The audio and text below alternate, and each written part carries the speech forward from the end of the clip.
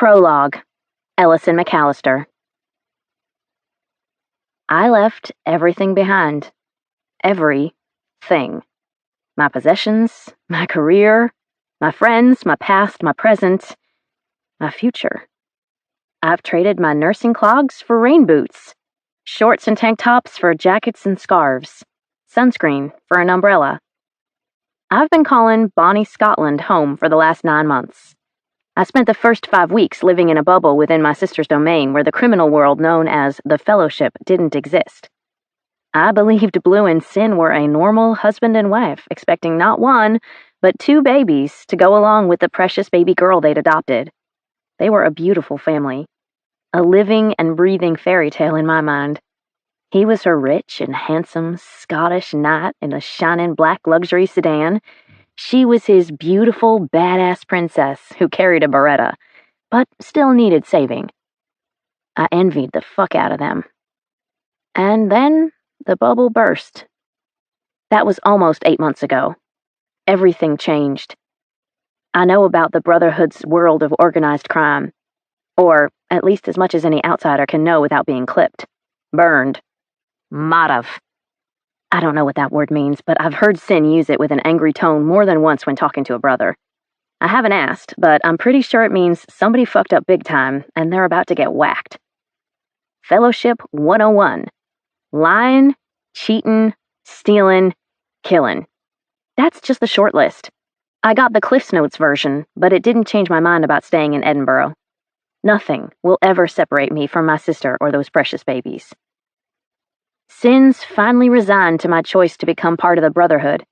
He agreed to let me attend an official fellowship function tonight for the first time. The baby's consecration. Their official dedication to the Brotherhood, where Blue and Sin vow to raise the children in the way of the fellowship. Oddly, I didn't feel surrounded by liars, cheaters, thieves, and murderers when I was at the consecration ceremony earlier tonight. I felt the deep love the fellowship has for Sin, Blue, and their 3 babies. Their affection radiated like a fire, emitting both light and warmth. It was a beautiful thing. Yet, one lone, uncontained spark has the power to burn down everything within its path. My sister calls those dangerous people family. And I will as well. Soon. The normal procedure for someone who isn't born into the fellowship but wishes to become a member is to participate in endurance. The man wishing to join must prove he is strong enough to endure a beating that will send him so close to the gates of hell he'll return with singed eyebrows. Barbaric. The case is different for a woman. No female has ever undergone endurance. Not even my tough-as-a-motherfucking former FBI agent's sister. Sin voluntarily stood in her place so she wouldn't be hurt. He was beaten to a bloody pulp so his people would accept the woman he loved as one of their own. She was the first of her kind to be adopted into the Brotherhood by this method. And that's what a man, a fellowship brother, will have to do for me. Blue says it's an act of love in its purest form. Sounds more like an act of stupidity. But apparently, a necessary idiocy if I'm to stay. It isn't right that some innocent man, the word innocent being used loosely, should endure that kind of suffering so I can be with my own family. But I don't think these people really get the gist of what's right anyway. They aren't exactly sitting around polishing their halos. I agree with one thing Blue says. No man will volunteer to go through something so barbaric unless he loves me madly. Men are horny bastards, but I don't know a one who would sign up for endurance just to get between my legs. That means he will truly love me, and no one in the fellowship will ever question it. I haven't been allowed to mingle with the brothers, with the exception of Jamie, Leith, and Mitch. Sin says I need to be properly introduced before that can happen. He wants the brothers to know and understand exactly who I am and how he expects them to behave toward me. He acts like the big brother I never had. I like it. It's sweet. But I almost feel inclined to tell him it's unnecessary. I know how to manage men, even when they have no clue how to handle me. Just call me the man whisperer. Thane and Isabel plan to throw some kind of bash at their house to introduce me to the Brotherhood. Sounds very much like a matchmaking party to hook me up with a bro. But it can't happen until this takeover thing with their enemy, the Order, is finished. That means I'm a good 2 months from being introduced into the fold and matched with the man who will take responsibility for me, my future husband. All of this worry and uncertainty would be unnecessary if the beautiful man driving me home from the consecration would open his eyes and see what's right in front of him. Me, standing before him with my heart in my hands. Silent, but wanting so badly to give him everything I have to offer. Jamie Breckenridge. The blind bastard just won't see me. But how can he when he rarely even looks my way? I'm as unnoticed as the air around him. I exist, I'm right next to him, and I'm invisible. I'm standing on the corner of screw this and keep pursuing, and it's time to choose which route I'll take.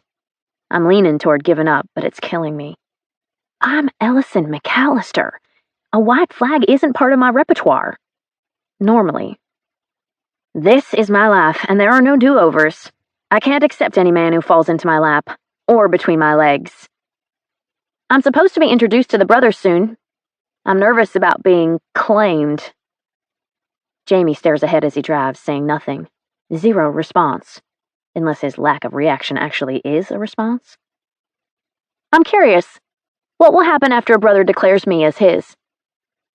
This is something you should discuss with your sister. Does he believe he's going to evade my question so easily? Blue isn't a man with inside knowledge about what a brother will want to do when he lays claim on a woman. You are. I've never laid claim on a woman. And thank God for that. True, but you will one day, so you must have thought about what it'll be like. The stick I'm using to jab Jamie through his cage isn't long enough. I'll have to stretch harder if I'm going to poke him in the ass. Unless you like men instead. Of course I've thought about what it'll be like. With a woman. I battle the giggle in my throat working its way upward to make its getaway. A small chuckle squeezes out during the struggle, and I attempt to disguise it with a cough. Do you think about it a lot? With a woman, I mean? He hesitates before answering, and I want to climb inside his head and spy on all the secret thoughts whirling around in there. Could images and thoughts of me possibly be bouncing around behind those striking amber eyes? Yes. Tell me about it. What you anticipate, so I can form my own expectation for when I'm claimed. Jamie looks straight ahead and says nothing, although I'm certain he heard me. Jamie? Aye. I want to know everything about the woman you see yourself claiming. More hesitation. Why is he so tight-lipped about this? She's kind, intelligent, interesting. We'd have a lot in common. Do you think you'll love her? Of course I'll love her. Is she beautiful? Beauty is subjective, but yes, to me, she's breathtaking. Beauty is subjective. Well, clearly in his eyes, I'm no beauty. All I see when he looks at me is indifference. Would she be marriage material? I wouldn't claim a woman unless I intended on marrying her. I like the way Jamie didn't hesitate. He's given this enough thought to have already made the decision to be fully committed. What will you do with her after you claim her? I can only see half of Jamie's smile, but I don't mistake the naughty smirk beneath his lips. What do you think I'll do with her, Ellison? He believes he can turn the tables on me? That's cute, but I'll have to do better than that. Let me rephrase. Will you gently make love to her as though she's a delicate china doll, or fuck her hard until she shatters into a million pieces? Jamie clears his throat and adjusts in his seat. I guess that would depend on what she wants. What she wants? I would expect a badass fellowship member to tell me he'd fuck her hard until she explodes like dynamite. That's what I'd hope for. An alpha who takes what he wants and is unapologetic about it. At least I believe that's what I crave. I've yet to experience it, but I think it would be hot as hell. Better than being asked by your boyfriend to do a three-way where you strongly suspect he's more interested in the other man than in you. There's a pause in the conversation, and it's impossible not to notice the way Jamie is gripping the steering wheel. An alpha, aye. I'll need to remember that one. Sex would be great, but it isn't my ultimate goal. You said you'd never claim someone you didn't intend to marry. Would that be the mindset of most brothers? Aye. I need Jamie to consider the future and what it might look like with me. Guess that means I'll be getting married soon, maybe even getting pregnant with my first fellowship baby. I turn away to look out the window, giving him time to think about that for a minute before I continue my seduction stratagem. Arranged marriages can be successful, right? Aye. They're common among our people. I know many happy couples who didn't choose one another. This isn't how I pictured my life, but I plan to make the most of it. And I'm going to start by choosing my own destiny. I think I could be happy if Jamie were my husband. I hope I get someone who treats me well, and I hope I'm able to love him one day. It would be a tragedy to be married to someone I didn't like. I grew up with parents who hated one another, and it was exactly that. A tragedy. Especially for my sisters and me. I turn to Jamie, and he briefly glances away from the road to look at me. The contact of his eyes on mine in this pivotal moment leaves me breathless. What is it? Dad told me not to settle for less than what I deserved. The best. Jamie is the one for me. I know he is. It was the opposite for me. My parents had a love so deep the ocean would envy it. The only thing powerful enough to part them was death. I don't think I could bear being in a marriage where I didn't know that kind of love. It won't work for me. Sin won't let that happen to you. Sin won't let that happen to you. Jamie's words are a reminder that my brother-in-law has more say about the man I'll marry than I do. No brother will get to me unless it's through him first. Not at all romantic. Not at all the kind of marriage I've dreamt about. Not at all the kind of life I imagined for myself. This conversation has suddenly taken a turn I wasn't anticipating. This game I started is one I no longer want to play, so I'm happy when we arrive at my apartment. Did you leave the lights on when you left? Probably. I was running late and in a rush to get out the door. Jamie turns off the engine of his Range Rover, and my heart thunks against the inside of my chest wall. That means he's coming inside, right? Why else would he turn off the motor? I have to come in to sweep the flat. He has to. My brief flicker of hope dies like a covered flame starving for oxygen. Just a precaution since you attended a fellowship event tonight.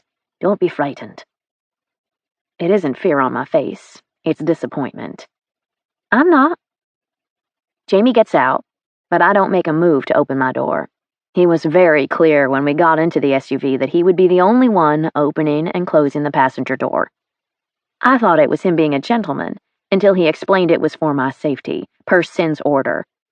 I admit, it stung a little to be told he wasn't doing it to impress me, to please me. I unlock the front door, and he reaches into his jacket to take out a handgun from the holster at his side. Disarm the alarm and wait in the hallway. Don't come inside the flat until I tell you it's clear. I enter the passcode into the security keypad. Yes, sir. Jamie, with a gun, protecting me, risking his safety to ensure mine. Hot, hot, hot. I push aside my thoughts of Jamie with a gun and consider the serious side of this scenario. This is what being part of the fellowship will be like. Always on guard. Always looking out for the enemy to strike at any moment. Always depending on a man to keep me safe. My sister tells me the Order has a nasty habit of lashing out against the fellowship through the women. Kidnappings, beatings, rapes. A few women, teen girls actually, have needed surgery to repair the damage the Order caused. Some haven't survived.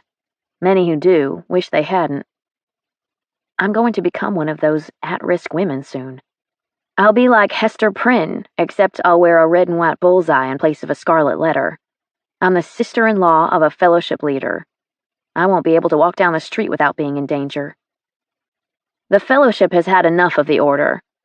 They're ready for an all-out war, a battle for dominance, if it means bringing safety to their women. I must be out of my damn mind for choosing this life. Maybe I shouldn't do this.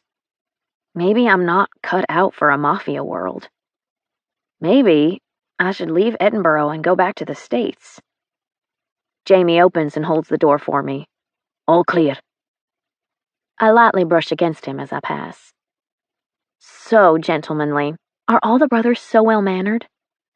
His chuckle is enough to answer my question. Definitely not. But they will be when it comes to you.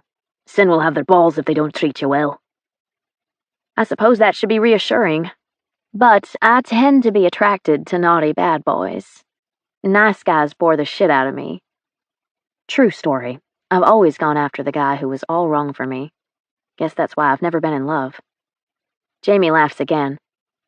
Trust me, you won't have a boredom problem with a fellowship brother. We aren't nice. Sin is nice. Blue would kill him if he weren't. Never mistake him for anything other than what he truly is. A ruthless motherfucker. I assumed as much. I've heard him on the phone and walked in on a few conversations with the brothers. They weren't discussing world peace. Sin has to be a beast. Weak leaders don't survive this kind of life for long. Kill or be killed. Survival of the fittest. King of the jungle. Sin doesn't have a choice.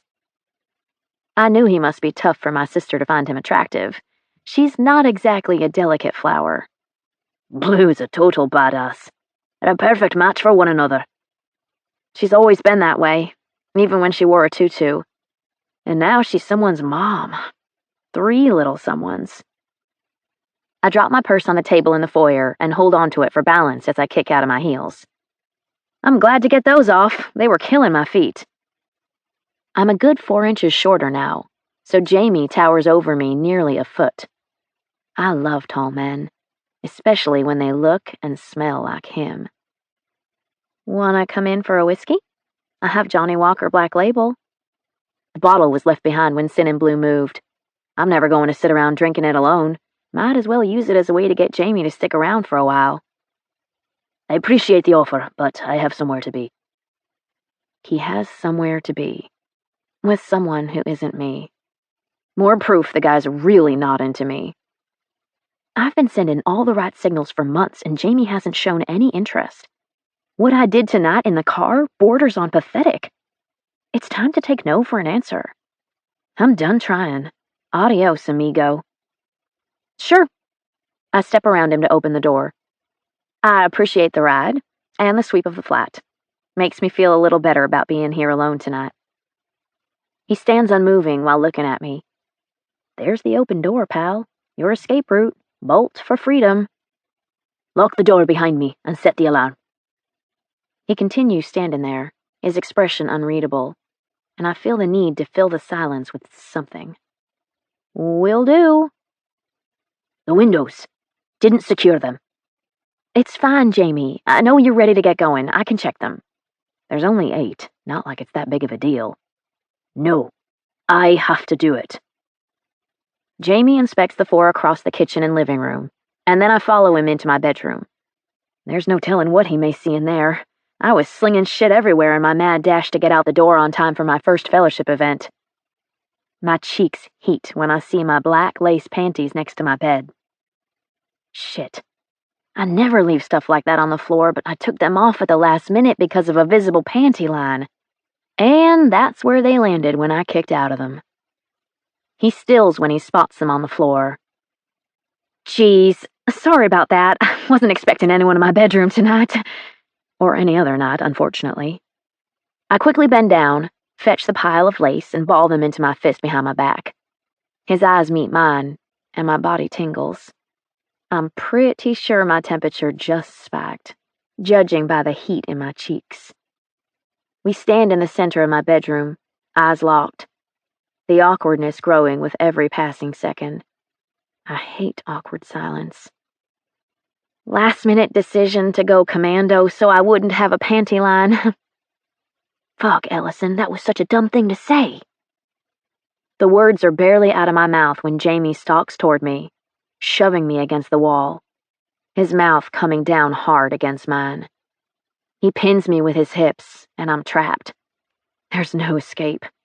Not that I would try. My lips immediately pulsate from the sudden assault as I moan against his mouth. Nothing about his kiss is gentle. It's fierce, frantic, frenzied. He went from nothing to all-consuming in a split second. Holy shit, the man can kiss. His hand grasps my lower back, and he pulls me against his body, ensuring I remain a prisoner within his embrace. He presses himself against me, and I can easily feel how hard he is. For me. Jamie's hand grips my hip tightly as his mouth leaves mine and drags across my face to cover my ear. An alpha who takes what he wants, and is unapologetic about it. Sure that's what you really want, Ellison? There's an obvious catch in my breath as the reaction of his words, pure liquid seduction, pools between my thighs. He has the ability to weaken my knees, and my body is no longer mine to control.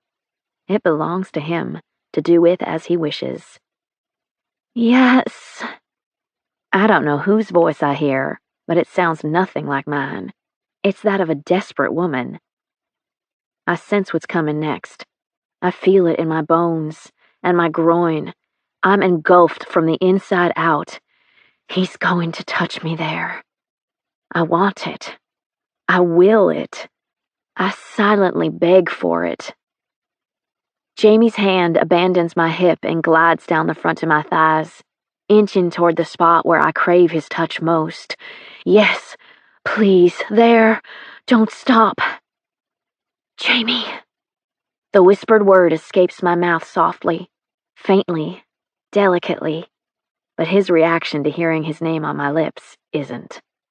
His hands go for the backs of my thighs, and he lifts me so my legs wrap around him.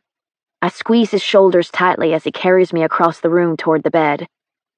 So fucking sexy. His voice is gravelly, masculine, aroused.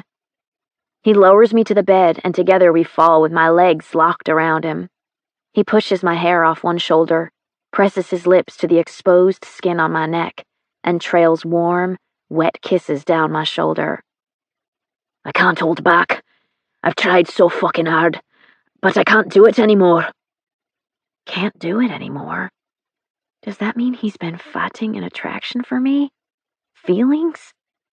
Maybe the same ones I've been having for him? I want to say that I never wanted him to hold back. That I've been wanting this, him, so much, but I'm afraid to take that leap.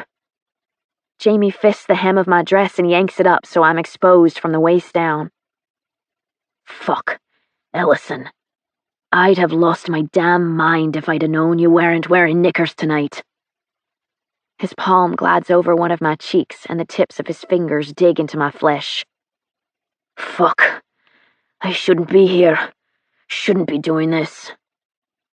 I've been fantasizing about Jamie and me, together this way, for months. Now that I've had a taste, there's no way in hell I'll let him talk himself out of it. I grasp him tightly and hold on as though I'm on the edge of a cliff and could tumble off at any second. You should 100% be doing this. He presses our foreheads together. I don't have the right to touch you.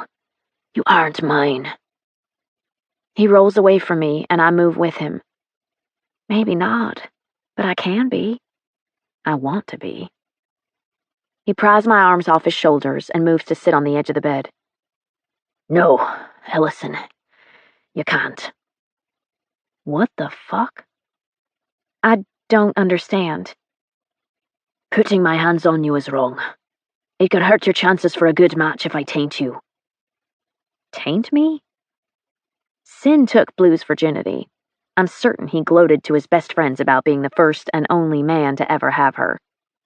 I hope that didn't put unrealistic expectations about me in Jamie's head. He will be sadly disappointed if he believes my purity remains intact. Jamie, I'm not a virgin, and I haven't been for a long time. That's not what I mean. His head drops, and he laces his fingers together in a clasp over the back of his head.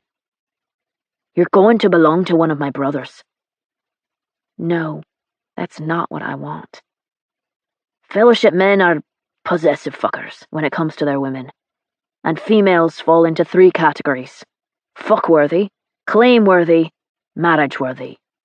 If we're together, and anyone finds out, you'll be tainted in his eyes. So, the men can fuck around as much as they like, but the women must remain pure? That's completely sexist. It may be, but it's how things work. No one will come forward and make an offer for you if they know I've had you. I won't seal your fate that way. If only he understood how much I want my fate sealed that way, with him. Then make an offer for me. I swallow hard before reaching for the hem of my dress and pulling it over my head. Claim me, Jamie. Do it right now. Make me yours. I can't. I can't. I'm stunned by how much those two words sting. I scoot away and use my dress to cover my near-naked body. Humiliated. He twists and reaches for my arm, but I jerk away from him as though I've been burned. Because I have been. I'm not saying no because I don't want you. He knew he wasn't going to claim me when he walked into my bedroom. He knew when he pushed me against the wall and kissed me, the way every woman dreams of being kissed. He knew when he carried me to the bed. He already knew. I don't want to hear it. Just get out. Please, Ellison, don't be that way. Is he kidding me? Don't be what way? Pissed off? Damn right I'm pissed off. You knew you had no intention of claiming me, yet you kissed and touched me as if you did. I guess I should say thanks for not fucking me and then breaking the news? At least let me explain. What's the point in explaining? Don't want me? Can't have me? No matter the reason, the outcome is still the same. I end up with someone who isn't you. You think it's not going to kill me to see you with someone else? One of my own fellowship brothers? To know he's touching you, and more? Agony, Ellison. It's going to be agony. Nothing is etched in stone. Not yet. Do something about it before it's too late. You don't understand how the fellowship works. It isn't that simple. You're the sister-in-law of the fellowship leader. You're going to be new to the Brotherhood and also high profile, making you a huge target. That means you have to be claimed by someone who can protect you. You can protect me. I have complete faith in his ability. A man who handled a gun like he was born with it in his hand raised me. I see that same second nature in Jamie. Medical school takes me away from home a lot. I wouldn't be there to keep you safe. Temporary problem. He's almost finished with his training. He could claim me now, and we could get married after he graduates. I know it's crazy to want to marry a man I've only known for 9 months, and not even dated during that time, but I feel like I know him. I've seen his kind heart, his gentle hands, the love he has for friends and family. He is a good man. I've never known anyone like him, except for my dad.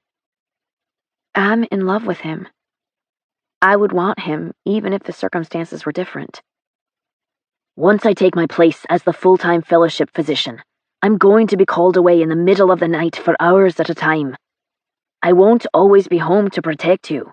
You need someone who will be around to make sure you're safe. Does this mean he has thought about us? This can't be happening. He finally admits he wants this, us, after all this time, and then immediately pulls away from me. I can protect myself when you're called out on emergency. My dad was an FBI agent. He taught me well how to use a gun. Maybe I can't wrestle someone to the ground and choke the life out of them like Blue, but I can handle any gun you put in my hand. Blue's not the only badass in the family. You're going to need a man who will be with you at all times. It isn't possible for any man to be with me constantly, especially a man in the fellowship. Sin doesn't stay by Blue's side all the time. Sin is our superior. Blue and the babies have round-the-clock armed guards willing to give up their lives in place of their leader's family. It's a firm no? You won't even consider the possibility of being together? I would never forgive myself if anything happened to you. So, it's a firm no. A dagger to the heart would be less painful than hearing him tell me we'll never be together. I understand Jamie wanting to keep me safe, but it doesn't stop the ache in my chest, or this feeling of rejection. The tears pooling in my eyes threatened to spill down my cheeks, so I turned my head. I don't want him to see me cry. Shite. Don't do that, Ellison. I can't bear it. Then you should probably leave. Because there's about to be some ugly cry face. He moves toward me. To do what, I'm not sure. But I'm the one pushing him away this time. Don't. I wouldn't hurt you for anything in the world. I swear, I'm doing this for your own good. You'll never convince me anything about this is good. 5 minutes ago, I thought I was getting everything I wanted. I thought my future was no longer bleak. I thought I was finally going to be happy. And now, my heart is breaking in two. I know, because the ache in my chest is excruciating.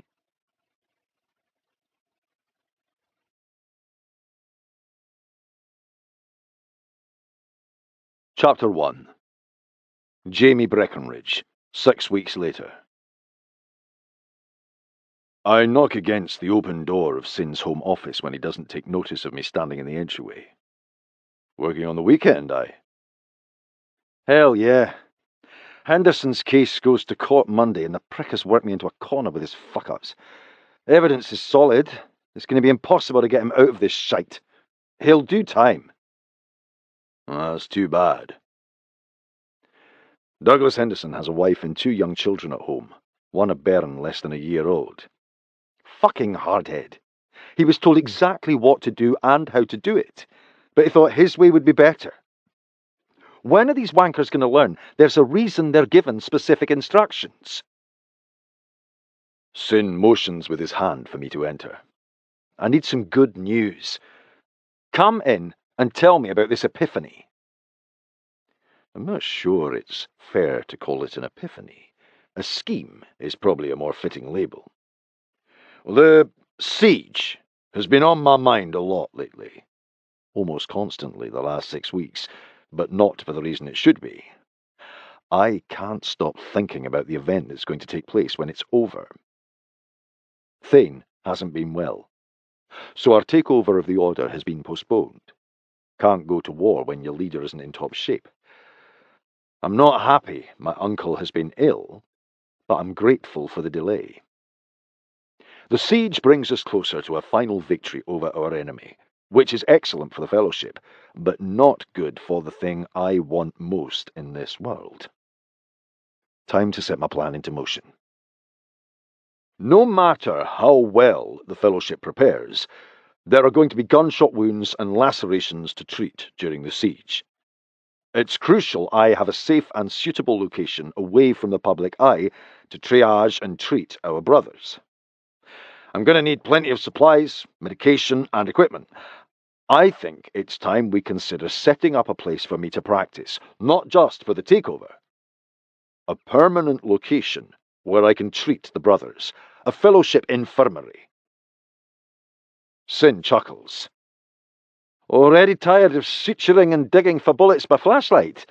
I thought you liked the challenge, mate. I've stitched more patients on my sofa than any doctor should have to, even a Fellowship physician. Well, it's been a real joy, but I've had my fair share. It would be good to perform medical procedures like I'm living in the 21st century. Fair enough. Do you have a place in mind? He didn't shoot me down. So far, so good. I was thinking a detached house would be ideal. I could live there full-time, so I'd be available when needed.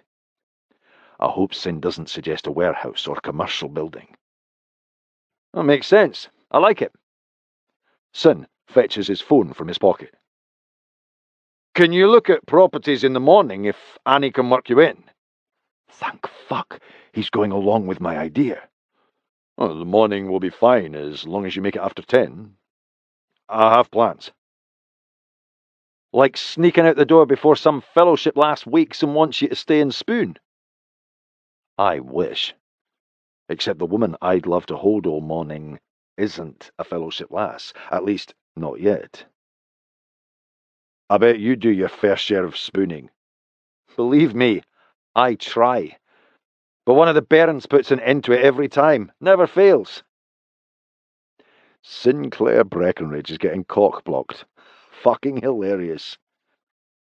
What do you expect out of a 6-month-old and 3-month-old twins? I still can't believe Sin let Blair talk him into adopting an orphaned newborn when she was only a couple of months away from giving birth to their twins. 3 babies. Their life is crazy, but I guess they somehow make it work. Well, I knew it was going to be hard with 3 wee ones, but I thought the gods of shagging might have mercy on me from time to time. Sin smiles as he points to the photo of his children on the desk. See those 3? They're cute little buggers, but damn, they don't sleep. At least, not at the same time. The gods of shagging aren't treating me any better. My plans don't include spooning with the lass in the morning. I'm having breakfast with Mum, Ivana, and Wesley. Not the kind of female company you prefer in the morning, aye? Hell no, Mum is driving me insane. My mum has been clingy since Dad died. I knew he was dictator of the family, but I had no idea how much he controlled my mother's behaviour until he was no longer around to bark orders. Tori needs a diversion. Agreed. Mum's growing more difficult to tolerate every day. I'm open to suggestions. A grandchild would do wonders for her. A grandchild? You'd better be finding husbands for my sisters. I wasn't talking about them. It's time you find your Mrs. Breckenridge and start working on a family. Sen chuckles as he thumbs the screen of his phone and then brings it up to his ear. Good morning, Annie. This is Sinclair Breckenridge. Fuck. I'm still trying to figure out how to get the girl I want. Without her, I'm not sure there will ever be a Mrs. Breckenridge or babies for me. The next few minutes consist of listening to my leader work his magic with the real estate agent to secure an appointment, which she clearly didn't have available when Sin initially phoned. I don't think there's a woman he can't charm. Done. She's working you in at 11 o'clock tomorrow. Does your wife know how you use your wiles on other women? I hear a feminine giggle behind me before Blair comes into the office. His wife certainly does know. What poor woman has he charmed with his cunning craft this time? Annie, our real estate agent. Dr. Breckenridge needs a place he can convert into an emergency room for treating the brothers. He has already tired of treating patients on a sofa. A place to treat the injured after the siege. Blair sighs as she sits on the corner of Sin's desk. As much as I hate the thought, it's a realistic and wise one. There's going to be a need for such a place. It's a clever suggestion. The Fellowship is lucky to have you anticipating these kinds of needs. I'm actually really happy Blair came to the office when she did. My leader's wife may be more help than she realizes. I'm anticipating other needs as well. A converted and stocked ER will be worthless to me if I don't have extra hands to help. I learned that all too well the last time we had a shootout with the Order. It was a damn mess. I was completely unprepared for the catastrophe of treating the injured in my flat with minimal supplies and equipment. It's a good argument. Jamie's only one person. No matter how skilled he is, he can't be expected to do it alone. There will be multiple cases to treat at the same time, so he's going to need help. Looks like I have the boss's wife on my side. That can't hurt. What about Lowry's daughter? Dad granted her permission to go to nursing school last year as her contribution. She's not the one I want. Adara volunteered to become a nurse so she could get close to me. It's all about being claimed. The lass has zero interest in working. I'm a bastard for throwing Adara under the bus, but Sim will ruin my plan if he chooses her to help me. Well, then I guess she'll be no help. The tightness in my chest relaxes. Well, the Fellowship has a very capable nurse with an extensive background in emergency and trauma. She even has some OR skills, a much better option than an inexperienced nursing student. Thank you, Blur Breckenridge. Sin's incredibly clever wife is making this too damn easy for me. Is she purposely helping me? She and her sister are close. I can't imagine Ellison not telling her what happened between us the night I drove her home from the baby's consecration. All true. Ellison has a lot of hands-on experience, more than me, actually. The lass knows her gunshot wounds and how to care for them. She practically stood over my shoulder and told me how to treat Leith. Her knowledge and experience would be a true asset to the Brotherhood. Helping Jamie at the infirmary could be Ellie's contribution, Blur suggests. Ellison's help at the infirmary would be short-lived. I have no doubt her mate will want her to stop working once he makes his claim on her official. I am so fucking tired of hearing and thinking about Ellison's claiming. True, her husband won't like her working there, but she isn't married yet. Until that time comes, my sister can put her skills to good use for the Brotherhood. She misses nursing. I'm sure she'd love to get back in on some excitement and gore. Working so closely with the Fellowship is going to put Ellison in danger. She won't be flying under the radar anymore. She'll need immediate protection if she agrees to do this. Sin isn't talking about assigning a guard to watch over her. Fuck. Everything will be ruined if a brother claims her now. Ellison can move into the infirmary as well. She'll be safe there with me. It makes sense for her to live there anyway, since I'll need her to be available at all times. Sin is my best mate and leader. He's highly intelligent and has a sixth sense for sniffing out bullshit. Can he see I'm on edge, detect my deceit, smell my fear? Ellison living with you could make for a problem with someone coming forward to claim her. Sin's right. As long as Ellison is unclaimed, she'll remain under Sin's protection, the safest place for her, and out of the bed of one of my brothers. I can't say I'm sorry about that.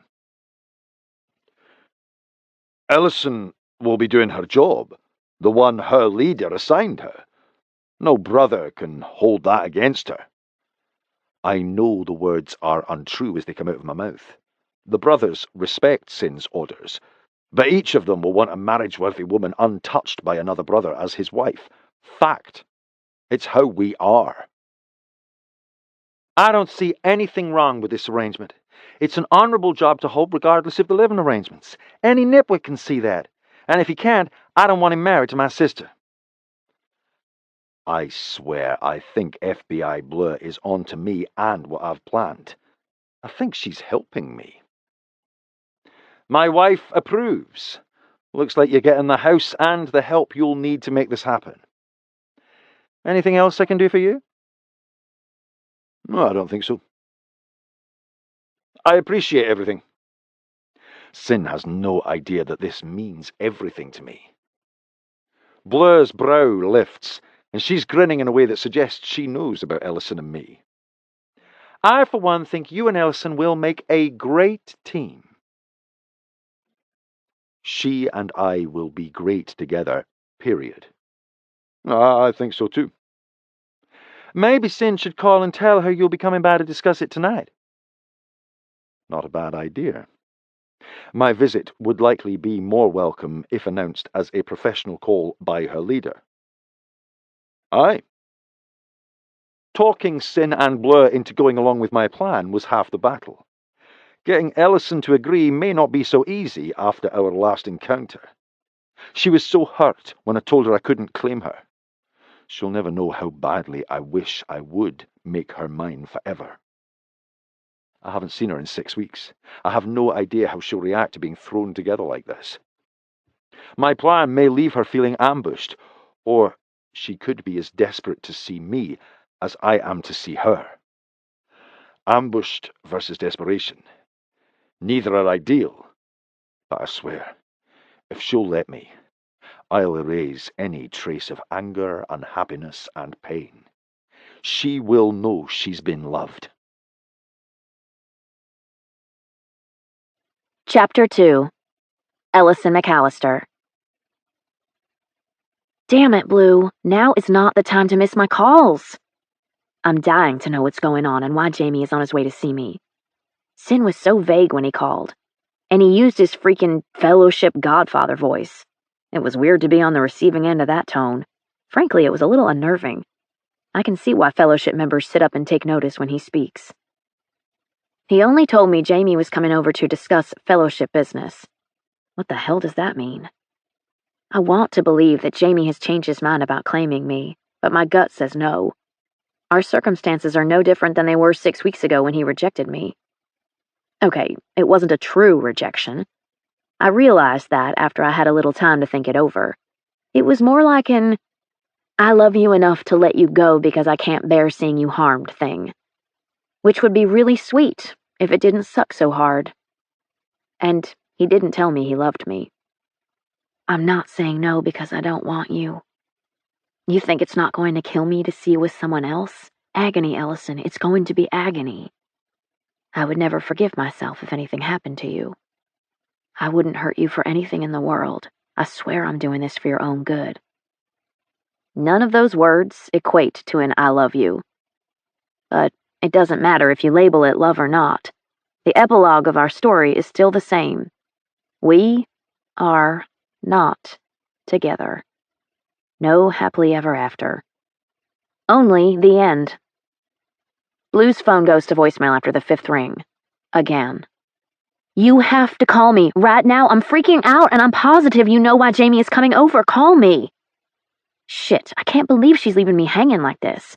I'm going to put my foot in her ass next time I see her. I toss my phone on the bed, drop my towel on the floor, and dash across the room to choose underwear. I go with a matching black and white lace set, just in case things have changed. A girl can dream and be prepared. I opt for the casual look. Natural makeup, messy bun on the top of my head, black frame glasses in place of my contacts, black yoga pants, and a long purple tunic with an oversized boat neck. It hangs off one shoulder in a subtle, sultry, sensual, sexy way. I have a glass of Prosecco with the thought that it might help calm my nerves. The only thing the wine accomplishes is making my cheeks feel like they're on fire. I'm definitely not calmer than I was when I took the first drink. I jolt like I've been goosed in the ribs when the doorbell chimes. Oh shit. Here we go, Ellie. Do not act like you give two shits that he's in your apartment alone with you. Do not plead with him to claim you. Do not fall into bed with him. I open the door and nearly lose my breath when I see those damn intense amber eyes fringed by long dark lashes. It's been 6 weeks since the last time I lost myself in them. They're like golden magnets drawing me in. My feelings for Jamie are no less intense than they were the last time we were together. I still want him, despite being told it's an impossibility. I've never been receptive to hearing that I couldn't have what I wanted, and now is no exception. Pushing to get what I want has often worked for me in the past, but not this time. It only got me as far as the bedroom with Jamie's hand up my dress, not being claimed. When a man like him says no, he means it. And although he admitted that he wanted me, he was also very clear about where we stand. We aren't happening. Hi! It's only a single word, but I'm certain to make it sound assertive. I won't let him see the chaos spinning out of control inside my head and heart. Hi. He stands in the hallway, hands shoved in the front pockets of his jeans. It's impossible to not notice the way his black t-shirt hugs his broad chest and shoulders. How I wish I knew what he looks like beneath that shirt. Come in. I lead Jamie to the living room and wonder with every step if he's looking at me and recalling what it was like to touch my body. Or to have me pushed against the wall, kissing me like crazy. Or to have me beneath him on the bed with his hand up my dress. I stand with my arms crossed, waiting to see where he'll sit, but he chooses to stand in front of the fireplace instead. His demeanor is different. He's not his usual cool self at all. Am I wrong to think he's as out of sorts as me? I was having a glass of Prosecco. Would you care for one? Silly offer. I'm certain Jamie isn't much of a sparkling white wine man. Or a Johnny Walker? I'll take a whiskey. Neat, please. Jamie is silent as I pour his drink, and I swear I can feel the sexual tension smothering me like a thick smog. Sin said you were coming over to discuss fellowship business? I'm curious to find out how that includes me. Aye. I have a proposal, and I'm hoping you'll be interested. I hear the word proposal, and my stomach swarms like bees leaving a kicked hive. Stop, Ellie. You already know it's not that kind of proposal. I pass him a glass of whiskey and silently pray he doesn't see the unsteadiness of my hand. What kind of proposal? The takeover is going to be an all-out battle for dominance between the Order and us. Brothers will be injured. Some will die. Unfortunate, but inevitable. I don't know everything about the Fellowship, but I'm certain of one thing. As the Fellowship physician, Jamie won't be part of the actual fighting. That eases some of my worries. I hadn't really considered the aftermath of the fight. These men going to battle are about to be my people. They're taking on an enemy who wouldn't hesitate to come after me if given the opportunity. But I'm still finding it difficult to be concerned with their well-being. I can't get my mind off my own welfare. This will be the worst battle the Fellowship has ever faced. I'm trying to look at this realistically. I'm afraid I won't be able to handle the wounded by myself. I'm going to need someone to help me. Jamie's eyes lock on mine. I want you. I want you. 3 words I've been dying to hear from him. But not in this capacity.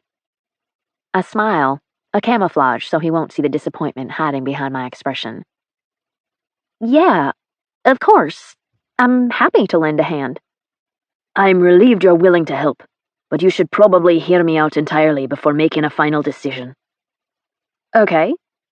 I want to set up a suitable infirmary where I can treat the brothers after the battle, as well as on a permanent basis. Preparing the facility will be a lot of work in a short amount of time, since we're only a few weeks away. I'm thinking long term, so I've asked Sin for a house. I think it's best that I live there so I can be available as needed. The truth is, Jamie is a doctor who will be on call 24/7 for the rest of his life. Or until another doctor takes his place years down the road. The Fellowship owns him, but at least with this plan, he won't be called away from home all the time. The brothers come to him instead. Has anyone ever told you that you're sort of brilliant? A low chuckle accompanies the smile on Jamie's face. You should probably withhold your verdict until you've heard the rest. I've no doubt it only gets better. He is clever. I'm certain he's given this a lot of thought. This whole idea of an infirmary is shite if I don't have the help I need. No matter the talent, a single person can't be a doctor, nurse, supply fetcher, and light adjuster at the same time. I agree with that 100%. It's going to take a team to make this work. Aye. And I'm only half the team. I want you to be the other half. The better half, I'm sure. The better half. His words reach my stomach, grip it tightly, and twist. I want you to live there with me. That's what it will take, if it's to run efficiently. Live with him? Live with him? He's got to be kidding me. How would I do that and not completely lose my mind? The agony of not being with this man is bad enough. Sleeping with him in the bedroom next to mine would be pure torture. Jamie, do you really need me to explain why living together, but not being together, isn't going to work? Jamie comes to the sofa and sits beside me, mere inches away, within my reach, but completely unobtainable. I'm not saying it'll be easy. Being with you, but not with you. It would be so painful that someone would need to come up with a new word for what it would feel like. Difficult doesn't hold a candle for how hard it would be. Being close would be worse than being apart. Worse than not seeing each other for 6 weeks. Has being apart been agony for him too? It would be much worse to have you within my reach all the time. At least with being apart, the constant temptation isn't there. I know my weakness for Jamie. I would be tempted every single night to go to his bed, and it would kill me to be turned away. I can't go there again. I'm not as strong as you. I don't have an ounce of willpower when it comes to this beautiful man. Even now, I want to plead with him to have me, to claim me, to take me into the bedroom and make me scream his name over and over. I'm not as strong as you think. You were strong enough to tell me no. I ache in my chest as I recall him pushing me away. No man has ever hurt my heart the way Jamie did that day. You're wrong. I'm so damn weak when it comes to you, Ellison. We'd be together if that were so. We'll have to agree to disagree on that one. The order takeover is scheduled to happen in 3 weeks. You're going to belong to another soon after. And it's making me lose my fucking mind. Is it wrong to be happy to hear him admit he's going crazy? You made your decision.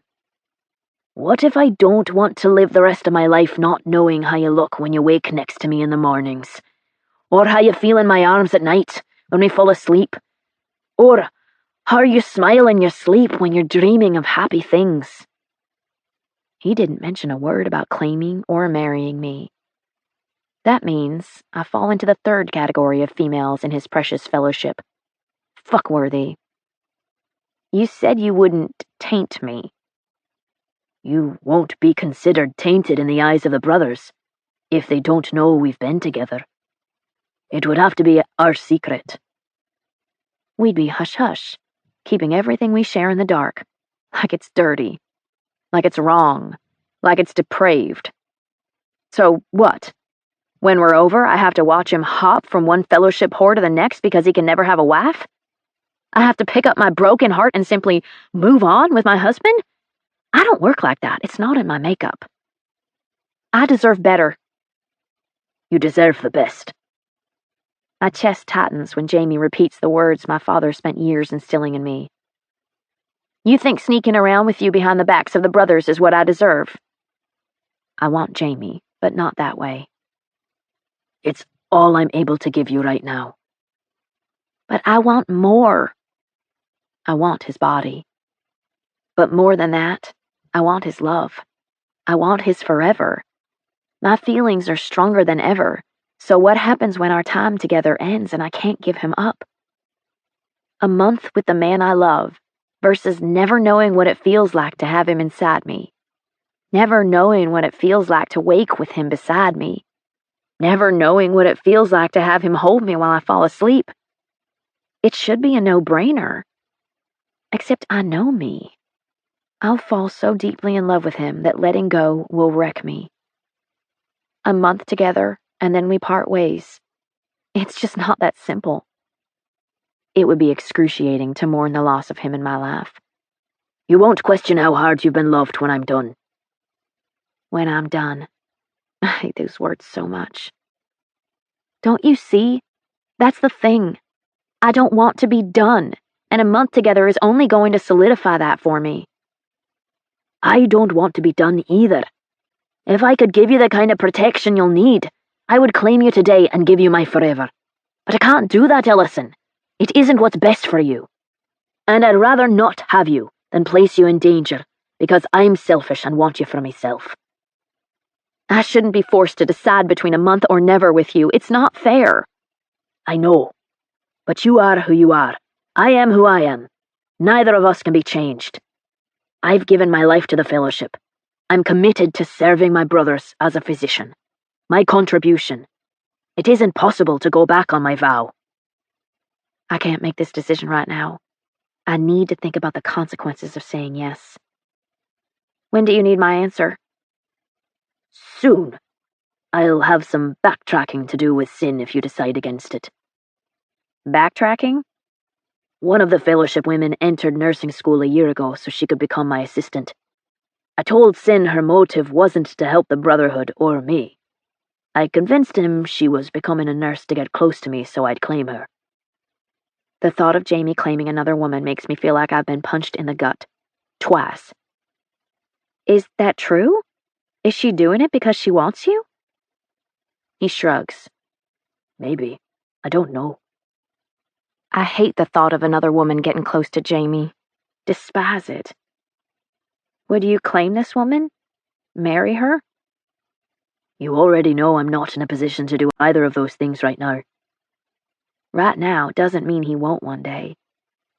Would she live with you at the infirmary? I haven't given it a bit of thought. Spending the next month with you has been the only thing on my mind. She'll live there, I know it. I don't want another woman living with him. But what say do I have if we aren't together? None. Jamie can take in any woman he likes. Don't think about her. Concentrate on us and focus on how good we'll be together. How good the next month will be. A part of me wants to tell him he's a selfish dickhead for asking this of me. But then there's another part that understands exactly what he wants. Because it's what I want too. Can I have until tomorrow night? Aye. I can cover with Sin until you decide. Until then, would you be willing to take a look at the properties with me tomorrow with the real estate agent? We'll probably need some ideas on how each might or might not work for what we'll need. What we'll need? He's so damn confident I'll say yes to this proposal. I want to. Sure. What time? Appointment is at 11. Could you be ready to go at 10:30? Yeah. All right. I understand this is a big decision. It'll require a bit of consideration. So, I'll go and leave you with your thoughts. I follow Jamie to the door, hoping maybe he'll offer a sample of what's to come if I accept his proposal.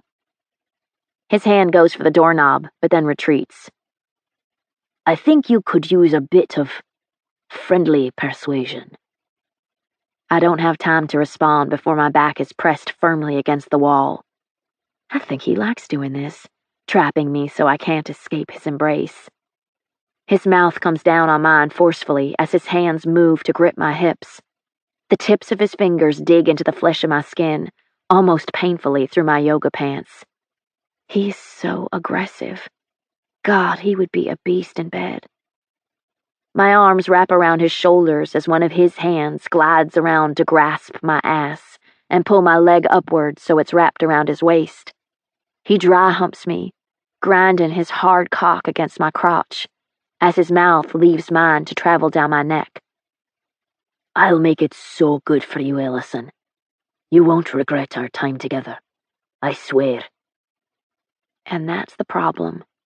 I know he'll make it good for me, and it'll possibly be the happiest time of my life. I'd get a taste of the life I could have with Jamie, and then it would be over. We wouldn't have a choice.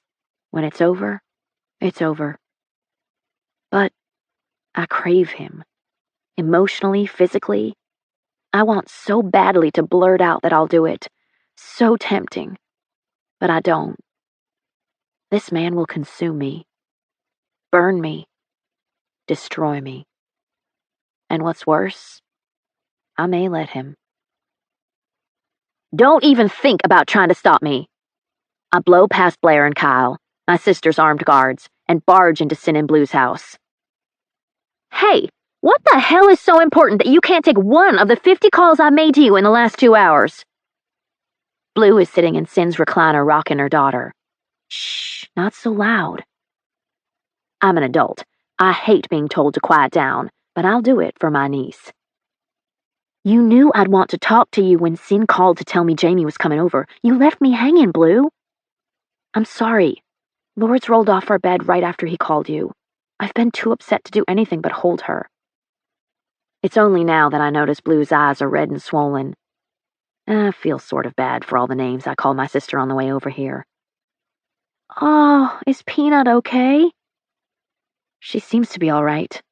Thank God she fell on the rug. That cushioned her fall a little instead of hitting the hard wood. I only took my eyes off her for a few seconds, but I feel like a horrible mother. I let my little baby get hurt. Good grief, Blue. Kids roll off beds and couches. It won't be the last time one of them takes a tumble. I hate to break it to her, but those twin boys are going to be into some shit all the time. I could tell her stories from my days in the ER, but I won't. She'd freak out. I know accidents happen, but I'm her mother. I'm supposed to keep her safe. You do. Every day. I'm sure all mothers would like to keep their kids from getting bumps and bruises, but it isn't possible. Kids are kids. Blue kisses the top of Laura's head. I don't know what I'd do if anything happened to her or the boys. Blue is normally so composed, even when the babies would have me pulling out my hair, and I can see that my sister is shaken. Don't worry. Nothing is going to happen to her, or Liam, or Harrison. It's this damn takeover. It has me on edge about every little thing in my life. Blue holds Lords' tiny little hand, stroking her thumb over the top. I can't stop worrying about Sin and everything that could go wrong. Blue has every right to be concerned. Sin is high risk for being targeted by the Order, but as her sister, it's my job to reassure her, not validate her fears. Your anxiety is completely understandable, but you know what? Sin was born and raised Fellowship. He's been taught from birth how to handle this, not his first rodeo. I know. My husband is the ultimate badass, but that doesn't stop me from worrying about him. Oh my God, Blue, you sound exactly like Mom just now. Really? Mom wasn't Blue's biological mother, but they were alike in so many ways. Sometimes more so than Mom and me. Absolutely. Don't you remember she used to say the same thing about Dad when he was undercover? You're right. She did call him the ultimate badass, didn't she? I can't believe I forgot that. Mom had her badass. Blue has her badass. I love a badass I can never have. I can't believe how different you are now. I remember listening to you and Dad swap stories about the dangerous situations you'd gotten into, and your face would glow with delight. Just like his. You thrived on danger, just like him. You used to live for it. But now, you live for your husband and these 3 little babies. I do. They're my everything. Blue was content to remain disconnected from people. She didn't date. She didn't make friends. She had Mom, Dad, and me. We were the only people she cared about, and that was fine by her. Until Sin and the babies. I'm happy things turned out the way they did for you, Blue. And I'm glad Dad got to see you happy before he died. I wish he and Mom could have seen the babies. They would have loved their grandbabies to pieces. I bet they would have moved to Edinburgh to watch them grow up. Oh, definitely. Blue slowly inches to the edge of the recliner and then stands. I know why you're here, so I'm going to put her down before we start the Jamie conversation. Go choose a bottle of wine from the chiller while I'm gone. I thought you couldn't have alcohol while you were nursing. I need it for the talk we're about to have, so I'll pump and discard. I choose a white from the chiller since I prefer something with a sweeter flavor. Riesling okay with you? Works for me. Blue fetches a pair of wine glasses and we return to the living room. I stop at the bookcase and pick up a framed photo of Sin, Jamie, and Leith. Such a handsome trio of Scotsmen. Hard to believe all 3 are so deadly. They look like they should be fashion or fitness models instead of dangerous Fellowship members. That photo was taken at my inception ceremony. What's an inception ceremony? Blue takes the bottle from me and pierces the foil label with a corkscrew. My official introduction into the Fellowship. A very formal affair. They're usually not, because it's typically a brother taking responsibility for another man.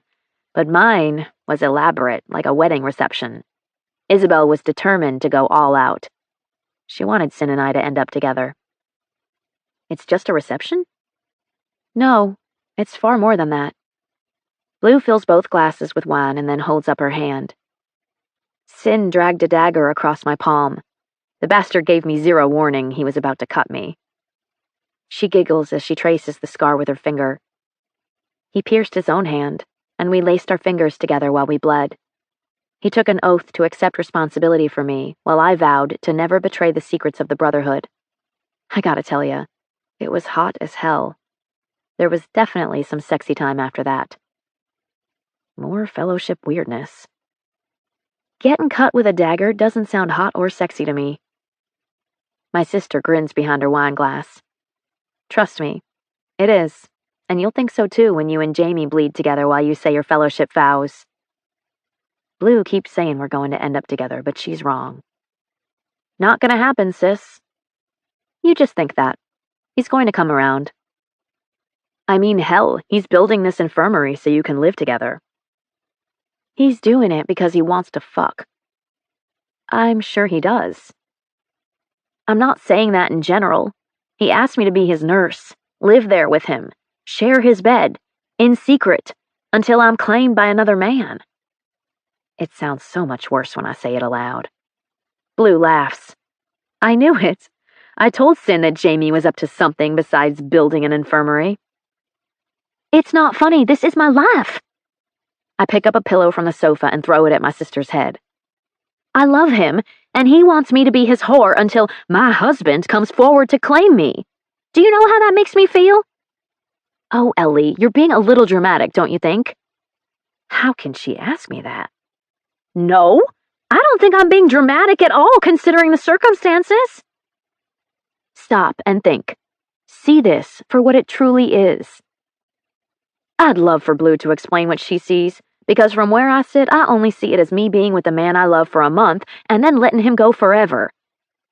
A disaster waiting to happen. That's what I see.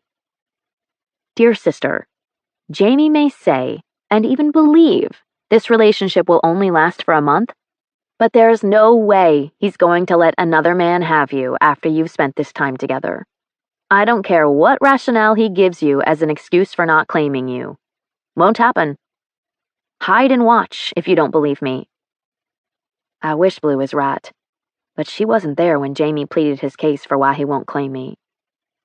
I don't think so. He's very adamant about it. Sin! Blue calls out. Shit, Sin's here? Yeah, in his office. I figured he was out. Jamie said he had to tend to fellowship business tonight, so I figured Sin did as well. I definitely wouldn't have spoken about the proposal had I known my brother-in-law was home to overhear our conversation. This could be a problem between the two of them. Jamie hasn't confided in Sin about this. In fact, he said he was going to have to do backtracking with him over the girl in nursing school if I didn't agree to join him as his nurse. Duh. Sin isn't stupid and neither am I. We don't have to be told what this is really all about. Sin comes into the living room and chuckles when he sees me. Glad to see my laugh amuses him too. I was about to ask what you needed, but I'm pretty certain I know. Tell my sister about Jamie's real motive behind the infirmary. To draw you close before you become fellowship so he can test his capability to protect you. His voice is so matter-of-fact, as though this is common knowledge. He told you that? Sin grins. Hell no. What he said was one thing, but what I heard was something entirely different. He points to his ear. Learn to listen closely, and you can hear a lot of unspoken words. What unspoken words did you hear? Jamie is very black and white. He needs evidence and proof. Been that way since we were kids. With you, he questions his ability to protect you in the capacity you'll need. He's afraid to commit. It's your safety at risk. He's doing this to convince himself of his competency. You and your safety will always be his number one concern. He will put you ahead of his own needs and wants. Never question that. I've never questioned Jamie's concern for my safety. He's been very clear about that from the start. This living at the infirmary with him idea came about so he could evaluate his ability to take care of you. If he's satisfied by the way things go, he will ask to claim you and become your husband. Sin has known Jamie his entire life, but that doesn't mean he's right about this. I wish I understood more about what pivots the gears of the male psyche within the fellowship. Everything about their thought process in regards to females is primitive, outdated, archaic. They're blatantly sexist. And while it pisses me off, there's something so very attractive about their drive to protect their women. Listen, Ellison. Jamie is a fucking genius, but I don't think he realizes what he's doing. It's a subconscious choice. But you'll see what needs to happen by the end of this trial living arrangement. I guarantee that you're his wife within 3 months. Maybe 2. It feels like a huge gamble with my heart, but if it pans out, I get the man I love. I'm going to agree to do it, but not before I make him sweat it out a little. Or a lot.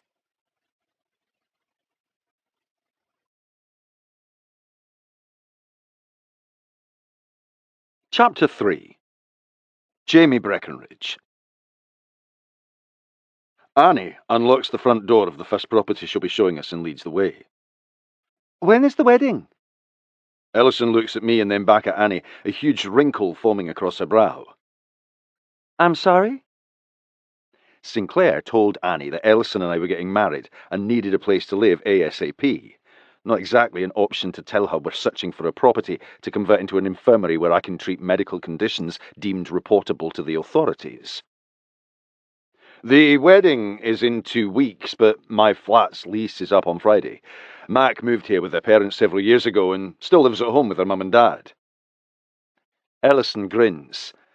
My mum and dad said we could live with them until we find something, but Doc insists we get our own place. Mac and Doc. Sounds good together. Realistic. Wise choice. Newlyweds don't need to be under the same roof as parents. I know a lot of people do it, but it's not healthy for the marriage if you ask me. I put my arm around Ellison and pull her close to kiss the side of her face. We'd love to find a house today. Definitely something turnkey, so we can move in immediately. Sinclair said the house would be paid for in full, so I don't think it will be a problem getting you into something quickly. I reach for Ellison's hand and lace my fingers through hers as Annie begins her spiel about the house. I don't mind holding Ellison's hand and playing the part of her fiancé at all. It's actually sort of nice. I just wish it could be real. She tugs on my hand and we hang back a little from Annie as she leads us up the staircase.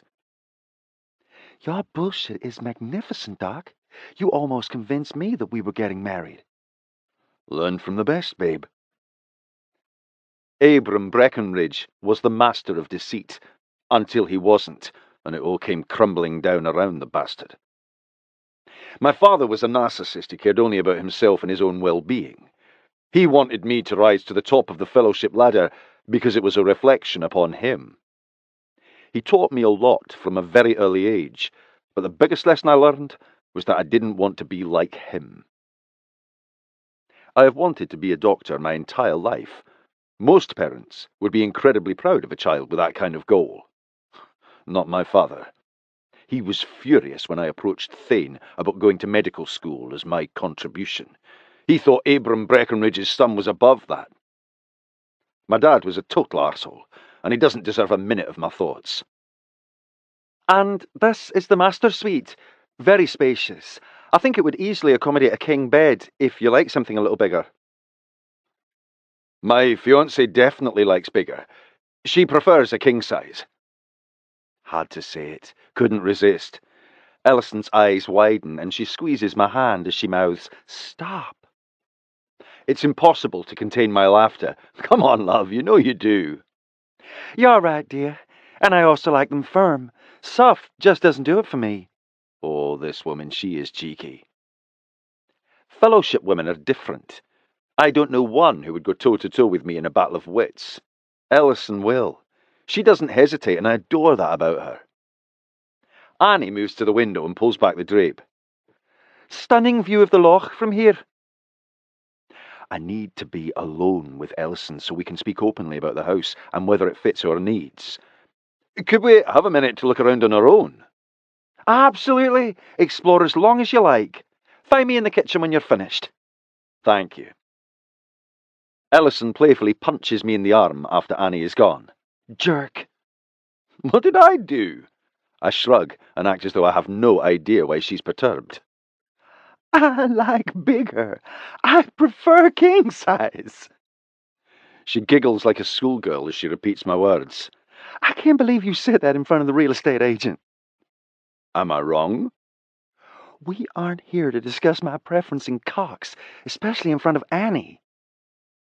Ellison, I was talking about the bed. Your mind is filled with rubbish. She punches me again, this time in the chest. You think you're so clever, don't you? Well, you did tell me last night that I was brilliant. I take it back. Ellison goes to the window and pulls the drape away for a better view. Annie's right. It is lovely here. I bet the sun rising behind that mountain is beautiful in the morning. We could find out together. I have no difficulty seeing me waking with her next to me in this bedroom. We could, if I were to say yes. If that isn't a yes, yet. Tell me what it'll take for you to say yes. She smiles, but it doesn't quite reach her eyes. She looks pained. Change the proposal. Ellison thinks she's the only one who hurts when I say that I can't claim her. She's wrong. I despise telling her those words as much as she hates hearing them. I take her hand and pull her over to the bed. Sit. I lower myself to kneel between her legs and place my hands on top of her thighs. Forget about the proposition and imagine us in this room, falling asleep together, waking together, and everything in between. My words trigger a true smile this time. I really like the sound of that, Doc. Especially the everything in between part. I like the sound of it too. I rub my hands up and down the tops of her legs. We would be so good together. Mac. Her smile broadens. I like hearing you call me Mac. Everyone else always uses L or Ellie. Say yes and I'll call you Mac all the time. She's thinking about it. I can almost see the thoughts ping-ponging behind her green eyes. I lower my head and press my forehead to her lap while I grasp her hips. I'm picturing you on the edge of my bed just like you are now, but naked. I push you down and put your feet on my shoulders so I can bury my face between your legs. I already know how good you're going to taste. Stop. I don't stop. I lick you and suck you until you shatter into a million pieces while you say my name. Do I call you Doc or Jamie when you make me come? Her voice is soft, breathless. Dog. That's who I am to you behind closed doors. She pushes her fingers into the back of my hair and massages my scalp. I imagine her doing the same thing when I go down on her. You are working me hard to get a yes. Because I want you, us, so badly. If only I could ask you for forever. Say yes. I lift my head and grab her free hand, bringing it to my mouth for a kiss. Please, Mac. You'll get your answer on the proposition tonight, Doc. But it's a no on this house. The layout doesn't work. My smart, beautiful Ellison. I'll take a no on the house, but I have no intention of accepting anything but a firm yes where she and I are concerned. She will be mine, and I'll do whatever it takes to convince her. I just need to be sure I'll be enough for her. Ellison stands in the hallway leading to the guest bedrooms on the first floor. She looks from one door to the next. This layout works better than the first two houses we looked at. You'd have 4 patient care rooms on the ground floor. That will be far more convenient than putting them upstairs, which is what you'd have to do with the other houses. Patients with lacerations and gunshot wounds can't climb a flight of stairs, so those first two are definitely out of the running. The master suite is completely separate from the area where you'd see patients. That would be nice. I'm sure you'll want this to feel like a home when you're not working. We've been at this all day, and I still have no indication of which way she's leaning. I'm tired of waiting. I know I gave her until tonight, but I want her answer now, and I'm going to get it. There isn't a second bedroom upstairs. The only way this house will accommodate my needs is if you say yes to my proposal and share the master suite with me. And what about your needs a month from now? If I say yes, what will you do after I'm gone? Will you share the upstairs bedroom with Adara? She's jealous. I won't be able to bear sharing that room with another woman after you. Every moment will be so unforgettable that I'll be ruined for every other woman. A month with Ellison. Surely I'll know by the end of our time together if there's any possible way to make us work.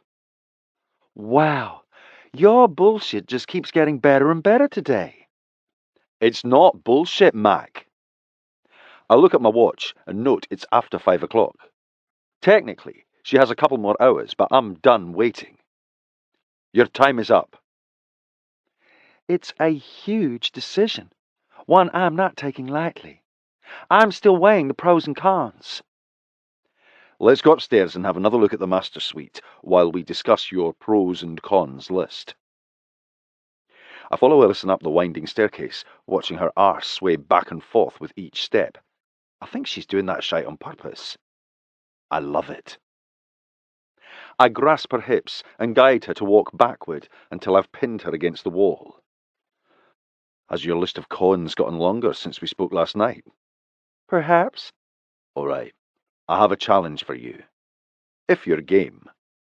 What kind of challenge? Go down your list of cons one at a time and allow me the opportunity to counter them with a pro. If you have one con I can't dispute with a reasonable argument, then we'll forget I ever made the proposition. Agreed? She nods. Okay. Go. I slowly move my hands up the sides of her body and lean in closer to graze the skin along her neck with my lips, but she says nothing. I said go. Now. Might as well give her a small taste of what's to come if she says yes. She tilts her head to the side, giving me full access to her neck. It will be painful when we part ways. If I get my way, we'll never part. I suck her earlobe into my mouth and gently tug it with my teeth. Being apart is already painful. You want to fuck me for a month. That makes me feel like a whore. I pull away and look at her, stunned. That was never my intention. Hearing her say that I have made her feel like a whore guts me. I can't stand knowing I've done that to her. I move my palms to her cheeks and cradle her face so we're eye to eye. I want to show you love for as long as fate will allow me to do so. Giving me that honor doesn't make you a whore, not even a little. Her eyes are so sad, it breaks my heart. You're gonna let another man have me when we're over. I haven't worked it out yet, but I'm going to do everything within my power to keep her. But I can't tell her that right now. I would hand you over to a capable person who has the ability to keep you safe if that were in your best interest. There's a difference. No fellowship brother will make an offer for me if they find out what we're doing behind closed doors. Behind that closed door. In this very bedroom. I was raised by Abram Breckenridge. I learned at a very early age how to manipulate the truth and keep secrets.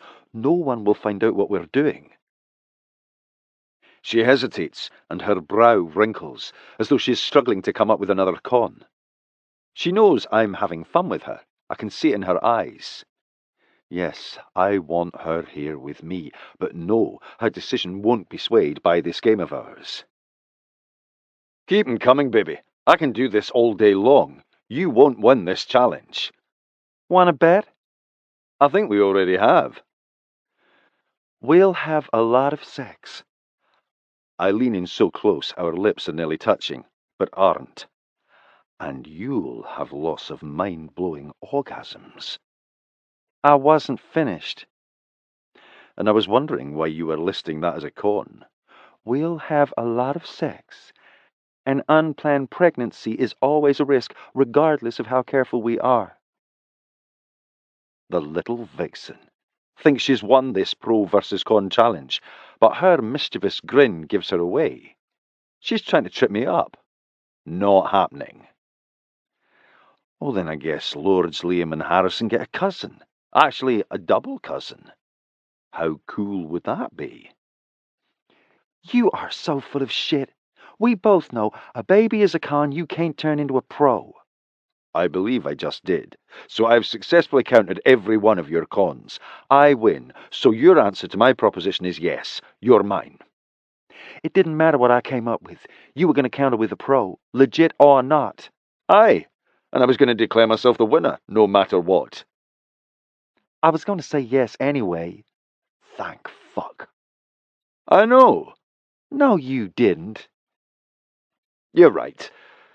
I wasn't sure which way you were leaning, but I had every intention of doing whatever was necessary to make you change your mind if you said no. I move my hand to her bum and pull her against me hard. My month starts now, right? That's not happiness on her face. Your month starts now, but my monthly started as well. Fuck me. She's on her period. I'm afraid there'll be none of that for at least 3 days. I've been wanting this woman for months, and I finally get an affirmative to have her, only to find out I have to wait some more. The gods of shagging hate me. Fucking despise me. 3 days. I can take that. Probably not patiently. But I can handle it.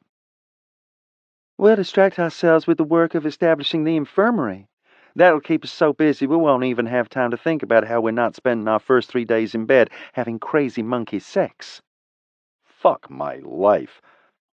I'm going to think about it night and day, if for no other reason than you calling it crazy monkey sex.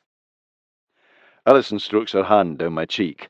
Oh, Doc, I've heard anticipation can be a fantastic form of foreplay. Well, I've heard blue balls can kill a man. You're a doctor and I'm a nurse. I think we're both well aware it's been known to cause misery, but never death. My headstone will read, "Here lies James Connell Breckenridge, lost to blue balls before his time." Good Lord, people who call me dramatic should meet you. That's not drama, Mac. It's God's honest truth. Men need women. Often. How long since you have had a woman?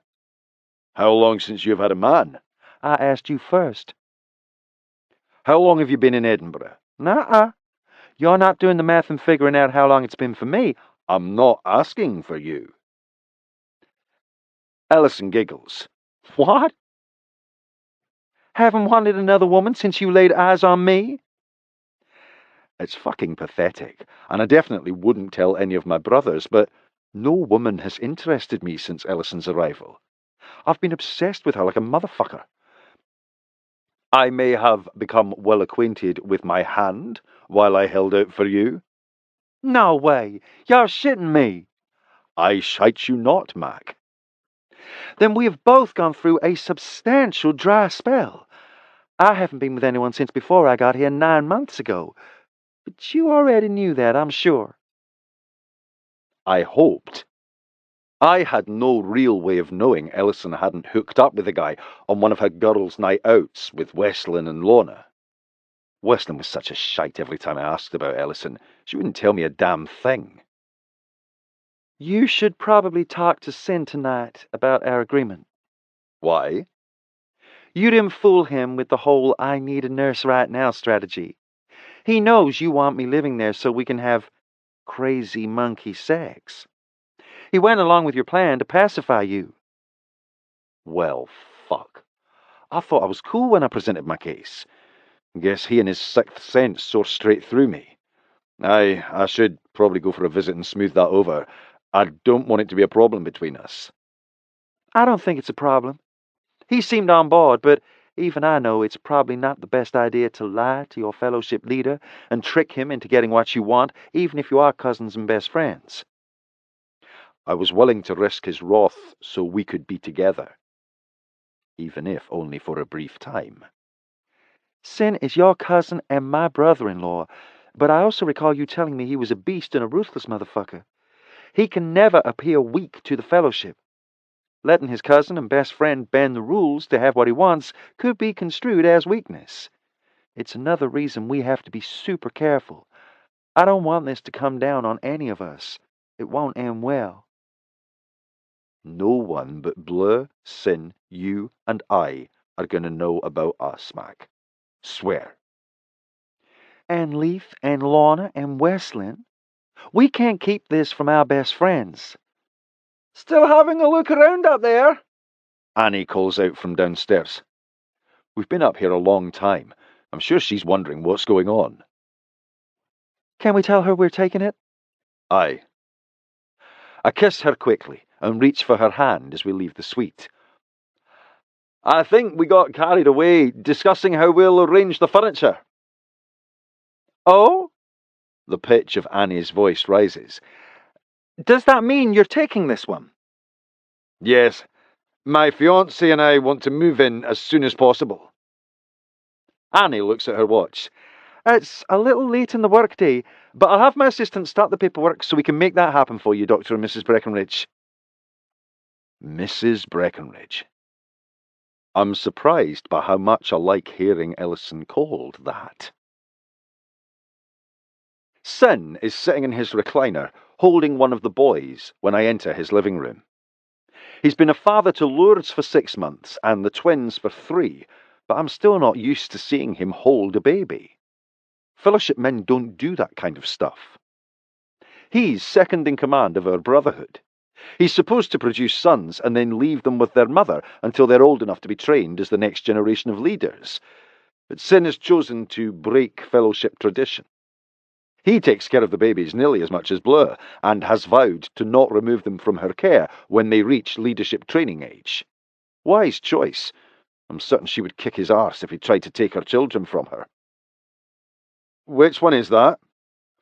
Harrison. I stand over Sin's son, studying his face. Damn, I don't know how you tell them apart. I swear they're identical. Sin gently presses his son's cheeks. Harrison's face is chubbier than Liam's. I'm glad you're able to see the difference, because I sure don't. I'd have them mixed up all the time if they were mine. You wouldn't. A parent knows.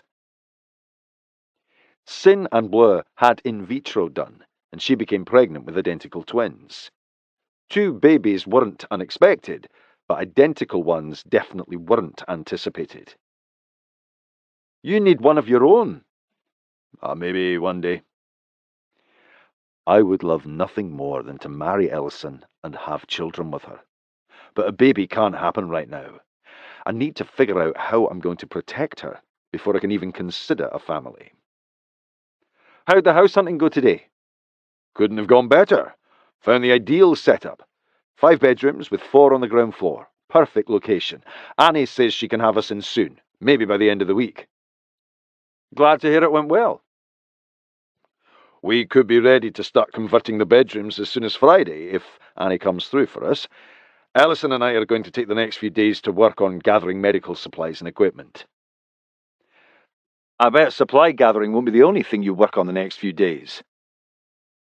Sin has every right to be pissed off at me. I misled him about Adara's intentions for entering nursing school so he'd allow Ellison to be my nurse. That alone is grounds for penance. But I also asked her to be my lover, without Sin's consent, and without a plan for how this relationship is going to work. Sin's actions with Blur in the beginning weren't a lot different from mine. They met, and he immediately issued an all-hands-off order.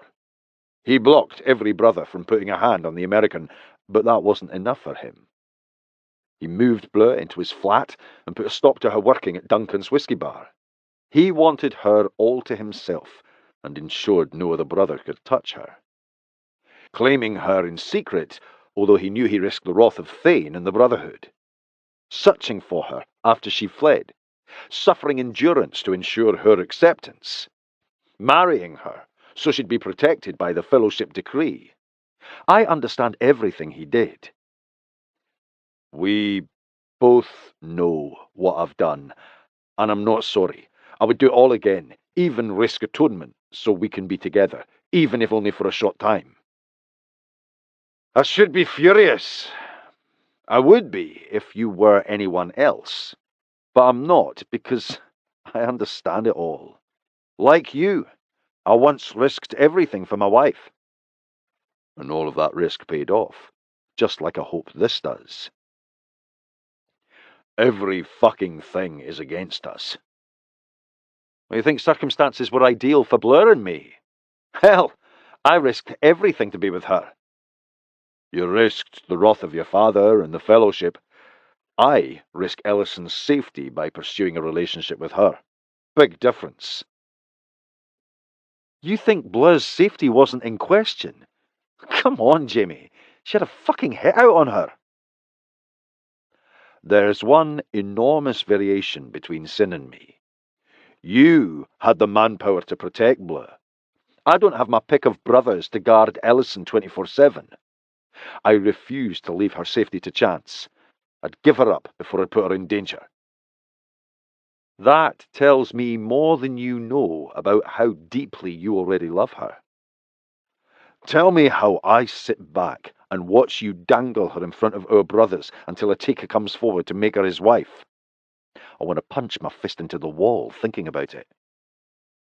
My guess is that there will be no dangling, because you're never going to let it go that far. Trust me, it won't be possible for you to let Ellison go after you spend a month with her. I assure you that letting her go would never be by choice.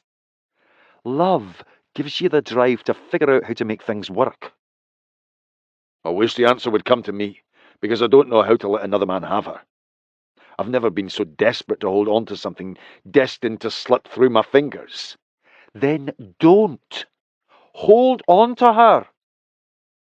I don't know how to continue medical school and be there to protect her at the same time. I can't be in two places at once. Well, you better figure something out soon.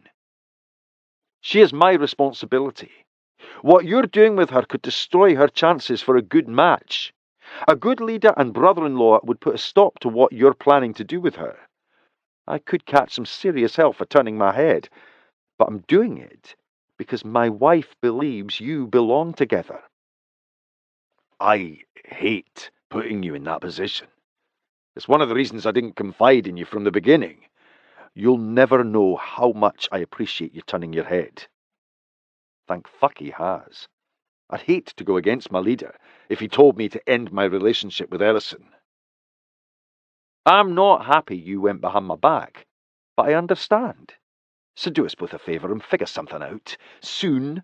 I don't want to, but I will end it if the need arises. Believe me, I'm trying. You're an intelligent guy, Jamie. Figure it out. Chapter 4. Ellison McAllister. Sutures, IV fluids, medication, sterile surgical instruments. There must be at least 50 boxes containing medical supplies scattered from one end of the house to the other. We've not discussed the arrangements. Do you want all 4 ground floor bedrooms set up as treatment rooms? Jamie stops what he's doing to look at me. As opposed to? I was thinking we might need one room that could serve as an acute trauma space for more serious injuries. But that all depends on how far you plan to go with your scope of practice. Jamie won't be able to tend every injury that comes through here. Some will be more severe than others. There will be times when he'll need to send a brother to the hospital for further care. How much surgical and anesthesia experience do you have? Surgery could be gory, but it was always far too controlled to keep me interested. I preferred the chaos of the emergency room. Not a lot. I occasionally helped out in the OR, but only when my supervisor made me. It wasn't my thing. Could you administer conscious sedation if a brother needed it? I'd need to look up the protocol, but I can do it as long as I have everything I need. Jamie smiles. You don't know what a huge asset that'll be. I like pleasing him. Good. I want to help you any way I can. We're going to be a great team. I think so too. I remove bags of normal saline from the box and stack them on the shelving. So we're setting up this room for acute trauma and the other 3 for minor treatment and recovery rooms? Aye. Jamie busies himself with organizing boxes of sutures while I continue shelving IV supplies. I'm relieved you won't be in the middle of the fighting. He stops and looks at me again. That's not the general consensus among our females. What is their general consensus? Fellowship women have pride in a mate who fights. Mate? My heart speeds up when he says that word. Is that how he sees us? As mates? We sort of are, secretive, temporary mates. The family of a brother who fights, and kills our enemy, also has great pride in him. That's one reason my father was so disgusted by my choice to be a physician. I didn't bring him or my family honor. I was his greatest disappointment. Fighting and killing for pride is messed up. I don't care what your father said. You could never be a disappointment. Don't get me wrong, Mac. I've killed. More than once. But not because I wanted to. I didn't take joy in doing it. That didn't go over well with my dad. Abram was a sociopath, so I'm not surprised by that. I'm not sure Jamie's mother is much better than Abram. How could parents so cruel and selfish as Jamie's raise such a kind and caring son? Your family should be proud of you and all of your accomplishments. Jamie lowers his head. I haven't told anyone. But if things remain as they are now, I'll graduate in the top 5% of my class. Why did he lower his head like he's ashamed or embarrassed? That is amazing, Doc. Why haven't you told everyone? That is some serious bragging rights. He shrugs. Who would I tell? No one cares. I drop the IV supplies in my hand so I can go to him. I want him to see my pride in him. His eyes penetrate mine as I approach. When I reach him, my hands go upward to cradle his face in my palms. I care. Then you're the only one. There's such sadness in his voice. It breaks my heart for him. It must be terribly disappointing to not be recognized for all your hard work, especially when you're so successful at it. You are a brilliant doctor, and I'm incredibly proud of everything you've achieved. I bet Westlin is too. Jamie's sister has become one of my best friends. She is kind and thoughtful like him, but I can't say the same for his other sister, Ivana. Jamie presses his forehead to mine. It feels like an intimate act between two people who genuinely care for one another. I enjoy being a doctor. I like helping people instead of hurting them. You get that about me when no one else does. I get him when no one else does, because we belong together. He doesn't see it yet, but that doesn't mean it's not true. I go up on my tiptoes and press my lips to his. Tenderness, warmth, love. I don't care that he hasn't said the words. I see love in his eyes. I hear love in his voice. I feel love in his touch. It doesn't matter that I've never been in love. I know what we have. This is it. This is real. Jamie puts his hands on top of mine and pulls me in the direction of one of the medical beds. His strong hands grasp my waist to hoist me up so I'm sitting on top. He isn't shy about burrowing his body between my legs. I don't want to have a repeat of the "we can't be together because I can't keep you safe" conversation, so I decide it's better to be playful with Jamie. Dr. Breckenridge, I don't think this kind of fraternizing is allowed in the workplace. It'll be okay. I know the boss. Well, in that case, I glide my hands up his arms until they reach his shoulders, and I wrap my legs around his waist. Our mouths are impossibly close, yet not touching. Our inevitable kiss becomes a game of cat and mouse. One advances, the other retreats. But then, his lips finally brush mine, and the contact ends the game for me. I want to taste him. I grasp the back of his neck and pull him close. His lips meet mine, and I open my mouth, inviting his tongue inside. The two are soft and wet, gliding in waves like a turbulent sea. He tastes like the Guinness he's been drinking while we work on the house. So damn sexy. He pushes his hand into my hair at the nape and fists it before pulling downward so my head tilts back. His warm mouth sends chills down my body when it hits the sensitive area below my ear. I want to be inside you so badly. You can't imagine how fucking much. The next 2 days may kill me.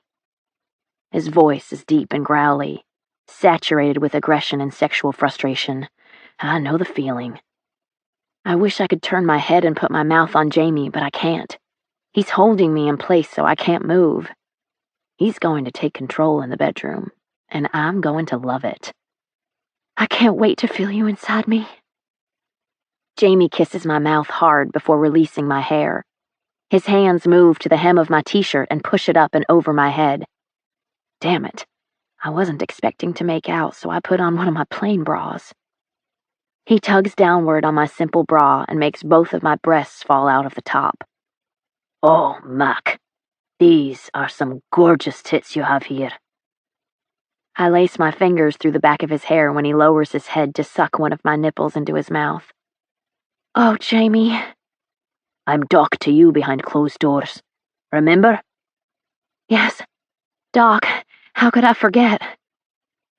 Maybe I need to show you some of my medical skills so you'll remember next time. I think you should do that. Jamie uses his teeth to nibble and tug on my nipple. Damn it, being on my period has never sucked more than it does in this moment. James! A woman calls out from the front of the house. His head jolts upward, and amber meets green. Ah, fuck. That's my mum. Say it isn't so. That mean bitch isn't here. She isn't infringing on our time. She isn't intruding into our space. She isn't interrupting our sexy time. Our much-needed sexy time. James? Oh, hell, it is so. Worst timing ever, I groaned beneath my breath. Tori Breckenridge, the mother of the man I love, hates me. Literally despises me. On one hand, I can see where she might hold a grudge. After all, I did shoot Jamie's father. Only a minor wound that he survived, but still, he was her husband, and I put a bullet in him. On the other hand, I had no choice. He was threatening my pregnant sister with a gun.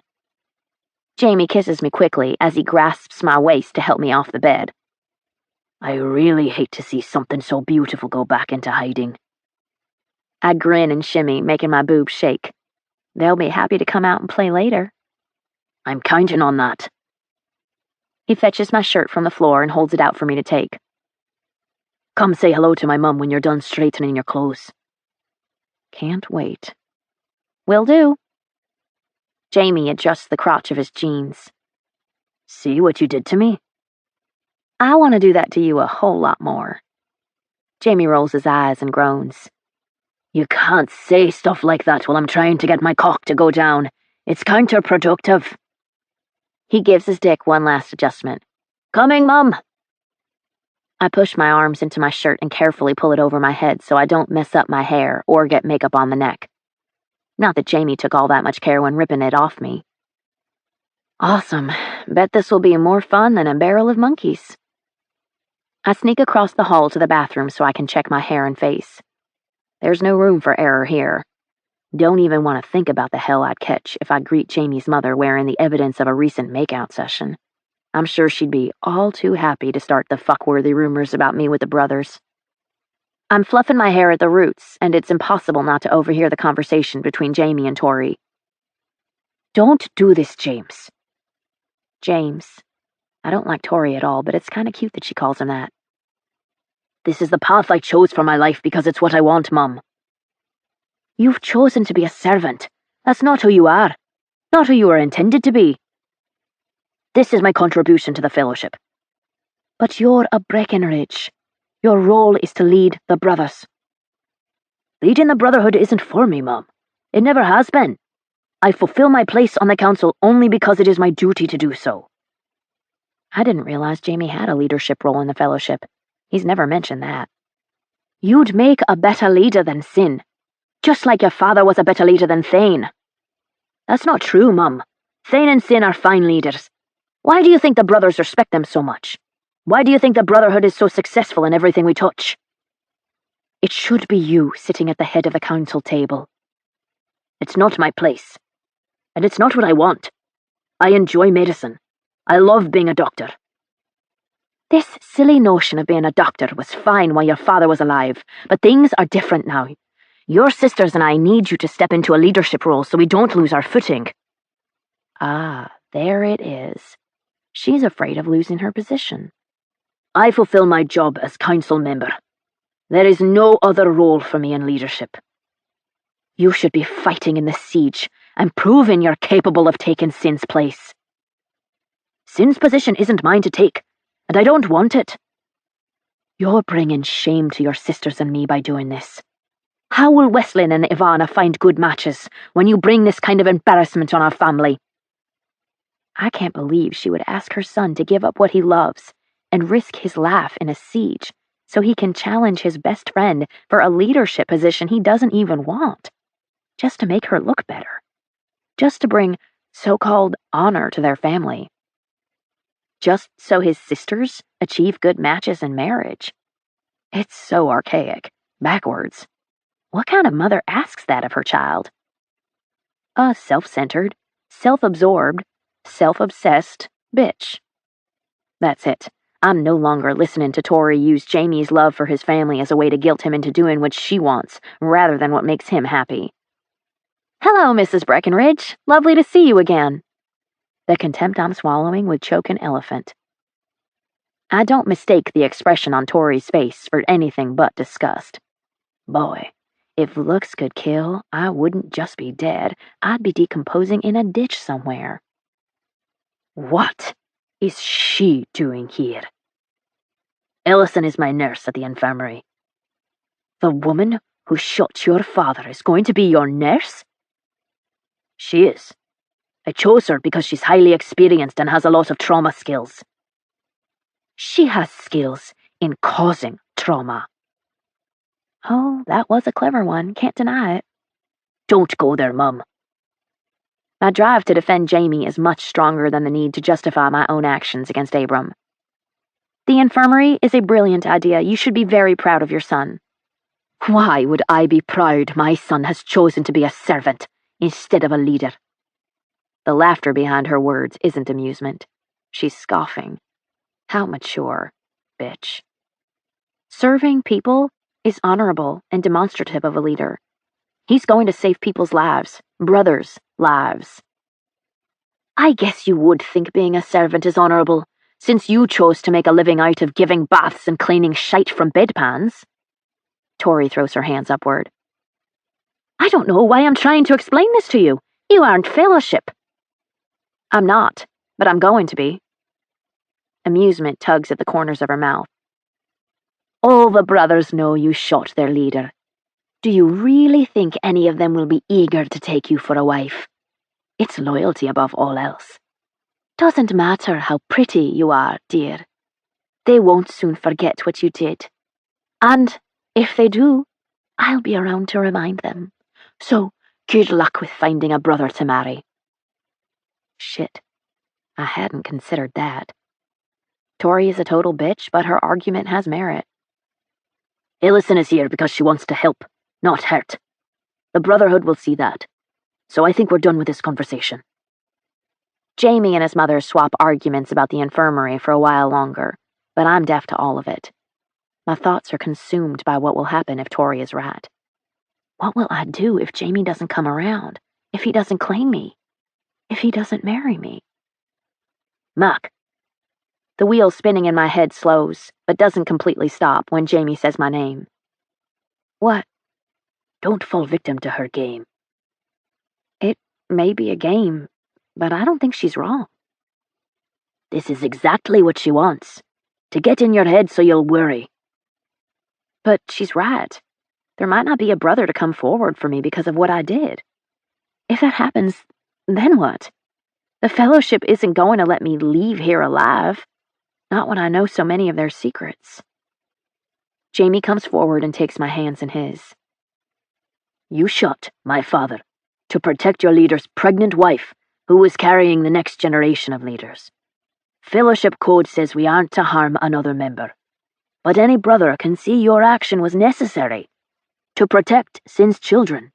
She failed to mention that part. I guess. I don't have to guess. I heard the things said about you afterwards. The brothers admired your bravery and courage. I won't give Tori a victory by feeling insecure. I won't give her that kind of power over me. Don't give it another moment of thought. Jamie kisses my forehead and then crosses the room to where he was organizing the boxes of suture. I think we can have the infirmary part completed by Sunday night, so we can move into the master suite when I get out of lecture on Monday. At least, that's what I'm hoping for. I'm going to be sharing a bedroom with Jamie in 48 hours. I get 2 more sleeps at the apartment, and then we'll go to bed together at night. Wake together. Share a bathroom. I've never lived with a man. I've never lived with a woman. I have a lot of stuff. Cosmetics, hair products, clothing. I've never had to share my own personal space with anyone. You should probably know now that I'm a little high maintenance. You might want me back in my apartment by the end of day 1. Jamie chuckles. I knew long ago that you're high maintenance. Blue calls me a princess. And I guess I can be, but only in the most adorable of ways. I'd call you more of a queen. I'm not that bad. Unless you ask my sister. We'll see. What do we say if we're questioned about there being only 1 bedroom upstairs? Maybe we should have thought that out before we went with this place. Who knows we only have 1 bedroom upstairs? Well, no one right now. Except Annie. And I see no reason why she'd be discussing the bedroom situation with anyone from the Brotherhood. Who's coming over for the upstairs tour? I guess he has a point. No one? Then it's our little secret. Little secret? All right, big secret. We would be exposed if anyone went upstairs, and I would be ruined, deemed fuckworthy. I wonder if Jamie would take me as his wife if he ruined me in the eyes of the brothers. If I'm tainted because of him, wouldn't that be the honorable thing for him to do? Exposure. That could be an option to consider when we reach the end of our time together, if he hasn't come around. I'd be manipulating him into marriage. Could I do that? Force his hand in that way? There are no limits for what I could do when it comes to the man I love.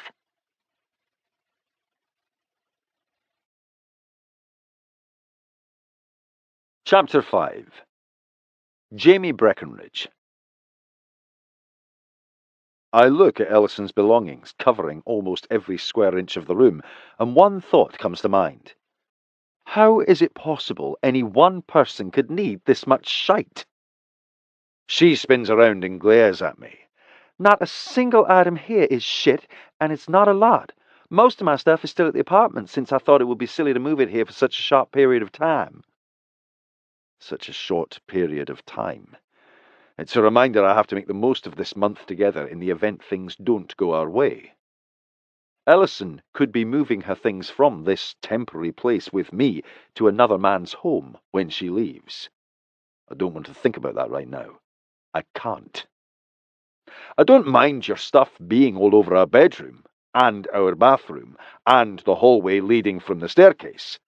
Trust me, her shite is every fucking where. I knew what I was getting into when I asked a high-maintenance lass like yourself to move in with me. Ellison giggles. You did not. You knew zero about what it would be like living with me, and I can guarantee that whatever you're thinking you have gotten yourself into with me ain't even close to the reality of it. Then why don't you tell me? I was thinking I would show you. She grins, and I've come to know in a short while that it's a sure sign of mischief. That is, if you think you can handle it. I promise I won't be the one who can handle it. I already know what kind of lover she likes and wants, and I very much want to be the alpha she wants. I pick Ellison up and throw her over my shoulder to carry her to the bed. Well, to the mattress on the floor. I was planning to wait until bedtime to fuck her, after the work was done and everything was in place, but she has made it impossible for me to wait another minute. I toss her on the mattress and stand over her while I pull my t-shirt over my head and start working to get my jeans off. I am done waiting to have you. She smiles as her eyes survey my body. I've been wondering what you look like underneath your shirt. And? I approve. 100%. Take off your clothes, Mac. I want to watch you get naked. My voice is stern. I'll be the one in control, the one taking what I want, the one who'll be completely unapologetic. Exactly what she said she wanted. It's November, that time of year where Scotland experiences more darkness than light. The sun is long gone, so the room is illuminated only by the soft lamp on the bedside table. It's actually sort of perfect. Ellison sits up and pulls her shirt over her head. Black and hot pink lace covers what I already know is a beautiful pair of tits that fit my hands perfectly. And I can't wait to get my hands on them again. Her lovely breasts tumble out of her bra, and she tosses it on the mattress before pushing her thumbs into the waistband of her yoga pants to drag them down her legs. A tiny black and hot pink lace triangle barely covers the mound between her thighs. She is completely naked when she falls backwards on the mattress, her feet apart and knees pressed together, waiting. No, Mac, you don't get to close your legs on me. I want to see you. All of you. I put my palms together and then pull them apart to widen the space between my hands. Spread them. She bites her bottom lip, an attempt to mask her grin as her knees slowly fall apart. Is this what you want to look at? My underwear is tight. My cock is straining hard against the fabric, so I push them down and out of the way. I think this is a sure sign I want to do more than look at it. Ellison grins. Someone's eager. You have no idea. I go to my knees and crawl over Ellison. I've imagined us like this no less than 1,000,000 times. I've seen it happen in my head over and over. Ellison brings my hand to her mouth to kiss my palm. I've imagined us together too. I can't tell you how many times. My mouth connects with hers, and she opens wide to invite my tongue inside to play. Silky, slippery, seductive. I like this game very much. A little taunting, a little tickling, a lot of teasing. This woman knows how a man likes to be kissed. I drag my mouth away from her lips and kiss that spot below her ear before moving down the side of her neck. My hands similarly mimic the downward motion, beginning at her ribcage and moving lower on her sides, waist, and hips. She pushes her fingers into the top of my hair and arches her back when I move lower to suck her nipple into my mouth. A soft gasp, moan, expels from her chest when my tongue licks the erect point. I know she's going to squirm, so I grasp her bum hard and hold her in place as I move lower to kiss the top of her pubic bone. Doc, this teasing, it's torture. Do you want my mouth on you? She lifts her hips and squirms. Yes, so badly. She jolts when my tongue darts out and licks the top of her slit. Ah! I tickle her clit with my tongue and then lick once, twice, 3 times. I love the way you taste and smell. She rocks her hips in a back and forth motion against my mouth. Her body shudders and a moan is released when my tongue works her in a circular motion. More? Please. Feels so good. Pleasing Ellison, hearing her moans, licking her until she comes. I am going to enjoy this. I grab one of the bed pillows I tossed on the mattress earlier. Lift your bum. I shove the incline beneath her hips so I can give her the angle and oral attention she deserves. I'm going to make this so good for her. I grab one ankle and push it away from the other so she's spread wide, giving me full access. I knead the bend of her legs next to her labial lips, and she rocks with my hand. That's it, Mac. I want you turned on for me. Ellison reaches over her head, grasps the edge of the mattress and squeezes. No worries there. I'm so turned on for you right now. I can't resist putting my mouth on her. I alternate licking her slit and sucking her clit. I know it's going to take her over the edge quickly, but she will detonate like dynamite.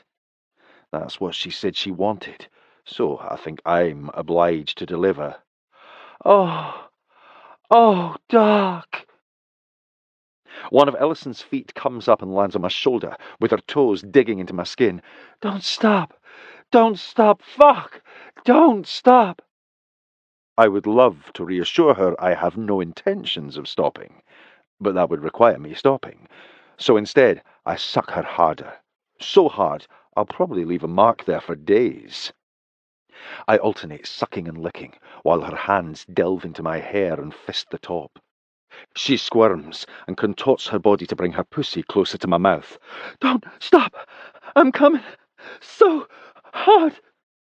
She arches her back and cries out, "Dog!" Her body contracts in a rhythmic pattern at least a dozen times. There's no mistaking the spasms I feel against my mouth, or the light salty flavour against my tongue when she comes. One sign of a good orgasm, another is her screaming my name. And she does. Her body rhythmically tenses and relaxes. It's followed by a series of verbal stammering and stuttering, some kind of undecipherable vocalization I somehow understand fluently. I have never had any concern for the pleasure of a woman, but Ellison is different. She isn't a random fellowship woman I'm hooking up with at Duncan's after I've had a half-dozen Guinnesses or whiskies. I want this to be good for her. I want to please her. I want her eager to do this again, soon. Ellison's body goes completely limp, cueing me to the end of her orgasm and onset of bliss. She's experiencing her post-orgasmic euphoria. I shattered her into a million pieces, and now she's riding that wonderful high. I did that to her. Good. Ellison loops her arm around my shoulder and pulls me down so we're face to face. Not good. Splendid, spectacular, sensational, all of those super good S words you use when good just doesn't seem to cover it. I'm glad. I wanted to own your orgasm. You owned it, all right. Every spasm, every contraction, every pleasure. You own me. Period. Hearing her say that I own her transforms my dick to steel. I do own you, Mac. She is mine for as long as fate will allow me to have her.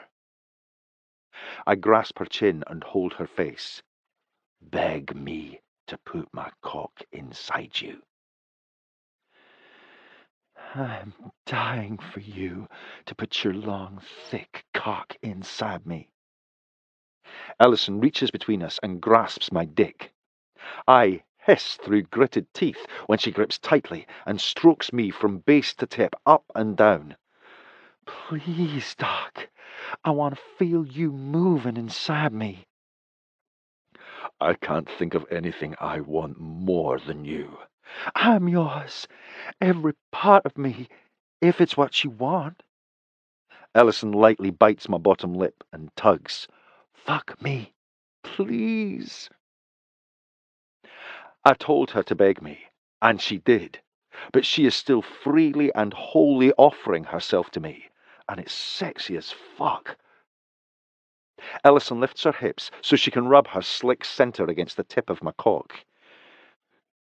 You want this inside you, eh? Yes, more than anything. She sucks my bottom lip into her mouth and tugs. It's okay, Doc. I'm on the pill. No condom, no hesitation. I sink deep inside her, taking exactly what I want and not apologizing for it. That's the kind of man she said she wanted. You're so tight and wet, Mac. Pure magic. Ellison's legs bend at the knees, and she wraps them around me with her heels, digging into my bum, coaxing me. It says go deeper, harder. I pull back and drive into her with complete domination. No mercy, no tenderness, no weakness. It feels like I'm fucking her through this mattress and into the wood floor beneath us. I want to own this woman, every part of her. I don't want any other man to have her, ever. I pull out and thrust hard, pumping my cock in and out of her body. Bare. I don't do that, ever. My father was a narcissist, an arsehole, maybe even a sociopath. But he taught me to never put my bare cock inside any woman, fellowship or otherwise, unless I had claimed and married her. That's what I want so badly. She kisses my lips and then moves her mouth over my jawline and down my neck. She nibbles the skin, lightly sucking on it, and I slow my pace. Want this to go on forever. Don't want to come. Not yet. Being inside her feels way too good for it to end so soon. I grasp her thighs and push them back and apart. I continue to move in and out of her without hurry because the position is so intense. I've never been inside anyone like this. Only you. No other man has ever been inside me like this either. Only you. Thank fuck. That's what I wanted to hear from her. Needed to hear. She is giving all of herself to me, and I am giving all of myself to her. It's hot as fuck. Erotic. I can't remember ever being turned on more. I cradle my hand around her cheek. You are so beautiful, Mag. I will be the strong alpha she craves, but with loving arms and gentle hands. She turns her face and kisses my palm. I am filled with more emotions than I care to admit, but my orgasm erases any trace of words forming on my tongue. I grasp her hip and thrust deeply as I explode inside her, coming so hard. This didn't feel the way I thought it would. It's even better. And it has nothing to do with foregoing the condom. It's all to do with the woman. Her. My Mac. I come up behind Ellison and wrap my arms around her as I peer over her shoulder at her reflection in the bathroom mirror. Wow, you look beautiful. I wish she didn't. At least, not tonight. I don't want her looking pretty for anyone but me. That was a sweet thing to say. Thank you. Being sweet wasn't my intention. I was voicing an observation, one I don't like. The brothers are going to be looking at you, salivating, thinking about everything they'd do if they could get their filthy hands on you. I'm getting pissed off thinking about it. There's only one brother who has permission to put his hands on me. What if she meets her mate tonight at this fellowship event? What if she sees him and they make a connection? What if I have to watch it happen right before my eyes? One of my brothers, touching her, kissing her, claiming her. Fuck! I hate this. I reach under Ellison's dress and fist her knickers so I can drag them down her legs. I need to be inside you.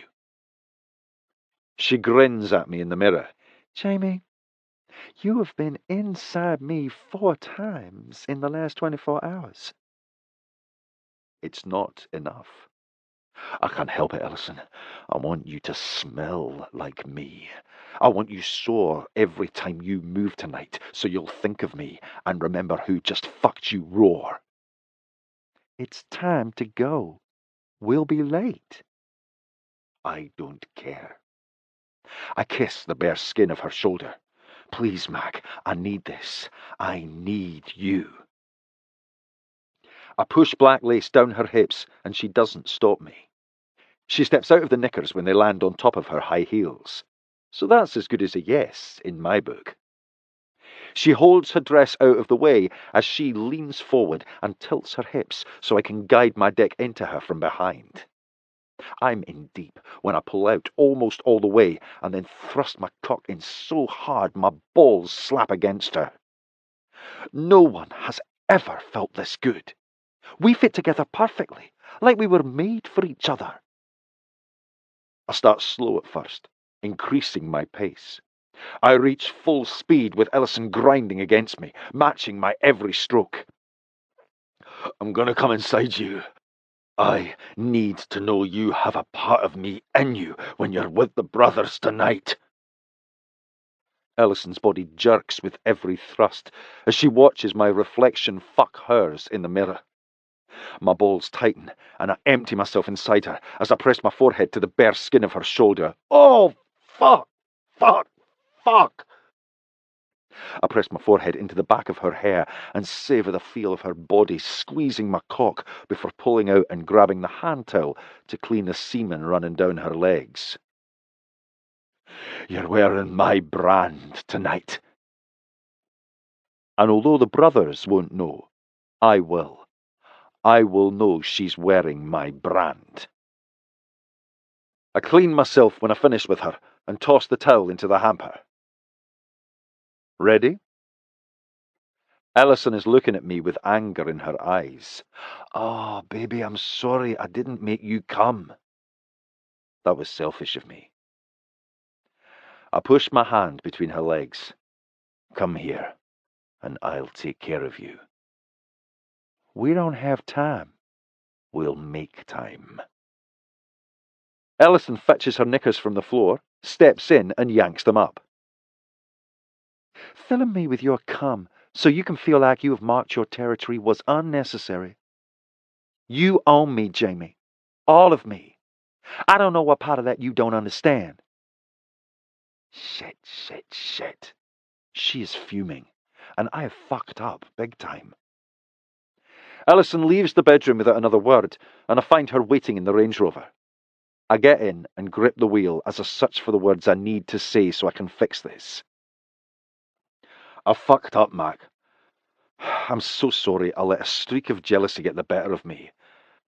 I don't know how to do this. You and me. It's foreign. Your jealousy is unwarranted. I don't want this party. I don't want to be introduced to the brothers tonight. I don't want to be put on display for them to appraise and evaluate as a contender to be their wife. I want us. I want you. I hear her devotion. I believe in it. But my confidence is shaken every time I think about tonight and what's going to happen. She could end up with someone else, and tonight could be beginning. It would be no fault of hers. This will all be on me if I don't come up with a way to safely have her as my wife. I'm sorry I was an arse. Please forgive me, Mac. I don't mind you being jealous or possessive or territorial. I like it. But the way you fucked me just now seemed more about them than us. I'm not down with that. Every word she just said is true. I get it, and it won't happen again. Promise. When we're together, it'll be about us and no one else. Promise me, Jamie. I swear. Thane and Isabel's property is filled with fellowship members. Each and every one of them are in the dark about why they have been summoned to their leader's home. Ellison and I leave the main house and go out back to the huge canopy Isabel uses when there's a fellowship event at her home. Isabel and her events, always making a formal gathering out of everything. At least she didn't turn this one into a formal dinner. The attention of every fellowship member, both male and female, is captured when we approach. Oh, God, Jamie, they're staring at me. Every one of them. You're a new face to most of them. That doesn't happen often around here. The only new people who show at fellowship events are babies and new members who have undergone endurance to join. This doesn't feel like a good kind of attention. I don't like it. I see some not-so-friendly expressions, but all of those are from women. The men look quite welcoming. You have been hidden away from them for months. It's only natural they'd be curious about you and why you're here. I feel like I have 3 heads. You only have one, and it's quite a lovely head. I'm sure that's what they're all thinking. I'm a little surprised by Ellison's reaction to gaining everyone's attention. I would have expected her to enjoy being the centre of attention. I wish you could hold my hand or put your arm around me. Me too, babe. She has no idea how much I'd like to do that. Show all of these fuckers that she's mine. Ellie! I'm relieved, and I know Ellison is as well when Bleu approaches. Oh, Ellie, you look stunning. Love the dress. Ellison is sexy as fuck tonight.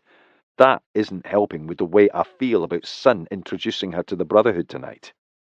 He's going to tell them she wants to join us, and one lucky bastard gets a crack at her. I wasn't sure what to wear, but you can never go wrong with black, right? Right. Where are my babies? Ellison's voice rises a little higher when she says the word babies. Blur turns and scans the crowd. Looks like Westlin is holding Liam. Lorna has Harrison, and Alana has Lords. Alana? Is that the girl from the defense class? That's her. Wow. That kid has grown up a lot since the last time I saw her. Alana's such a sweet girl. She wants to help with the babies for a couple of hours each day after school. I think I'm going to let her. You should, Blur. I'm sure that will be fun for her and a nice break for you.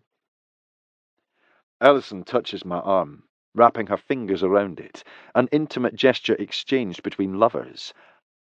I like it very much, but she shouldn't do that in public. I'm in withdrawals. I have to go see my babies. It's been 4 days since I saw them. 4 days. I've never gone that long without kissing their chubby little baby cheeks. Then I think you need to go kiss some chubby little baby cheeks. Go on, and I'll catch up in a sec. Blur says. She wants to talk to me. Ellison makes her way through the crowd, causing a chain reaction of people turning their heads to watch her. She piques interest. Doesn't matter where Ellison goes, she always does that. Not a good quality when you need to fly below the radar. Your sister is something. My sister is something to live with. How's that going? Only 2 days in, but I like it. I like it far more than I should. She has lots of stuff, doesn't she? Fuck yes. Blur laughs. Beauty products are an addiction for her. Always have been. She has a bottle of something for every little thing. I put my hand to my chin. But I'm very well moisturized, don't you think? Blur laughs again. Yes, Jamie, you look well moisturized. Sin appears and punches my upper arm. You ready to do this? I know what he's talking about, but I don't want to acknowledge it. The infirmary announcement? No. Watch the feeding frenzy when I announce your girlfriend will be available for claiming in a few weeks. He knows I am not going to handle this well. That was a shite thing for a best mate to say. Sin shrugs. It's shite because that's what you've made it. The longer we wait, the more my chest tightens. I've never been one for procrastination, So how about you do this and we get it over with already? Last chance to make a claim on her before she goes up on the block. Make the fucking announcement. I'm not asking again. You've had your chance. Sin walks toward the podium, and for a split second I consider going after him, telling him not to do it. Instead, announce that I've taken a mate. But I don't. Fuck! Only had her for a few days, and I have no idea how I'll find the strength to let her go if it comes down to that. Blur's eyes are saturated with disappointment. I think I might even see tears forming there. You're going to break my sister's heart. That's not what I want. I'm trying to find a way to make it work, Blur. I swear I am. But I can't sacrifice her safety to keep from hurting her. You give yourself too little credit. I'm a doctor. My recent years have been spent in a classroom and hospital, not in the crossfire, gaining the experience I'd need to protect her. Your fellowship, Jamie. You have all the experience you need to keep her safe. And you have 4 weeks to figure that out before another man steps forward to take her. I'm hoping you'll come around. It will be a shame for you to spend the rest of your life regretting this decision. I'd rather regret seeing her with another man than regret taking her life into my hands and something happening to her. Sin takes front and centre on the raised platform, and our people give him their undivided attention. Here we go. Good evening, fellowship members. It's with great pleasure that we call you together tonight to make a couple of new and exciting announcements. Sin finds Ellison in the crowd and motions for her to join him on the platform. This is my lovely sister-in-law, Ellison McAllister, Blur's sister from the US.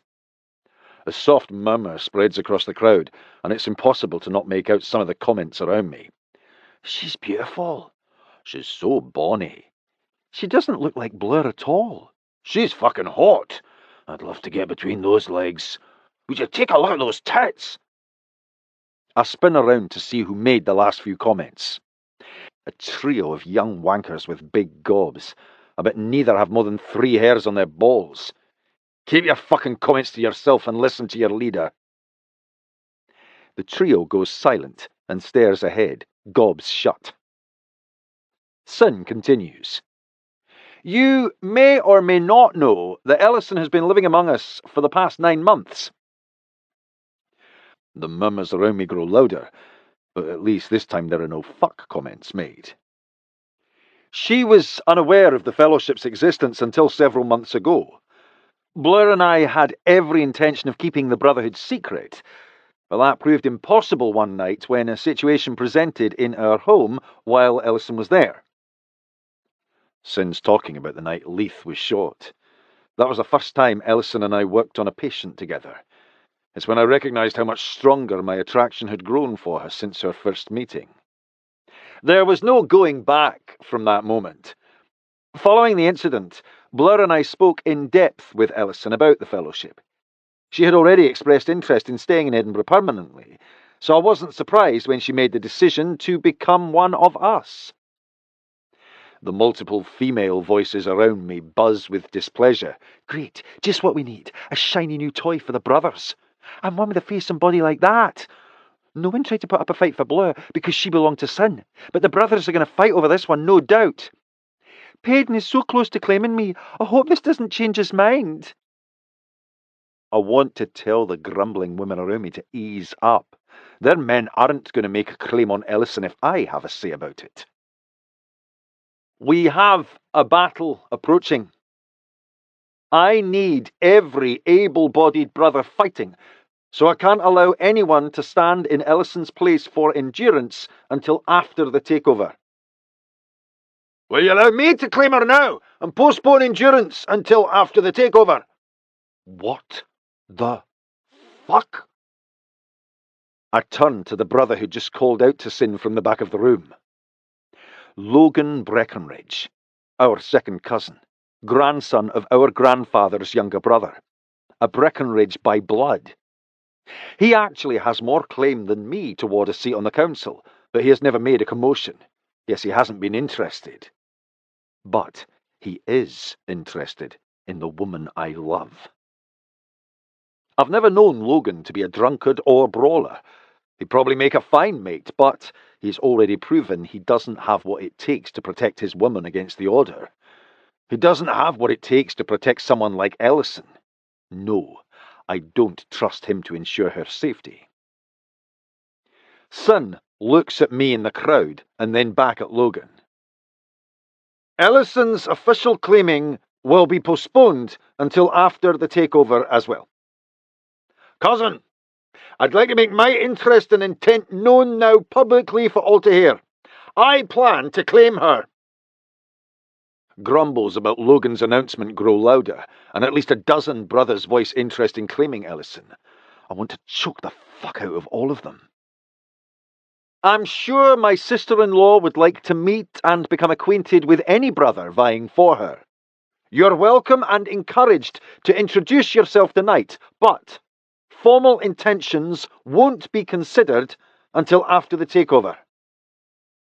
This whole night is about to turn into a shite show when the brothers are turned loose on Ellison.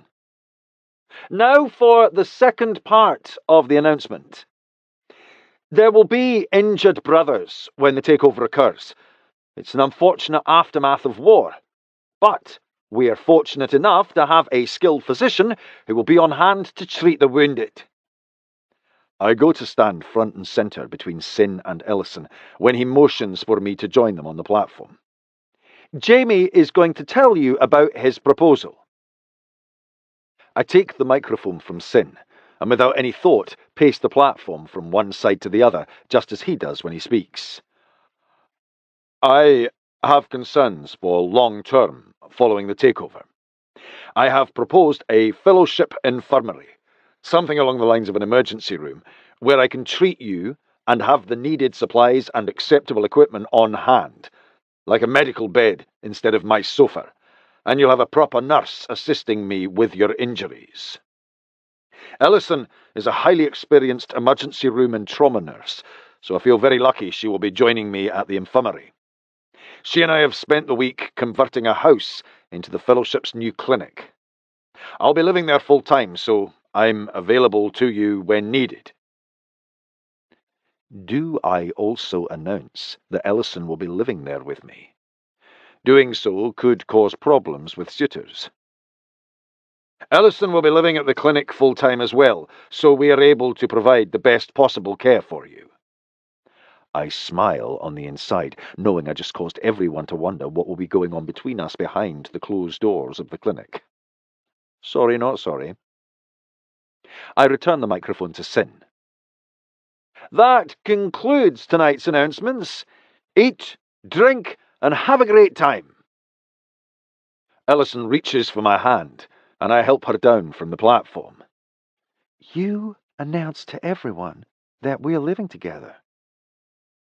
They were going to find out anyway. Better to own it now. Her grin tells me she doesn't buy that explanation. At all. We are barely off the platform when my cousin Logan approaches.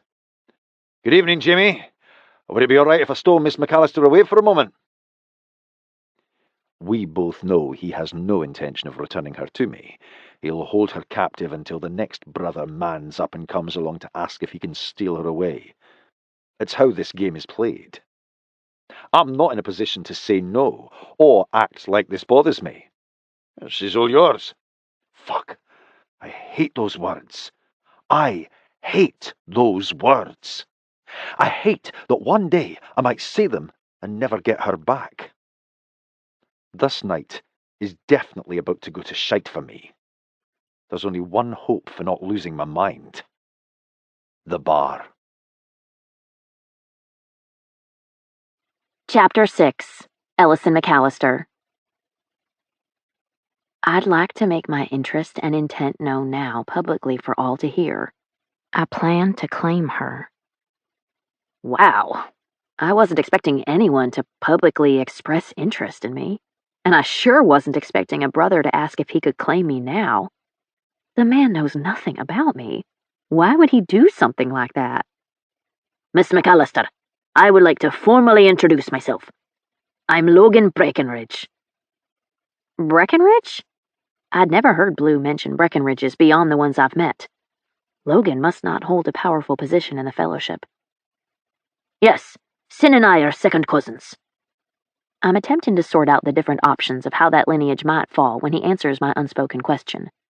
Dane's father was my grandfather's older brother. Logan grins, and something in his expression reminds me of Sin. Maybe something around the eyes. I can't quite place my finger on it, but it's very attractive. I could tell you were trying to figure out the connection. It may sound silly, but I was actually wondering if Fellowship cousins are the same as familial cousins. I see now they are. I offer my hand for a shake. I guess you already know I'm Ellison McAllister. It's nice to meet you. Logan is a handsome man. Dark hair and eyes. Tall, with broad shoulders and what appears to be a muscular chest beneath his shirt. He'd be just my type, and probably someone I'd pursue if I weren't in love with Jamie. It would be an honor if you'd have this dance with me. Shit. Dancing with Logan will not sit well with Jamie. At least I don't think it will. It shouldn't if he cares about me at all. I don't want Jamie to be okay with me dancing with Logan or any other man vying for me. I don't want to be that bitch who rubs other men's interests in me in Jamie's face. But maybe he needs to see me with another man. Maybe he needs a small taste of what it will feel like if he allows another man to claim me. It's just a dance. A safe way for him to see how he'll feel seeing another man's hands on me. I'd love to. The band is playing a rendition of Oceans by Seafret. The only reason I'm familiar with it is because Blue introduced me to that band months ago. The song describes Jamie and me so well. Logan pulls me closer than I'd like when we're on the dance floor. Yep, that's definitely a muscular chest pressing against me. How long have you been a nurse? A little more than 5 years. Nursing is such a huge component of my life. Not having that piece of my identity for the last 10.5 months has left a void. I'm excited to get back in the saddle. It's no wonder Jamie recruited you to be his nurse. You've probably seen a lot. You have no idea. You don't really know what human beings are capable of until you see what comes through the ER. Your work at the infirmary is honorable, but it won't continue if you become my wife. Whoa. Hold on just one mother-humping minute. I don't know this man. We've spoken all of 2 minutes, and he thinks he's going to tell me what I can and can't do? I understand my circumstances aren't normal. I will be claimed by someone. But neither Logan or any other brother owns me. No man, fellowship or otherwise, will give me limitations. Logan? I'm 28 years old. I took complete responsibility for myself when I was 22, so I've been doing as I damn well please for a while now. I'm not really in a place where I'm interested in obeying orders from anyone, especially when it's someone I don't know. Logan smiles, appearing amused by my words. Defiant much? Defiant doesn't even begin to describe me. I'm not obedient, or compliant, or submissive. At all. If that's what you want or expect in your mate, then you should probably reconsider making a claim on me. Your resistance is fascinating. I've never been around a woman like you. I'm pretty sure he hasn't from what Blue has told me about fellowship women in general. I'm confused by why you'd claim and marry me when you don't know me at all. What if he disliked me? What if we didn't get along at all? It would be miserable for both of us and there'd be no way out. I'm not interested in any of the fellowship women. And I miss being married. Divorce doesn't exist in the fellowship, so there's only one other alternative for why Logan is no longer married. What happened to your wife? The order. Oh God, his wife was murdered? It's yet another reminder of the true danger that accompanies becoming one of these people. Jamie's concern for my well-being isn't unfounded. My safety will always be at risk. We had just found out the week prior that she was pregnant with our first baby. We were so happy. Logan lost his wife and child. What do you say to that? I'm so sorry. I loved Amelia and our unborn child with all my heart. I've mourned their deaths for 5 years, but it's time to move on. I'm ready to take another wife and start my family. I could potentially end up with this man if Jamie doesn't come around. And all I can think about is what a poor replacement I am for a woman and child he loved with all his heart. I'm so sorry for your loss, Logan, but I don't understand this.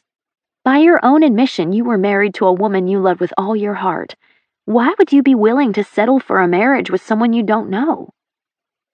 My marriage to Amelia was arranged. I barely knew her when we wed, and I came to love her very much. I'm certain I would come to love you as well. Logan seems like a nice guy, and his offer is wonderful considering the circumstances. After everything Logan has been through, though, he deserves a wife who isn't in love with another man. I think you can do better than me. You need a fellowship husband, and I'm ready to take another wife. It makes sense for us to come together. Logan touches the back of his hand to my face and drags it down my cheek. I was immediately attracted to you. I think that's a great start for a relationship.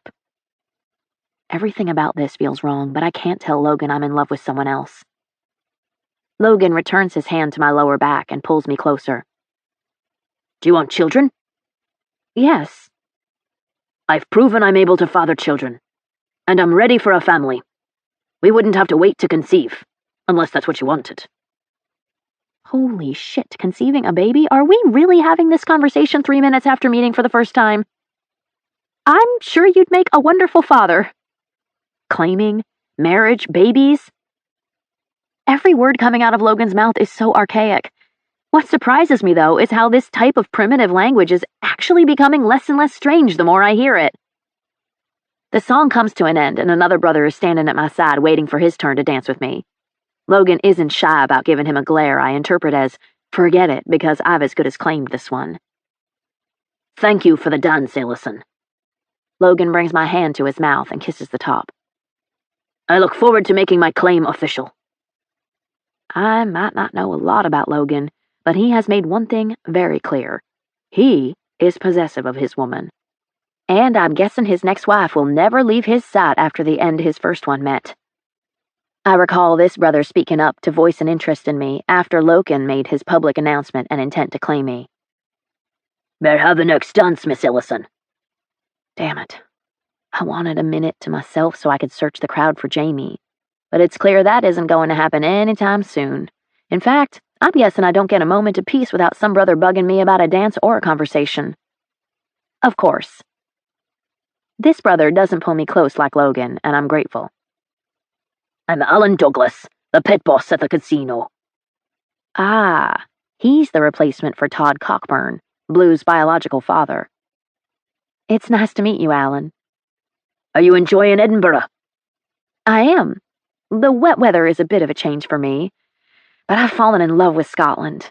I definitely see why my sister had no problem with leaving the U.S. behind to move here. Life is different here. Simpler. Better. I'm very fond of Miss Blue. Miss Blue. That name makes her sound sweet and cute and innocent like a kindergarten teacher.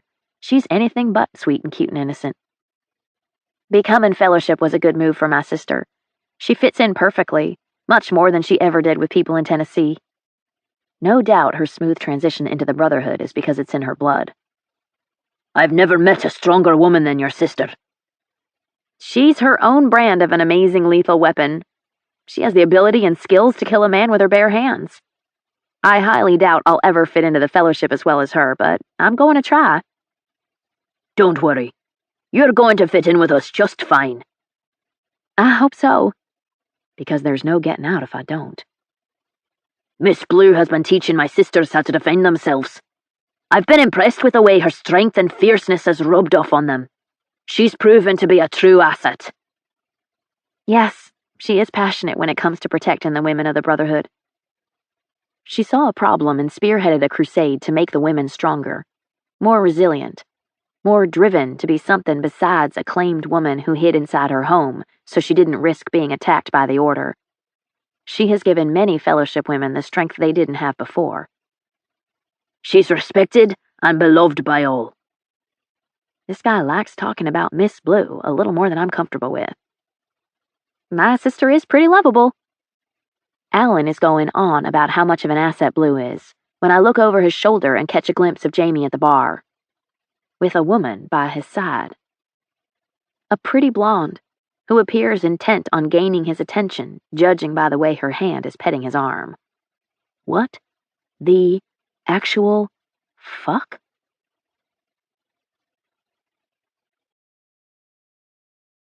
Chapter 7. Jamie Breckenridge. Kenrick from Duncan's is behind the bar tonight. Guinness for you?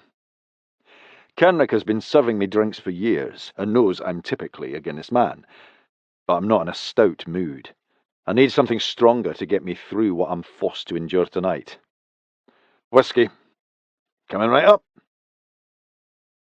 I'm watching Ellison be pursued by brother number 2 of the night, and I want to rip his skinny arms out of their sockets. Alan Douglas is a pit boss at the casino. I'd love to hear how the hell he proposes he'll protect Ellison when he's tied up all night at work.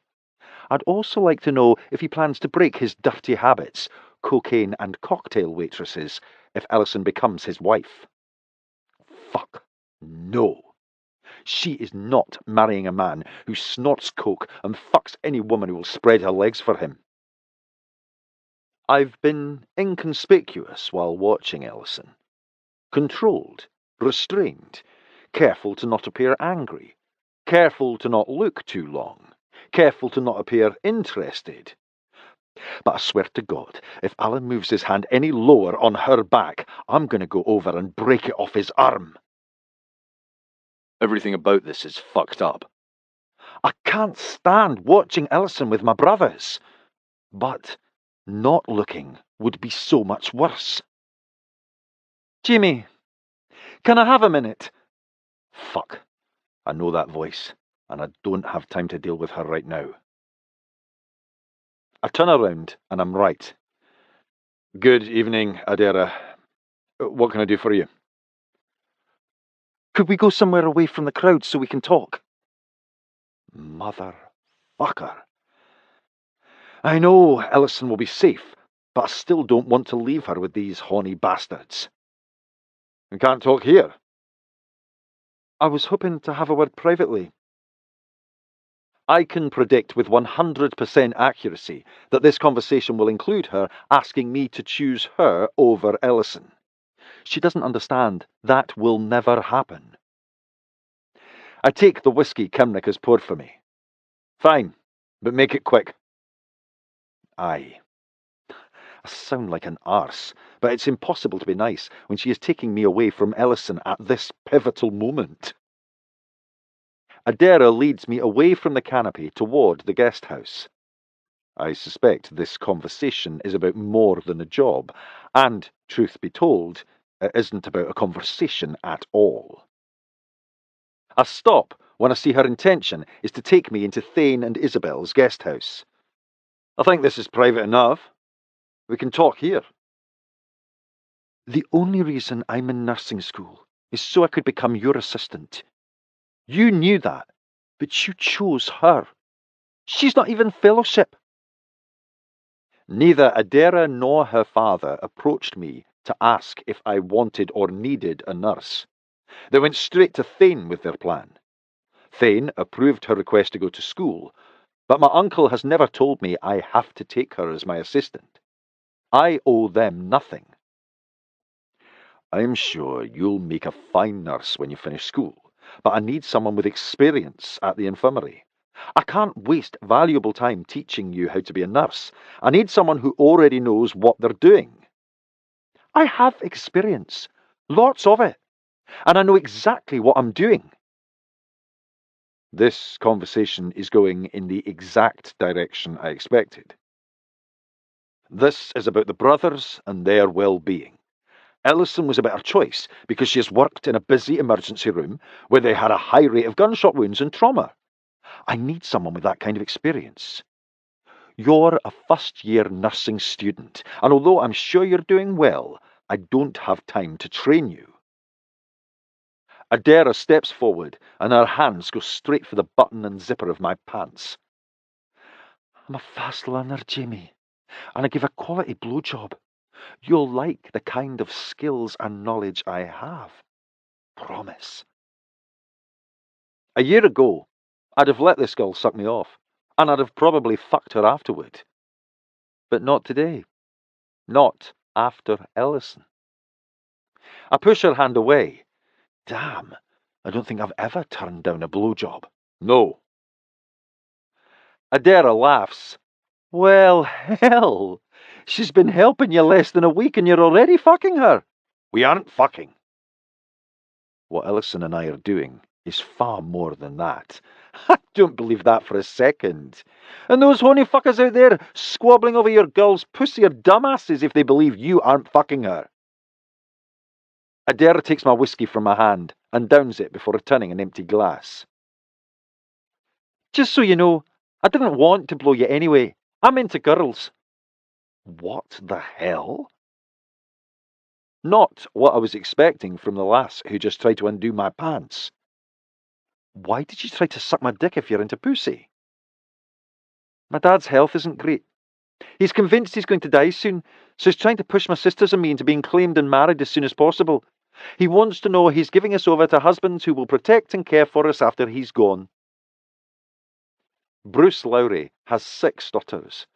I can see why he'd feel the need to encourage them to marry if he isn't well, but some of them are still very young, including Adara. What kind of health problems is he having? High blood pressure, cholesterol, and triglycerides out the roof. He thinks he's going to have a stroke or heart attack any day now. Sounds like he could. I can see where he'd be anxious about leaving so many daughters without the protection of husbands. I've told him I don't need a man to protect me. I'll do just fine on my own. Does he know you like women? Adara groans. Yes, but he still wants me to be married to a man. He said I could have my womanly fling on the side. Can you believe that? From Bruce, yes. He's set in his ways, like most fellowship men. What about nursing? I care nothing about it. My girlfriend wants to be a nurse, so we enrolled at the same school. It's an easy way to spend time with her without causing an uproar with my dad. Your girlfriend isn't fellowship? No. She's dating a woman, and she's an outsider. Interesting. The role of brothers have been defined within a relationship based on gender. So what happens when a couple isn't male-female? I'm not sure. There's never been an open female-female or open male-male relationship within the fellowship. Ellison is hot as fuck. I bet you shag her every chance you get. I have had her 5 times in 24 hours. I definitely shag her as much as possible, but that's no business of Adara's. No comment. Whatever. I don't need your confirmation. I already know you're burying yourself between her legs. If Adara makes this assumption, does that mean everyone else probably does too? Adara gestures toward my empty glass. Let's go get you another drink. You're going to need a few of those to keep from turning possessive alpha when you see your brothers going after your girl. I won't argue with that. I already want to clean some clocks. Adara and I part ways, and I return to the party. I'm irritated as fuck when I see Ellison dancing with Lyle Campbell, the brother who opened the Topless Dance Club. The same brother Leith threatened with a slow, painful death if he let Lorna anywhere near his stage again. He has no business putting his filthy hands on Ellison. They aren't fit to touch something as beautiful as her. I place my empty glass on the bar. Another whiskey. Make it a double. Coming up! This is so much worse than I expected. I am not tolerating seeing Ellison with my brothers, and it's making me fucking crazy. Fuck the double, Kenrick. Give me the bottle. Kenrick chuckles and passes me a half-full bottle of Johnny Walker. That's the last of Sin's whiskey. He won't be happy it's gone. Fuck Sin. This is his fault. He's the one who insisted on doing this introduction tonight, presenting the woman I love as fair game for our brothers, while I am forced to sit back and watch in agony. I take the bottle of booze and retreat to a table in the corner where I can wallow in misery as I watch Ellison with her many suitors. I'm going to feel like hell tomorrow at clinical. Chapter 8. Ellison McAllister. Blue bumps my hip with hers, and I nearly topple over in my 4-inch heels. Boy, do the Fellowship brothers love you. I knew they would. I grab her arm to steady myself. I've never felt more like a piece of meat in my life. I was afraid they might make you feel that way. Oh my God, Blue. The last brother I danced with was so creepy. He had a kill tattoo. He took his jacket off, unbuttoned his shirt, and pulled his arm out of his sleeve to show it to me. It was a winding staircase that wrapped around his arm, and each step represented a rival he had taken out. There were a lot of steps, Blue, a whole staircase. You have to remember that this is a different way of life, Ellie. He's proud of that tattoo and probably thought you'd be impressed by it, since Fellowship women are attracted to a fierce fighter. A different way of life, that is the understatement of the millennium. I swear, I may scream if one more man comes up to me and says he's interested in claiming me. Claiming, marriage. Those words have been thrown around far too loosely tonight. Frankly, I'm sick of hearing about it. Would you scream if it was Jamie? I don't even know how to address that right now. Not after he let Sin offer me to his brothers. Not after he happily handed me over to Logan, and definitely not after seeing him leave the pavilion with that woman. I wanted Jamie to see me with his brothers so he'd get a taste of what me with another man felt like. I never imagined it would provoke him into reaching out to another woman. I'm sorry, Ellie. Sin and I were so certain Jamie would tell him not to make the announcement. I'm gonna come inside you. I need to know you have a part of me in you when you're with the brothers tonight. I could tell by the things he said before we left that he had no intention of stopping Sin. How do you feel about that? Hurt? Angry? Confused? Very confused.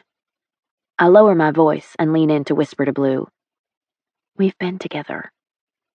Blue grins, and I can tell she's happy about it. I figured as much. We did it a lot. 5 times since yesterday afternoon, and not once with a condom. Ellie, I know you're on the pill, but that's risky. I didn't want anything between us, Blue. And he didn't either, so we did it bare. And I loved it. Of course you loved it. Who doesn't? It was so good, and he was so possessive and so alpha and was telling me I was his. I love when Sin turns possessive, Alpha. I loved it too. But then everything felt like it shifted right before we came to the party. How? I was getting ready in the bathroom, and he came up from behind and watched me in the mirror for a minute. He told me I looked beautiful, and in the next breath he said he needed to be inside me. He basically jumped on me and damn near ripped my panties, taking them off, and... Blue is my sister. We're close, and I've always told her everything, but I feel a bashful twinge about sharing the intimate details of what Jamie said and did to me. And? She stares at me in anticipation. Waiting, waiting, waiting. Come on, Ellie, I need details. No one is more possessive than Sin, so nothing I tell her should come as a surprise. He said that he wanted me to smell like him and have a part of him inside me while I was with the brothers tonight. Blue grins and nods. She knows what that means. I don't have to explain that he didn't pull out.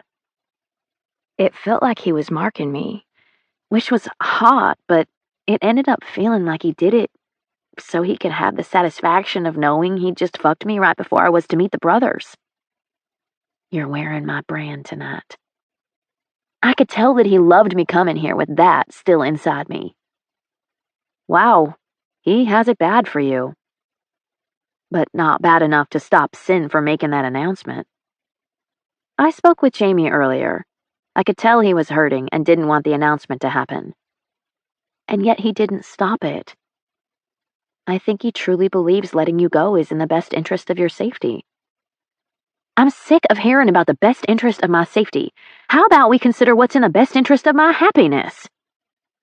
I'm really at a point where I want to say screw all of this and let's just be together. In the end, what good is being safe if I'm miserable without him? Has he told you he loves you? No. He does. I see it when he talks about you. Sin comes up behind Blue and wraps his arms around her waist as he places a kiss against the side of her face. Hello, beautiful wife. Enjoying your free time while our children are being passed around? Blue holds up her glass of wine. I'm having a lovely time, husband. I love when you have that kind of lovely time. It's a good indication I'll get to have a lovely time. It doesn't matter that my brother-in-law is second in command to one of the largest criminal organizations in Scotland. He is so damn cute with Blue that it's ridiculous. And the two of them with those 3 babies are cuteness overload. I quickly scan the room for Jamie, but again can't find him. Have you seen Jamie? Not in a while. I spotted him with a bottle of whiskey at a table in the corner, staring a hole through me and the brother I was talking to, but that was a while ago. I haven't seen him in over an hour. Kenrick is man in the bar tonight. I saw Jamie visit him a few times, so you might ask him. I'm a little embarrassed to bring up my earlier observation, but he's Jamie's best friend. He might be able to shed a little light on the situation. I saw Jamie leave with a woman earlier. I think they went to the guest house. What woman? Ain't that the question of the hour? I have no idea. I've never seen her before tonight. But then again, I've not seen most of these women here. What does she look like? Blonde, blunt bangs. I touch my shoulder. Straight hair cut to here. She was wearing a 50s style emerald green dress. The kind that's tied at the waist and then poofs out. The woman could be a friend, a family member, a fuck buddy. I have no idea. I only know I hated the way it made me feel to see him leave with her. Sin scans the crowd for the woman. You see her now? No. She disappeared about the same time as Jamie. And I hate what that could mean. I don't like the butterflies fluttering in my stomach. They aren't the good kind Jamie usually gives me. Let's talk to Kenrick before you jump to conclusions. I'm already jumping to conclusions. The nausea in my gut is proof. Sin leads me behind the bar so we can speak privately with Kenrick. Can I get you something, boss? Not right now. We're looking for Jamie.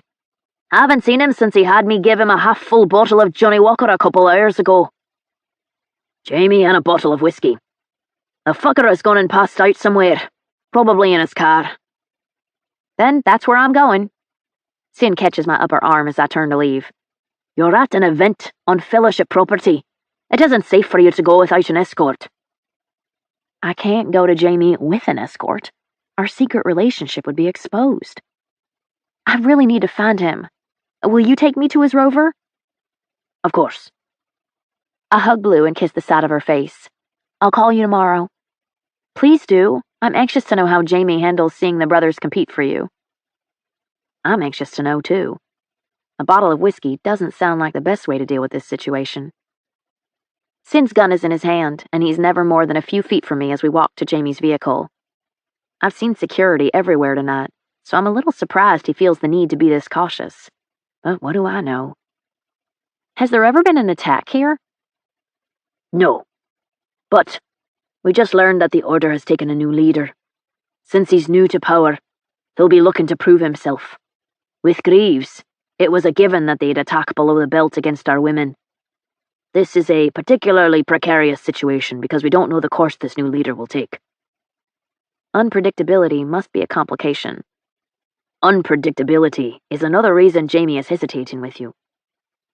Hesitating implies he's going to claim me. He's going to, Ellison. He just needs a little more time. And maybe another little push. Who knows? Maybe seeing you with other men tonight was enough to open his eyes. Tonight stung Sin. He stood there and said nothing while those brothers squabbled over me. His expression was flat, completely emotionless, as though he didn't care at all. That was Jamie's way of protecting you. He didn't want the brothers to see him react, so he underreacted. I know him. He was seething on the inside, hence the reason he's somewhere drinking himself into a stupor. I can't lie, I'm not in the best place with Jamie right now. He watched me get passed from one brother to the next without a word. He didn't approach me. He didn't ask me to dance. He didn't utter a word to me once he handed me off to Logan. And he was with another woman. I come to a dead stop when I see the empty space where Jamie's Range Rover was parked. His car's gone. Are you sure? It's much darker than when you arrived. The property probably looks different. We parked next to that Porsche Cayenne. I'm positive because I peeked inside to see what the interior looked like. The realization sinks in and lands like a brick in the pit of my stomach. He left me. It's possible he passed out and one of the brothers drove him back to the infirmary. One of the armed guards walking the perimeter approaches, and Sin calls out to him. Did you see Jamie leave? Aye. He and Adara left about an hour ago. Adara? You're certain about that? Aye, very certain. I told Adara she looked lovely and she thanked me. I feel sick, gutted, wrecked. I know it doesn't look good, but it doesn't mean what you're thinking.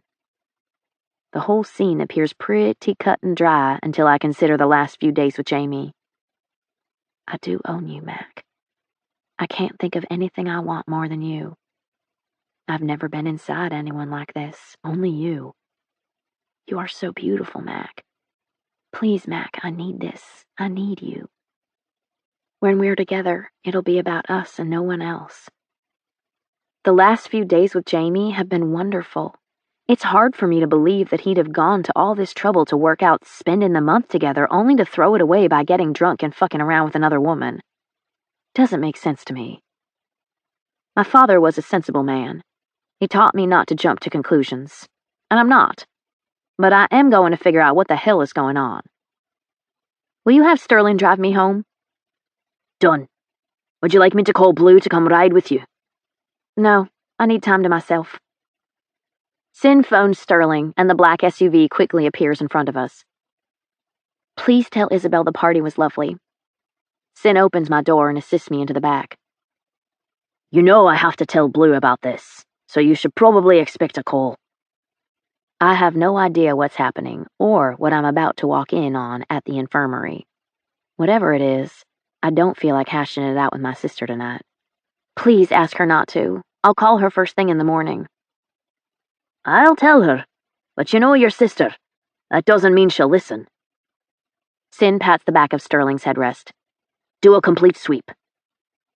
I'm not sure if the sweep is for my protection or Jamie's.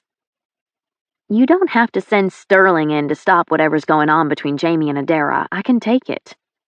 In fact, if something is happening, I prefer to see it so I have a reminder of how stupid I was to go along with Jamie's proposition. That isn't the intention. We always face a higher risk of being hit following an event. Someone has to ensure the infirmary hasn't been compromised before we can let you go inside. I guess that rationale is legit. Okay. He's not shagging her, Ellison. I'm sure of it. I wish I were sure of it. I guess we'll see.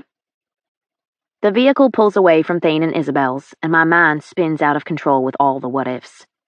What if Adara's still there? What if she's not? And I never really know what happened between the two of them. What if I walk in on them having sex? I'm nauseated, restless, uneasy, and all of my unpleasantries multiply the closer we get to the infirmary. I expected the pain to come when we said goodbye, not less than a week into the relationship. I'm further troubled when I see Jamie's Range Rover in the drive. He left the party with another woman only an hour ago. Did he bring her here, to our place? To our bedroom? I wait in the car while Sterling inspects the house, breath bated, stomach knotted, palms drenched. Sterling returns quickly, and I can't help questioning how he was so fast. Because everything checked out okay? Or because he walked in on Jamie and Adara and was told to get out immediately? Sterling opens my door. There hasn't been a breach. There are no order members inside, but that doesn't mean something painful doesn't await me. I stand and straighten my dress after Sterling assists me out of the SUV, stalling, procrastinating, dragging my feet. All is well, Miss McAllister. He's passed out in the bed, alone. My heart calms a bit with the reassurance. Forgive me for intruding. I thought it might ease your mind a bit to know you wouldn't be walking in on something you didn't want to see. That was very thoughtful, thank you. Sterling is never more than 3 steps from me on the walk from the vehicle to the front door. Lock the door and arm the alarm as soon as you're inside. I will. Thank you for the ride. Anytime, Miss McAllister. I kick out of my heels and flex my cramped feet. I wore those damn things so Jamie would think I was sexy, and then he didn't even pay me any attention. Total waste. I stand at the foot of the stairs and ponder what I'll find when I go upstairs. Sterling said Jamie was alone, but that wasn't the case an hour ago. Did they fuck before she left? Shit. Time to face the music. I find Jamie stretched side to side on the bed, the bedding undisturbed except for the throw pillow under his head. His jacket and tie have been shed, but he's still wearing his trousers and button-down. Not a guarantee, but a good indication. I sit on the bed and he doesn't stir. Not even the rhythm of his breath is disturbed. I lie down beside him, my head propped in my hands, and take the opportunity to study his face. Dark lashes resting against his lower lids, stubble slightly heavier, strong jawline, full lips slightly parted with every breath, causing a puh sound to escape. So damn handsome it hurts. I touch his face, stroking my thumb down his cheek. You're killing me, Doc. I really need this bullshit to end. Claim me. This time he stirs and rolls toward me. Mark. I'm here. Opening his eyes is a bit of a struggle.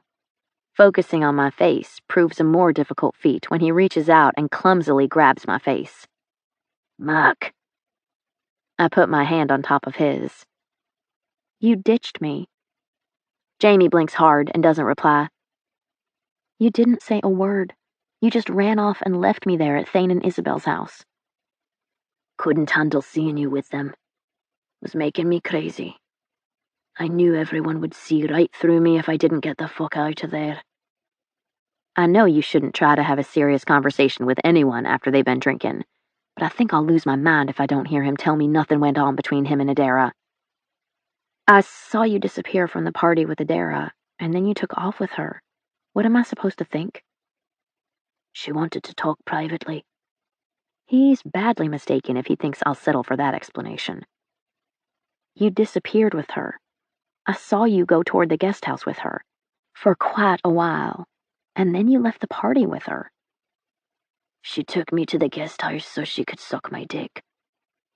Any relief I felt about not finding Adara at the infirmary or discovering a naked Jamie in a disheveled bed quickly fades. How could you, Jamie? I push away from him to get off the bed, but he grabs my wrist. I didn't let her. Good thing I didn't, because she likes pussy instead. Maybe he's drunker than I thought. What? Adara likes women. She has a girlfriend. I'm not surprised to hear that, but it doesn't mean they didn't sleep together. You didn't fuck around with her? No, she's a lesbian. Why did she try to give you a blowjob if she's into girls? Long story. Doesn't matter anyway. Just know that she drove me home because I was on the whiskey. No other reason. Jamie tugs on my arm. Lie beside me, baby. I want to feel you next to me. I scoot closer and stretch beside him with my head resting on his bicep. We're sprawled sideways across the mattress on top of the covers, and Jamie's fingers make a game of clumsily playing with my hair. I knew the brothers would be enchanted by you, but I wasn't prepared to hear them trying to claim you after only laying eyes on you. Jamie sighs and fists the top of his hair with his free hand. Thought I could handle it, but I was wrong. Sorry. I fucking lost it. I thought the whiskey would help, but it only made it worse. I got more pissed off every time I saw another brother talking to you. Trying to win over what's mine. Trying to fuck what's mine. Trying to claim what's mine. Jamie rises and moves over me to cover my body with his. You're mine, Mac. Your heart, your love, your body, all of you belongs to me. Jamie's tongue is looser than usual. Yes, he's drunk. To what degree, I'm not sure, but I don't think he's hammered.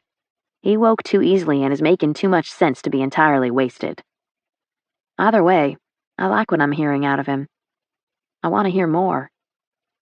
I push my hands between us and work on unfastening his pants. I push at the waistband of his pants and underwear until they're mid-thigh and his cock is freed.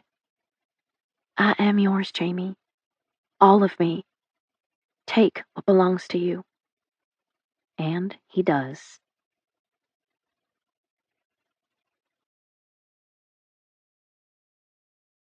Chapter 9. Jamie Breckenridge. Damn it. It feels like my brain is beating itself against my skull trying to escape. Guess I drank more whiskey than I thought. Bad coping mechanism. It's still dark outside. The clock reads 4:26, which means my alarm will be screaming soon. I'm certain the throbbing in my brain won't welcome the noise, so I turn off the alarm. There is zero chance of me going back to sleep. I breathe in deeply and stretch as bits and pieces of the night flash through my head. Logan making a public declaration to claim Ellison. Logan touching my girl's face like he had every right.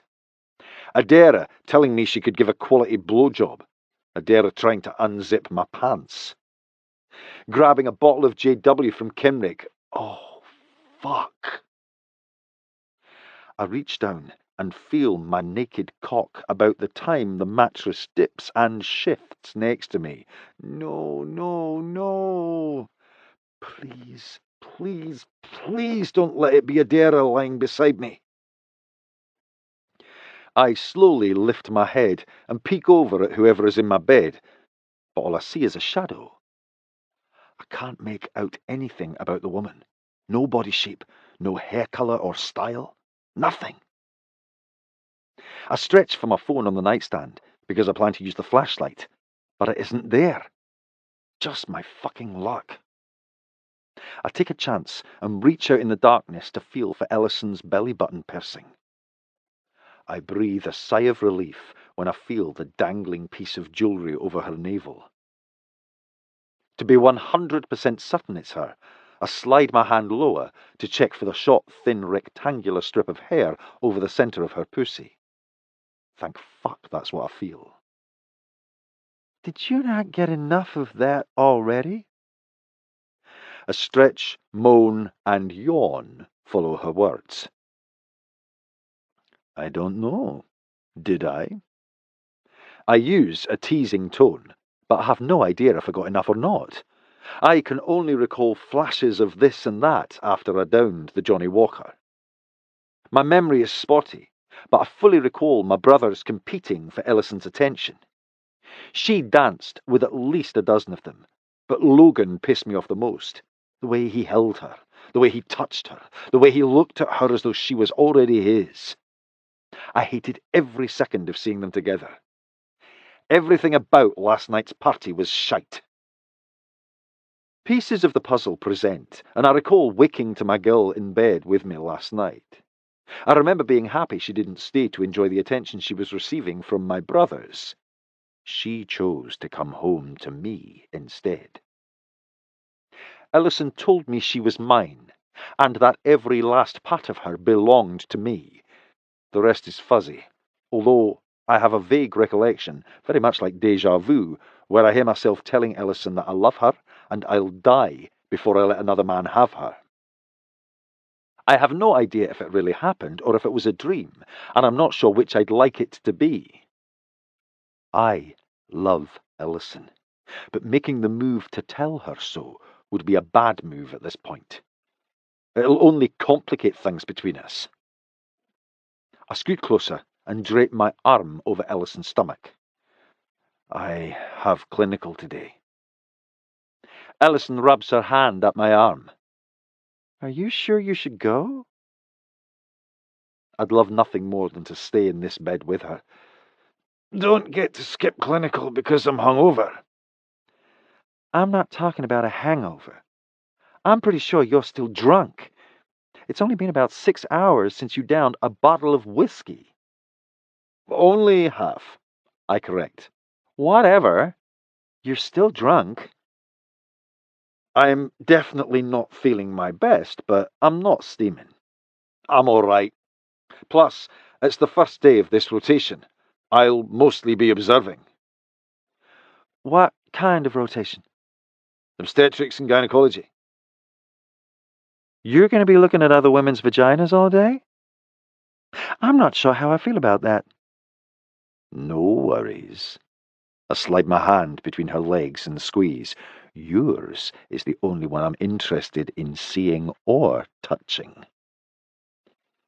You touched it a lot last night, and you were very clear about it belonging to you and no one else.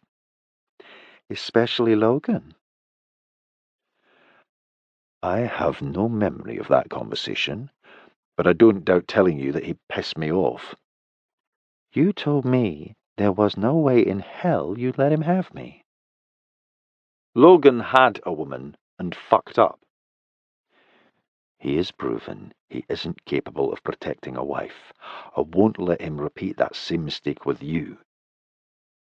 You make it sound like I'm still up for claiming. Not by him. You said last night that you loved me and would die before you let another man have me. Fuck. It wasn't a dream. I did tell her those things last night. Mac, I don't know what to say. I love Ellison. But I made a conscious decision to keep those words to myself, keep things uncomplicated, until I have a solid plan on how I'll claim, marry, and protect her.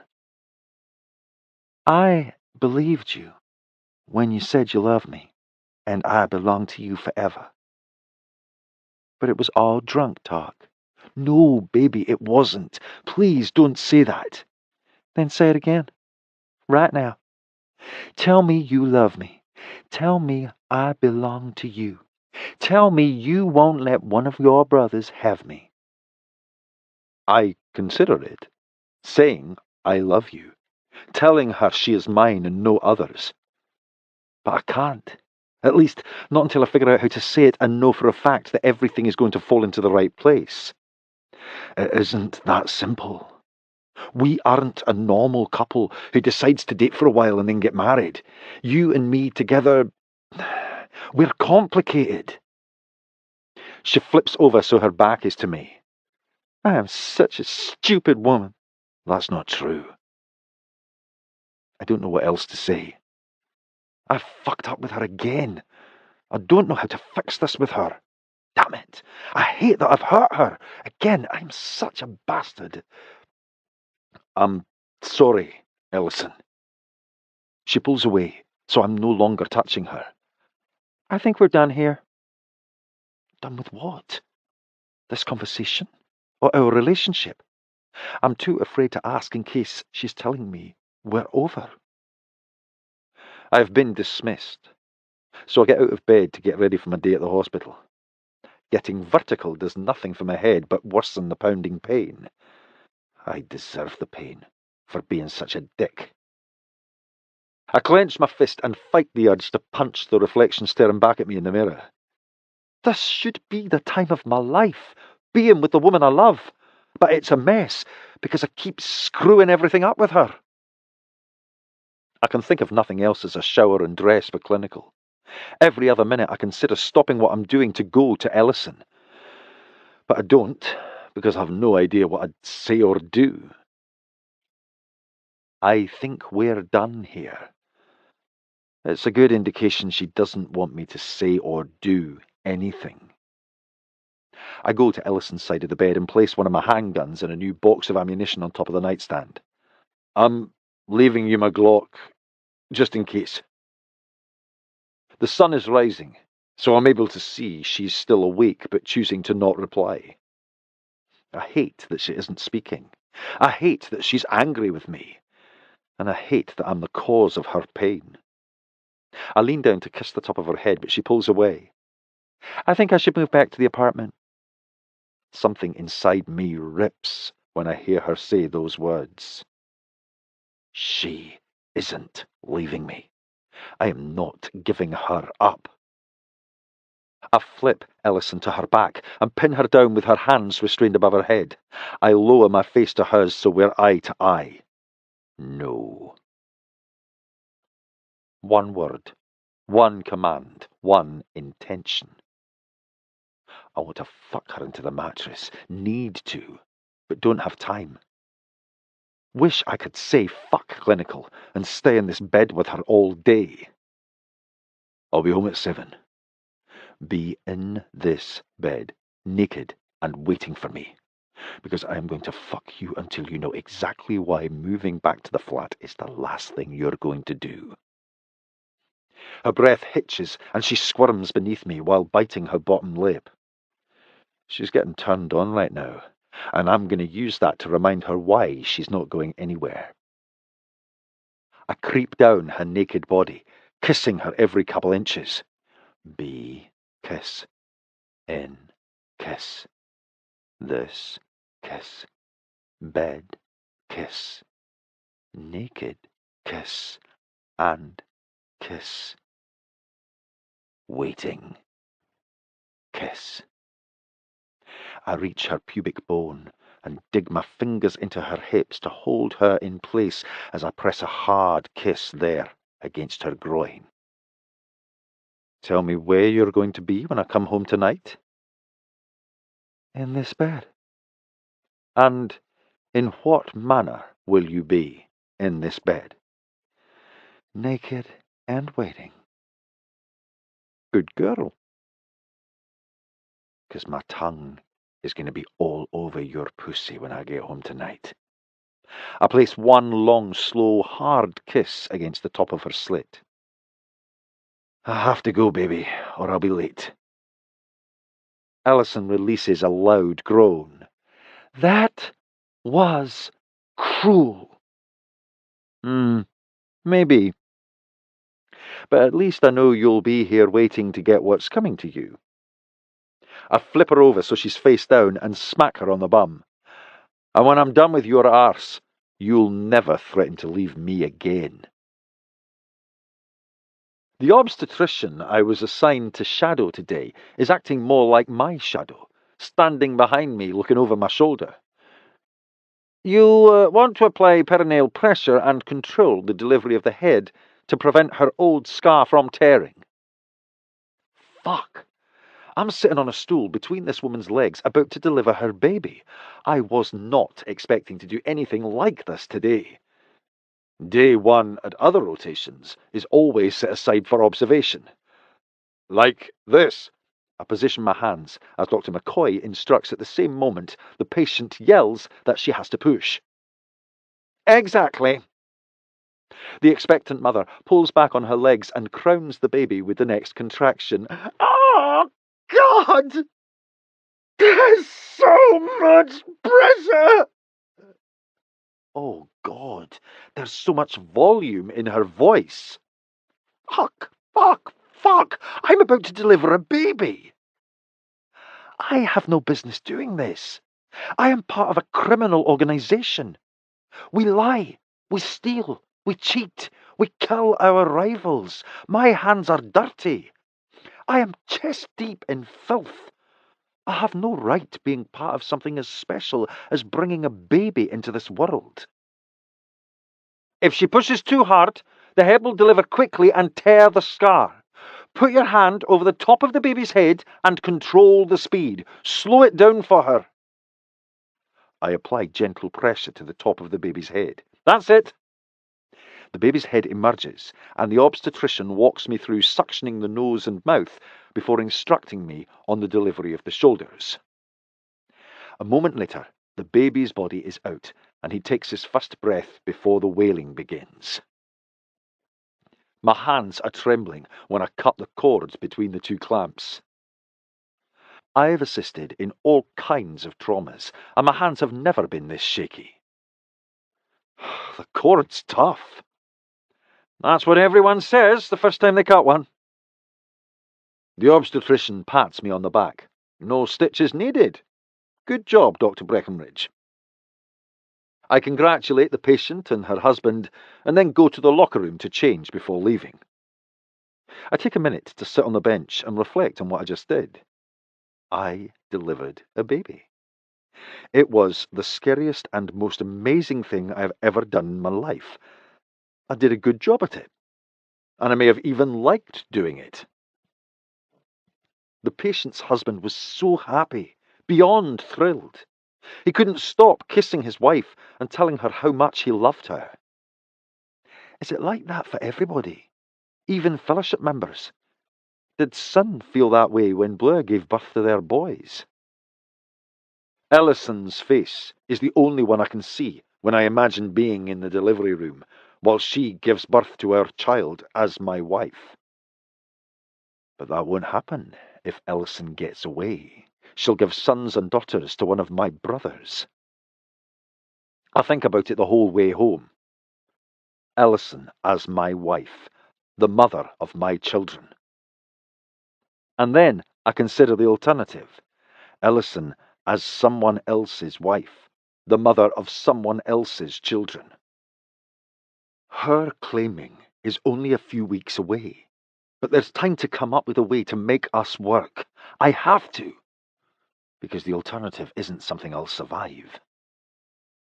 I pull into the drive and go into panic mode the moment I see the black sedan in the driveway.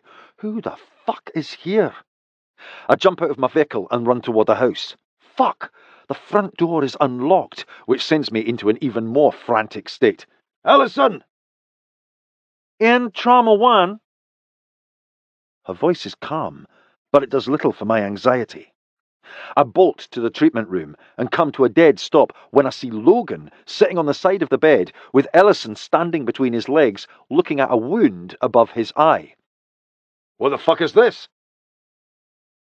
Ellison cuts her eyes at me. Our first patient. She steps away and takes off her gloves. I think it'll heal quicker with a few stitches. I thought I was coming home to a naked Ellison in our bed waiting to be fucked, not this shite. I go to Logan so I can evaluate the laceration over his brow. Lie down on the bed so I can have a better look under the light. Ellison grabs the overhead exam light and adjusts it so it's shining directly on the cut. 3 stitches, maybe 4. We'll see. I get up from the stool and motion for Ellison to follow me. Can you help me find the chromic sutures? You don't use nylon for facial lacerations? Do you really think a brother is going to come back to have sutures removed? Well, since you're asking, I would guess not. Ellison points to the shelves of supplies. I stocked this room with chromic. Not the size I need. Come help me find a 5-0 in the supply room. I lead Ellison to Trauma 2 and shut the door. I really want to put you over my lap and spank your arse hard.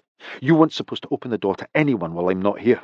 We talked about that and you agreed. It's the only reason I let you stay here today instead of taking you to Sin and Blues. I know, and I didn't plan to open the door, but Sin called ahead to let me know Logan was coming for treatment. I didn't have a choice. The fucker knew I'd probably be gone to clinical. He called Sin so he could get into the infirmary while I wasn't here. I don't like that one damn bit. How long has he been here? Maybe 10 minutes? 10 minutes alone with Ellison. A lot can happen in that amount of time. Did he touch you? Ellison looks away. No. Inexperienced liars can't look you in the eyes when they lie. Fact. And that means he touched her. You're going to have to become a better liar than that if you're going to make me believe you. She sighs. He put his hands on my hips and squeezed them while I was cleaning his laceration. It wasn't a big deal. Not a big deal. Are you fucking kidding me? The honey bastard put his hands on you. Whoa! Ellison puts up her hand. You act like Logan has wronged you in some way. He has. You are mine. Allison's eyes narrow. Am I really? Fuck yes. If I were really yours, he'd know I was. I wouldn't have been put on the block for claiming. Is that so? Fuck yes. The little shite is mocking me. I bolt toward Ellison and yank her into my arms. Hard. Our kiss skips slow and sweet and proceeds directly to heated, urgent, carnal. If you weren't mine, would you let me do this? Fuck you, Jamie Breckenridge. Not yet, baby. I yank open her jeans, shove my hand into her knickers, and plunge my fingers deep inside her pussy. I move them in and out, stroking the roof with my curled fingertips, making her moan. If you weren't mine, would you let me do this? Fuck you. Not yet, baby. I take my fingers out of her and bring them to my mouth for a taste. If you weren't mine, would I do this? Fuck you. Is that what you want, Mag? For me to bury my cock deep inside you? Yes. No hesitation. Then zip up your pants and let's go stitch this motherfucker so we can send him on his way and get down to it. Ellison grabs my jaw and squeezes hard so my lips pucker outwardly. You're gonna beg me to let you put your cock inside me? I love the fire I see in my girl's eye. I want to play with it, see it burn out of control. I think it'll be the other way around. I guess we'll see. Too bad I have to wash my hands before stitching Logan. I wouldn't mind him smelling Ellison on me. I wouldn't mind him wondering what we were doing. I wouldn't mind him figuring out I have had Ellison, or that I'm having her every chance I get. I'm gloved and ready to go when Ellison passes the loaded needle holder to me. 5-0 chromic. Thank you, Mag. Ellison grins when I use her behind closed doors only nickname. I lean over Logan and pull his wound together. Looks like it should heal well, but you should probably expect a small scar since it's across your eyebrow. Worth the scar? How'd this happen? Practicing skills for the takeover. We'll be here before we know it. I'm ready for it to be over so I can make my claim on this beautiful woman. I push the needle through Logan's skin and inwardly chuckle when he yells out in pain. I only inject local for pussies. Do you need something for the pain? Fuck no! Logan winces when I drive the needle through the other side of the laceration and bring the edges of skin together. Good. Because that would be humiliating to let Max see you puss out. Logan grips the edge of the mattress on the bed. Have you been brushing up on your skills, cousin? He knows damn well I won't be in on the action.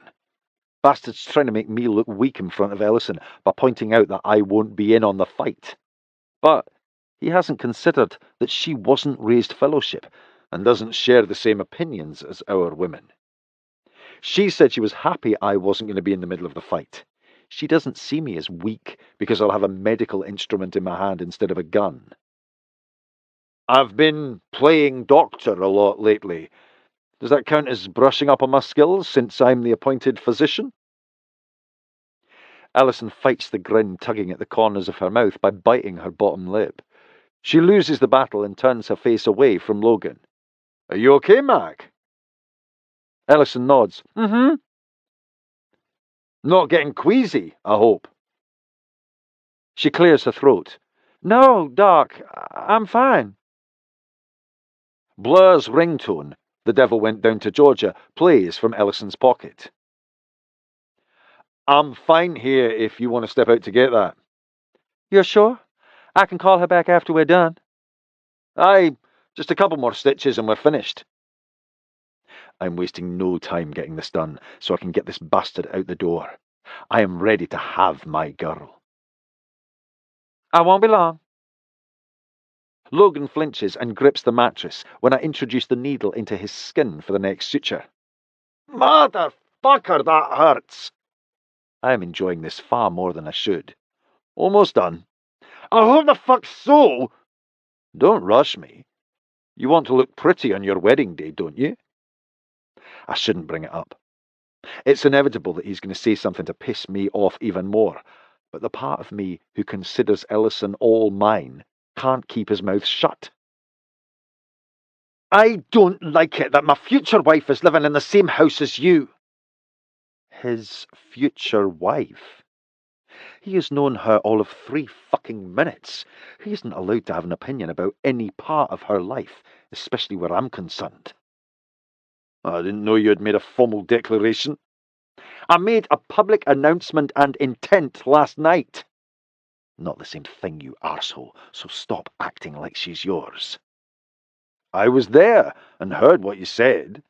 I also heard Sin say he wouldn't accept an official claim until after the takeover. That's just a matter of time. And just a matter of her accepting, and Sin approving, and me not killing this fucker. Have you discussed a match with Ellison? I told her I intended on claiming her. She supports your claim? She didn't oppose it, so you'd better be looking for a new nurse. When we marry, she is done here. She'll be at home with me, raising our children. Raising your children? Is Ellison aware of this plan at all? Very aware. She wants a baby, so I told her I'd give her one as soon as we're married. She said I would make a wonderful father. What the fuck? I don't believe for 1 second that Ellison agreed to any of this. Well, you sure as hell made a lot of life decisions during a 3-minute dance. She needs a fellowship husband. I'm ready to take another wife. There wasn't a lot to decide. Makes sense for us to be together.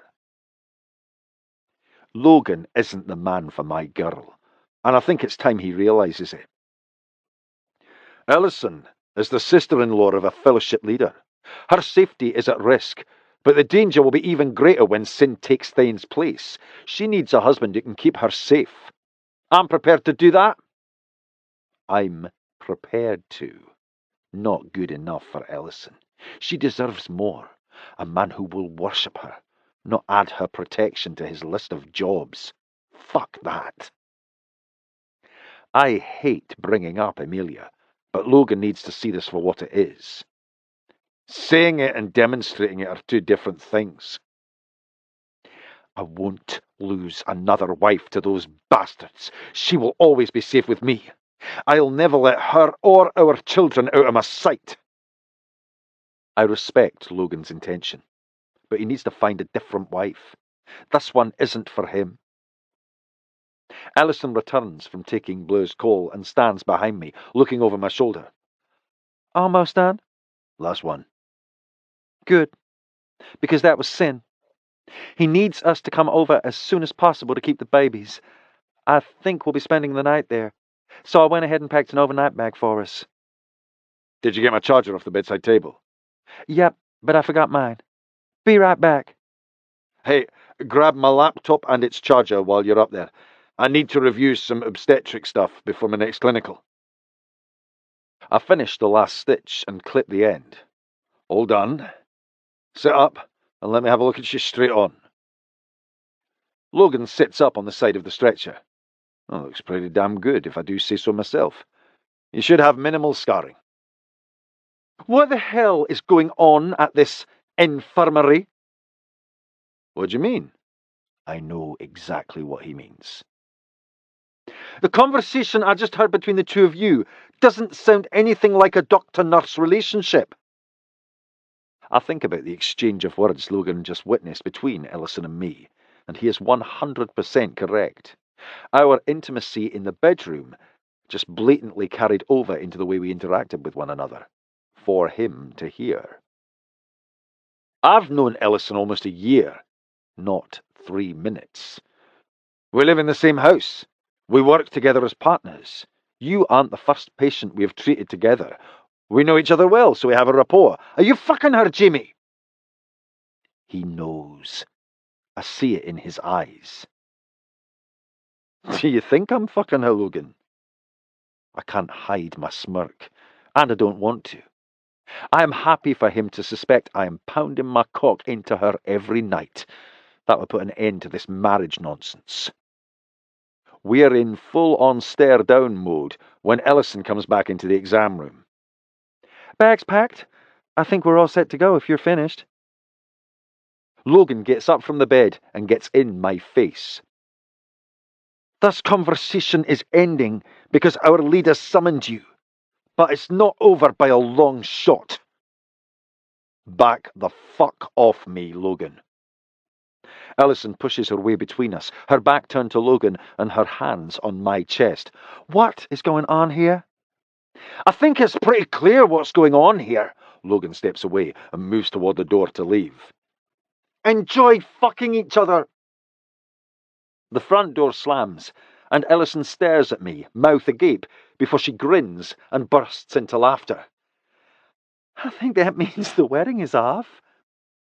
I definitely think the wedding is off. And the baby. Ellison covers her mouth with her hand. Oh shit, Jamie. He's going to tell the brothers. Should we go after him? Convince him he's wrong? Is that what you want? To convince him he's wrong? Because if you do, I'll go after him right now. I'll make him believe there's nothing between us.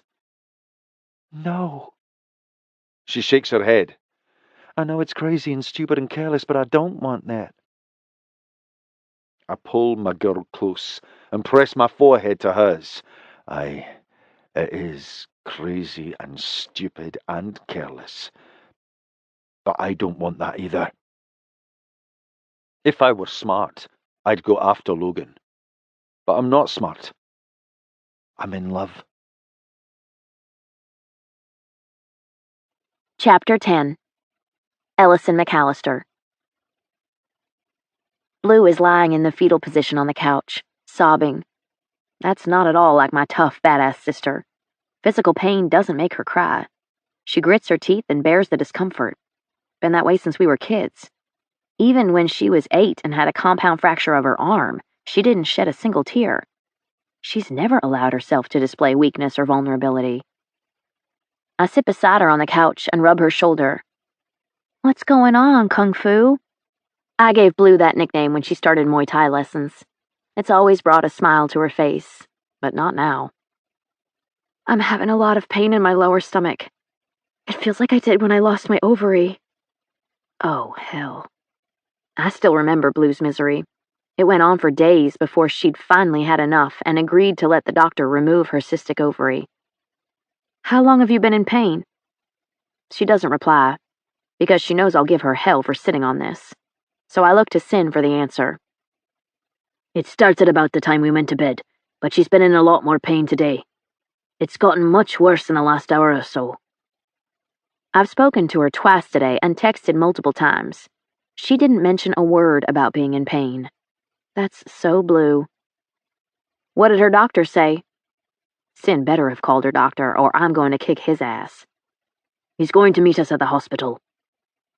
Blue moans as she turns onto her other side.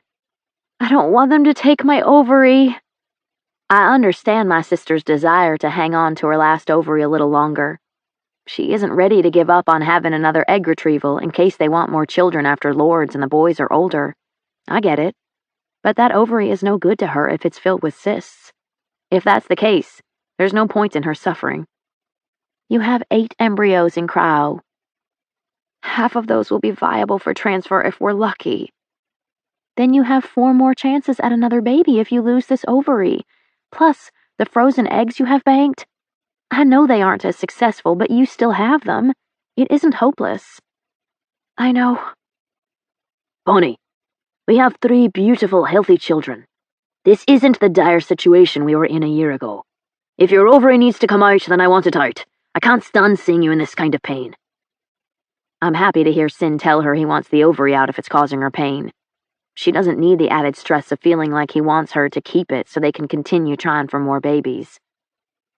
A ruptured cyst can become serious if left untreated. You can't sit on this any longer. You need to go now. Which ovary do you still have? Jamie asks. Left. You're guarding your right side. Show me where you're hurting. Blue's hand hovers over the middle of her stomach and moves downward to the lower right. This whole area, but it starts in the center and radiates down here. Jamie's been standing back, silent, watching, observing. I know where he's going with these questions, and feeling stupid for not considering the same possibility. I think I let my relationship with Blue blur my nurse's brain. He comes to kneel beside my sister. Will you let me feel your abdomen? Yeah. Blue rolls to her back and brings her bent knees with her. Jamie touches her forehead first. You have a fever. Have you kept anything down today? Sin answers for her. She had a little bit of food at the party, and wine. But not much. I started feeling nauseous right after Ellison left. Jamie palpates her abdomen and slowly moves to the right lower side. It isn't until he releases the pressure that she screams. Rebound tenderness. I don't think this is a rupturing ovarian cyst. Your symptoms are classic for an appendicitis. Which could rupture at any minute based on how long she's been hurting. I look at Sin and give him my get my sister to the fucking hospital now eyes. She needs to be seen, now. I have to see my babies before we go. I bring Lords to her, and Sin brings Liam and Harrison, since he's mastered holding two at once. Quick hug and kiss for Mummy, because Mummy has to go. Blue kisses the babies one by one and tells each how much she loves and will miss them. Makes me want to burst out bawling, but I keep it together because I don't want to put any added stress on my sister. Don't worry about the babies, Kung Fu. I'm a nurse, Jamie's a doctor. It is impossible for you to leave these kiddos in more capable hands. Plus, you know how much they love Auntie Ellie. I know. It's just that we've never left them overnight before. They're going to be so out of sorts when I'm not here for their bedtime feeding. Blue is still breastfeeding, so I'm certain bedtime will be a hot mess. But it is what it is, and we'll do what we gotta do. They will survive missing one bedtime nursing. Now get your ass up off that couch and go to the hospital. Blue reaches out for Sin's hands as she strains to get up from the couch. Help me, baby. I need to get Harrison's antibiotic and show Ellison how to give it to him. She's a nurse, she'll figure it out. Sin scoops Blue up and lifts her from the couch as though she weighs no more than one of her children. We've fucked around with this long enough, we're leaving now. Blue holds Sin around the neck and winces in pain as he carries her to the car. Call me as soon as you talk to the doctor. You know I'm going to be a wreck until I know what's going on. I run ahead of Sin and Blue and open the door exiting to the garage. Sterling is already there and waiting. I'll give you a call the minute I know what's going on. There's breast milk in the freezer. Blue calls out as Sin is putting her in the back seat. I know. She forgets I'm the one who helped her pump ahead and prepare it for the freezer in case anything like this ever happened. Kiss my babies at bedtime for me. I will. Now go. Jamie puts his arm around me as we watch the car drive away with my sick sister. The dam holding my tears bursts when the wheels leave the drive and pull onto the road. He squeezes my arm, and I put my head on his shoulder. She's going to be fine. They'll do a laparoscopic appendectomy and she'll be home in no time. Maybe even by bedtime tomorrow night. I don't think Jamie understands what my sister means to me. She's the only family I have left. Literally, she's it for me. Not true. You have these two feisty little boys, and then there's this adorable little princess who's counting on you to show her how much shite you can cram into one bathroom. I giggle, a little, through my sobs. This is true. I certainly can't depend on Blue to show her. Jamie takes his arm away and turns me so we're face to face. You're gaining an entire fellowship family at the end of the month. No matter which way it goes, you'll always have me. I am your family. You'll always have me. I am your family. I don't think any man has ever said anything more powerful to me in my entire life. I want Jamie so badly. I don't mean sexually. I just want him to put his arms around me and hold on until the end of time. I love you. Please don't let another man take me. I know we can make this work. The words play tug of war on the tip of my tongue, threatening to jump from the safety of my mouth at any moment. Until I remember this morning, when the alcohol had worn off. Jamie's whiskey-drenched I love yous and declarations from last night were nothing more than empty promises, worthless pledges, meaningless vows. I spent the day replaying last night over and over in my head. I love you, Ellison. I'll die before I let another man have you. I'm going to find a way to make us work. Don't give up on me. I just need time to figure things out. I'll give up being doctor if it's the only way for us to be together. I don't want to think about the things he said last night and no longer meant this morning. It hurts too much. He asked me for the month. I'm giving it to him. Hot sex. That's all this is. No love, no commitment, no regrets. A wail from the living room interrupts the moment we're having. I'm glad. I don't want to think about this anymore. I just wish his words would match his actions, as I'm as confused as hell. We go into the living room, and Jamie stands with his hands on his hips, looking over the trio of babies lined up on the folded quilt on the floor. That's a lot of bairns. Just like triplets.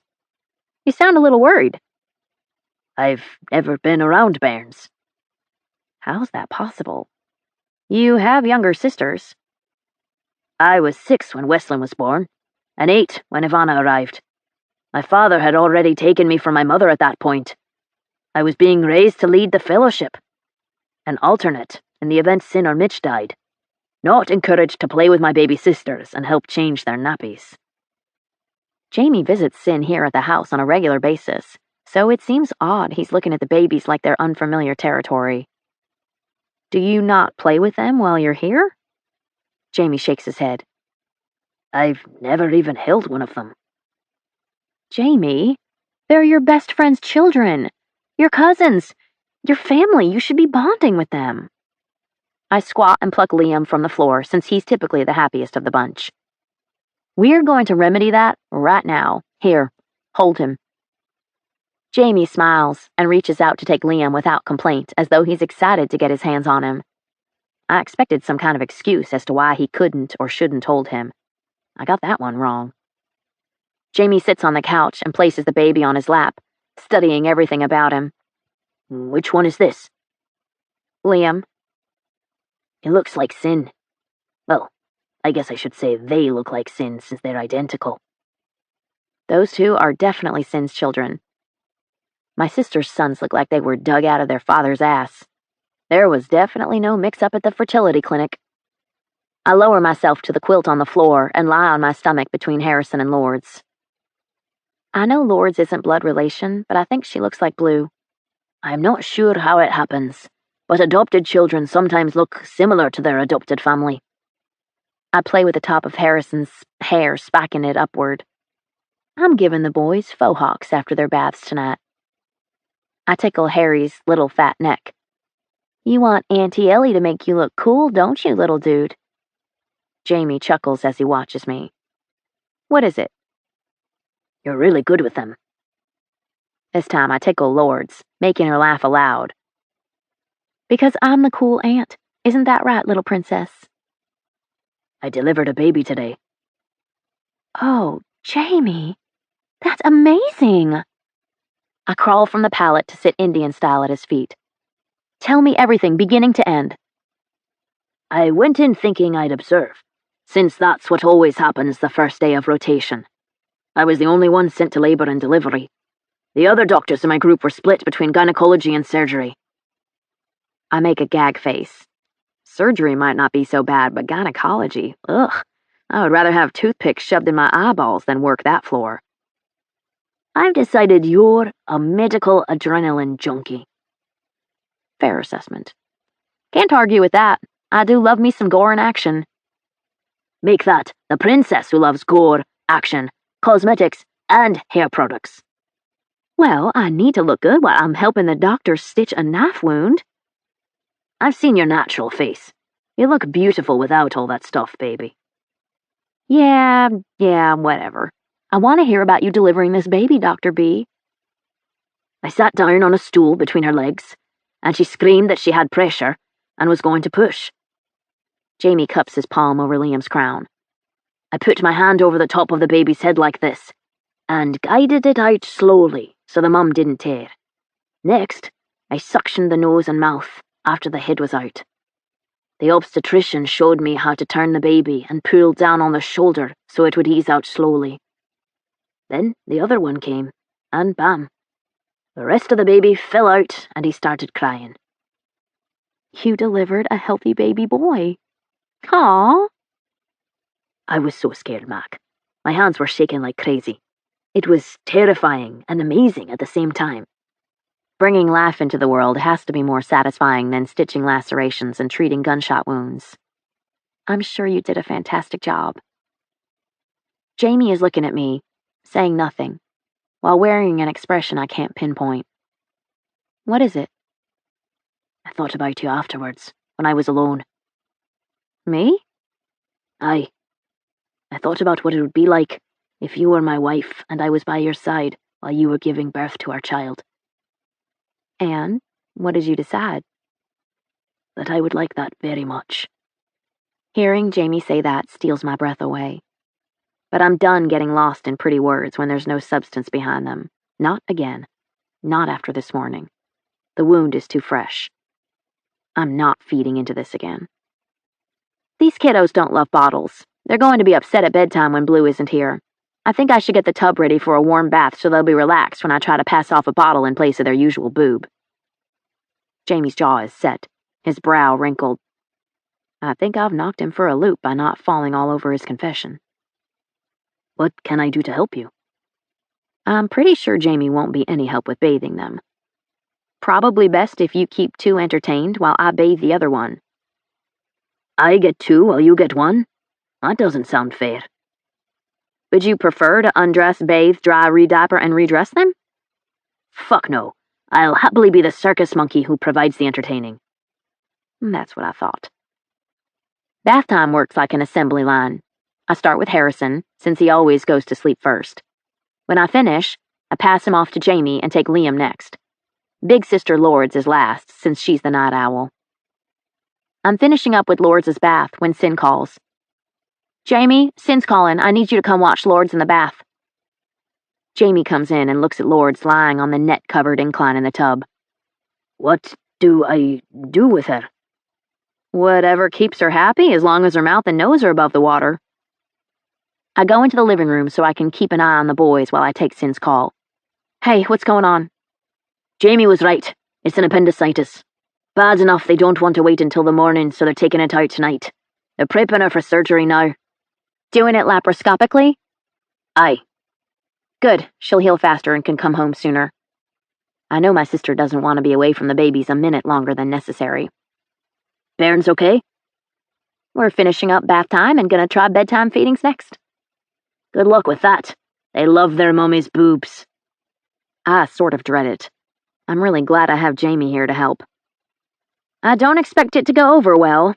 I thought extra bath time with Lavender might relax them a bit more.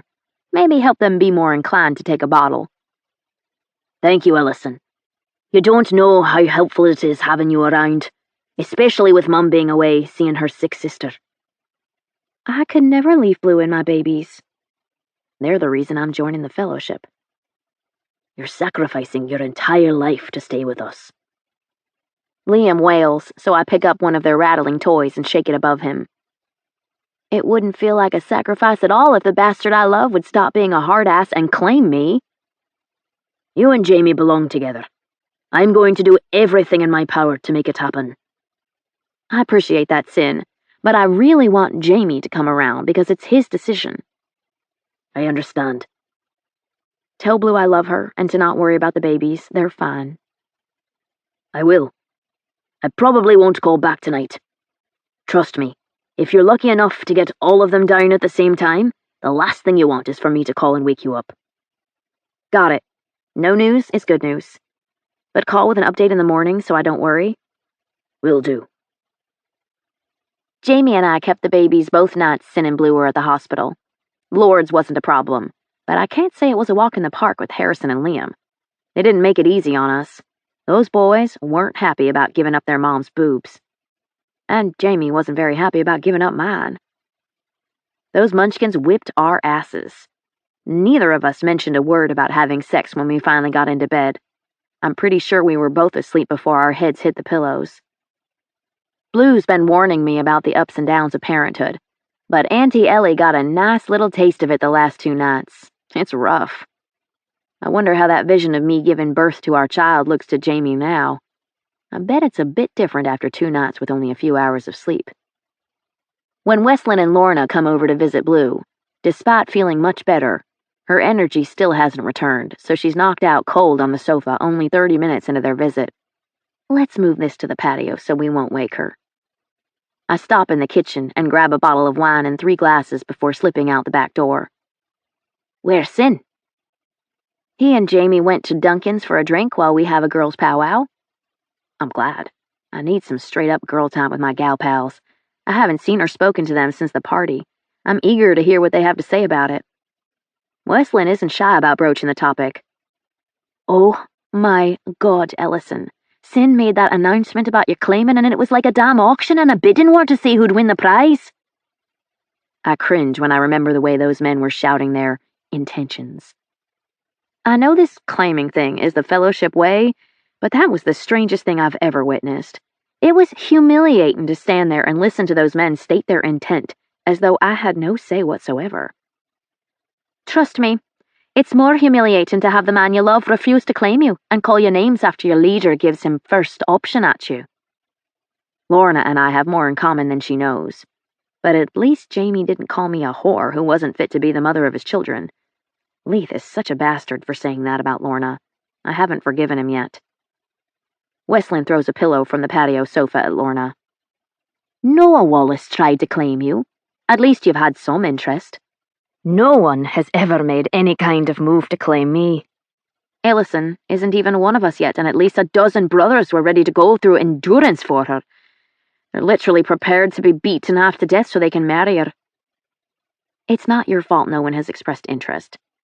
Your dad ruined any chance you had with a regular fellowship man. He made it very clear to the brothers that you were off limits because you were being saved for Sin. I don't care if Wesleyan and Sin aren't blood related. It's still super weird that Abram wanted them to marry. Anything my father said pertaining to me being saved for Sin would have no bearing after he married Blue. It's been a year, and no one has made a move to claim me. Or anything else. Lorna releases a dramatic, exasperated breath. I don't know why you're bitching about not being claimed. You don't plan on marrying a fellowship man anyway. You're right. I don't know why I'm complaining. I'm definitely not marrying a fellowship man. But I wouldn't mind fooling around with one in the meantime. Wesleyan hinted a while back that she was interested in a guy at uni, but I never heard anything else about him. Guess it didn't pan out. Lorna lifts her hand. I had the most cobwebs last time we had this conversation. I still have those same cobwebs, plus a new accumulation. And it's guaranteed that won't be changing anytime soon since Leith put out word with the brothers that none of them are to touch you. He's such a bastard. Lorna can call him every name in the book, but she likes that Leith has declared her off limits to the brothers. I can tell every time she tries to hide her smile, just like now. A bastard who loves you enough to come on stage and drag your near-naked ass off a stripper pole. As he should have, by the way. I know Lorna was retaliating against Leith after he hurt her, but I still can't believe she went on stage to dance topless. Good thing he got her down from there only minutes into her first performance. And now I'm jobless, again. Not because you have to be. Leith wants you back at Duncan's. I don't want to go back. It would feel like I'm giving in, or forgiving him. Lorna breathes in deeply and sighs. But I'm approaching a point where I may not have a choice. My bank account is shrinking fast since nothing's coming in. You should go back and let him grovel. I bet he'd be very accommodating both in and out of bed. I would love a good shag, and believe me, Leith is a damn good lay. But I'm not ready to go there. I still hear the echoes of what he said about me to Sin. That makes me so sad, because we all know Leith was blowing smoke. You two belong together. I never understood why Leith called Lorna a whore, and I've been too afraid to ask her. Maybe Jamie knows what went down between them. Lorna shrugs. I may forgive him. One day. But it won't be today. Fair enough. Westland twists in her seat and faces me. Spotlight moving back to you. Did any of the men who voiced intent at the party interest you? I'm not a fan of being beneath this spotlight. No. Not even one? No. They both look so hopeful, like they're waiting for and wanting me to elaborate. Aside from Blue, Westland and Lorna are my best friends. They accepted me into their circle when I was in fellowship, and I'm certain we're going to grow closer once I become one of them. They've told me their secrets. I want to tell them mine. It's impossible to be interested in any of the brothers who spoke up with intent to claim me when I'm already in love with another. Westland throws her arms into the air and shrieks. Finally! She's admitting it! Lorna leans forward, all her attention focused directly on me. We want to hear you say it. Say what? They can't possibly know I'm talking about Jamie. I've been so careful all these months to hide my feelings. Do it. Admit that you are in love with my brother, so we can finally talk about it. Well, shit. I guess I wasn't hiding it as well as I thought. I am in love with Jamie. Westland falls over on the patio sofa and beats the cushion with her hand. Oh, shite! My mum hates your guts. She's going to be so pissed off when he claims you. Love it! Sorry to disappoint you, Westland, but Jamie doesn't plan to claim me. What? Why would that ass monkey not claim you? He loves you. I know he does. I've seen it with my own two eyes. He says I'm the sister-in-law of a leader and will need extra protection he can't provide. What the fuck does that mean? He's fellowship, born and raised. The son of Abram motherfucking Breckenridge. He was taught from the time he could hold a gun that when people come to kill us, we kill them first. That's how we roll. I told him I was confident he could protect me, but he says he's either been in a classroom or at the hospital the last several years instead of the battlefield. He doesn't feel capable of protecting me, and he'd rather see another brother have me than risk my safety. Lorna touches her hand to her chest. That's sort of sweet, but really tragic and fucked up at the same time. He's going to let one of the brothers have me. There's nothing sweet about that. The thought of another man crawling on top of me is nauseating. I nearly lose my breath when I imagine what it will feel like. I don't know if I can go through with the claiming. You've come too far to turn back now. Leaving the fellowship isn't an option. Because people don't leave the fellowship alive. You have to change his mind, Ellison. Westland says it so matter-of-factly, like it's so easy. Do they think I've not tried? I'm not begging any man to have me. I shrug and shake my head. I'm just in it for some good sex now. Then, use that to change his mind. Wish it were that easy, but my vagina isn't magic. Sex is sex. It isn't going to convince him to marry me, no matter how good it is. Maybe not, but a baby would. I know my brother. He never let another man raise his child. I'm not pregnant. Not yet, but you could be if you tried. Do you use condoms? Is he, you know? She lowers her voice. Inside you? I can't believe Westland is asking me that about her brother, or suggesting I do such a horrid thing. No way! I'm not trapping Jamie into marrying me by getting pregnant. Would it really be a trap if you love him, and he loves you, and you both want to be together? I want Jamie to marry me because it's what he wants, not because he feels he has no other choice. I can't do that to him. It's dirty and low down and shameful. So, you prefer to lie on your back with some man you don't love pumping away between your legs? That's not dirty and low down and shameful? Lorna, tell her she's wrong to even suggest I do that to Jamie. Lorna winces. I would say it's a horrendous thing to do, under different circumstances. But in your situation, I don't think it's that bad. It would probably make Jamie really happy. He admitted he'd thought about it and liked the idea of me being his wife and giving birth to his child. Can't say that didn't feel good. I know my brother. He would be thrilled if you were having his baby. I can't do that to him, even if I thought it was a fantastic idea. I'm on the pill. There's no way I could get pregnant and have a positive test before I'm on the block for claiming. Westlin laughs as she points at me.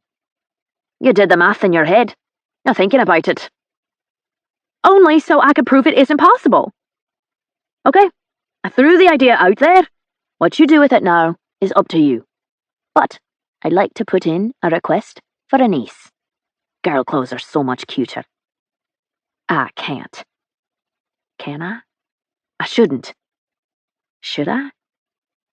Would I look at Jamie down the road and feel guilt or regret forcing him into marriage if we're together and happy? I'm not so sure.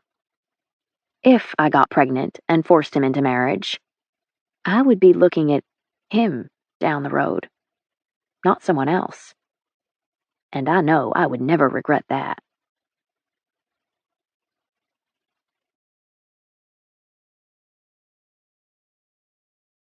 Chapter 11. Jamie Breckenridge. Your kids are little cock-blockers. You think I don't know that? They blocked you 2 nights, Jamie. Sin holds up a pair of fingers in a V. 2 nights. They thwart me almost every night. I'm lucky if I get to fuck my wife twice, maybe 3 times a week, and that only happens if the moon and stars align perfectly. I've been under the impression that Sin and Blur are leading these perfect lives, where they're on top of the world. But stepping into their roles the last couple of days has shown me otherwise. They have it rough with those babies. I didn't know bairns could be little ass-kickers like those 3. Well, really 2. Loads was pretty good and slept most of the night. It was those damn little twin hell-raisers who had no mercy on us. My boys can raise hell when they don't get their tit. Well, I can raise hell too when I don't get mine. Whoa, back it up. Leith puts his drink on the table and leans closer. You're getting tit from somebody. Sin brings his hand down on my shoulder and shakes me. Our boy here is fucking my sister-in-law. I wasn't planning to keep our relationship secret from Leith, but this isn't the way I plan to tell him. It's way more than that. Is this the same sister-in-law who's on the claiming block? The same sister-in-law that every unmarried asshole coming through this bar is talking non-stop about? I immediately suspect that Logan has been running his mouth about his suspicions. What are they saying about her? They want her. Every last one of them. Kenrick had to come across the bar last night and break up a brawl between 2 brothers because they were arguing over which one of them was going to win her. Win her? She is not a fucking prize for a winner at the end of a game. Of course they want her. Everyone wants her, including me. The brothers desire Ellison for her outward beauty, as I once did, but they don't see what's beneath her surface. They don't know her kind heart, her strength, her humour. Ellison is foreign to them, fresh, new, intriguing. She's a door slightly ajar, far more intriguing than an open one. She's a strong whiskey in a dainty coffee cup that reads fuck off. She's an angel with a hint of devil. I wear her invisible bite marks all over my flesh, where she has marked her territory. I am hers. She owns me heart, body, and soul. Leith doesn't understand that he's pouring salt into my wound. I don't want to hear this shite. I had no idea you had claimed Ellison, or I would have immediately put a stop to all the talk going around about your lass. I haven't claimed her. It pains me to say those words aloud. Leith looks at me with narrowed eyes. But you're going to, eh? I want to. That wasn't an affirmative. I shouldn't have to explain this to Leith. She's going to need extra protection I am not sure I can give her. You're fucking her, although you might not claim her. You know the risk that goes along with that. Does she understand that you'll ruin her? That none of the brothers will be willing to take her as a mate if they know you're ramming your cock up in her? Watch it, Leith. The only reason my fist isn't meeting his face is because he's my best mate, but I won't tolerate another comment like that one. What is it, Jimmy? Don't like hearing crude remarks about your lass. Newsflash! That's the least of what the brothers will say about her if anyone outside our circle of friends finds out you have had her. I haven't told Sin about the incident with Logan. It happened right before Blue went into the hospital. It felt wrong and trivial to bring it up while she was so ill. But it's time to come clean. There could already be reason for concern. It happened when Logan came to the infirmary for stitching. That was days ago. You have not mentioned it? Blur has been top priority the last couple of days. With everything going on the last couple of days, I can understand why you wouldn't have said anything about it until now. What happened? I recall the rush of anger, jealousy, possessiveness when I stormed into the house and saw him on the bed with Ellison standing between his legs tending his wound.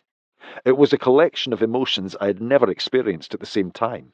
I hated the fusion of insecurity and mistrust happening inside me in that moment. I hated wondering if she liked being close to him, touching him. Logan was there when I arrived. It pissed me off, and I'm certain he could tell. Sin looks amused. That doesn't mean he knows. Ellison and I are like fire and gasoline, magnet and steel, earth and gravity. The pull between Ellison and me has been building for almost a year. We went from hiding our feelings to full-on fucking like there's no tomorrow. We live in the same house and share a connection that's incredibly natural and strong and comfortable. It's second nature to speak to her as though she's my mate. Logan picked up on our close relationship and called me out on it when Ellison was out of the room. And your response was? I admitted nothing. I paused a moment before continuing, but I also denied nothing. And I purposely smirked when he asked if I was fucking her. I wanted him to suspect so he'd back off of Ellison. Fuck, Jimmy, Sin growls. If you don't claim Ellison, you have fixed it so no other brother will either. Was that your plan when you came to me about the infirmary? I can't believe Sin thinks I would do something like that, although perhaps I have given him just cause in this situation. Absolutely not. It would kill me to see the woman I love with another man, but I want the best for her. I never intended for Ellison being branded fuckworthy to keep a brother from marrying her. Sin closes his eyes and rubs his lids. Her only hope for a good match at this point would be if Logan has kept this to himself. He isn't one for stirring trouble. It's possible he hasn't said anything. I let my jealousy control my actions. It was foolish, I admit that. I haven't heard any talk floating around the bar about this.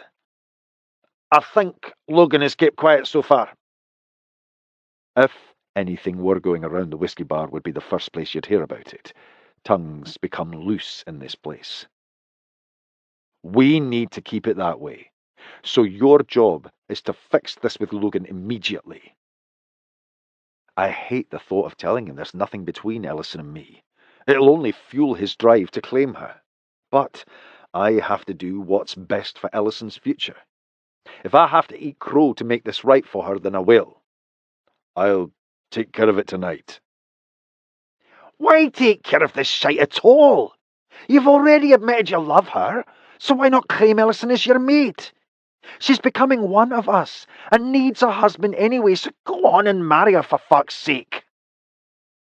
I guess that does sound easier to Leith, but, like always, he hasn't considered the consequences. He never does, and that's why he's in the mess he's in with Lorna. Think about it, Leith. She's our leader's sister-in-law. What does that make her? Your cousin's wife's sister? No, you smart arse. She's a target for the Order. A huge one they'd love to get their hands on. I'm a doctor. What good am I for protection if they decide to come for her while I'm out on a cold that can't be handled at the infirmary? She suffers because of me. She dies because of me. I don't choose that for her.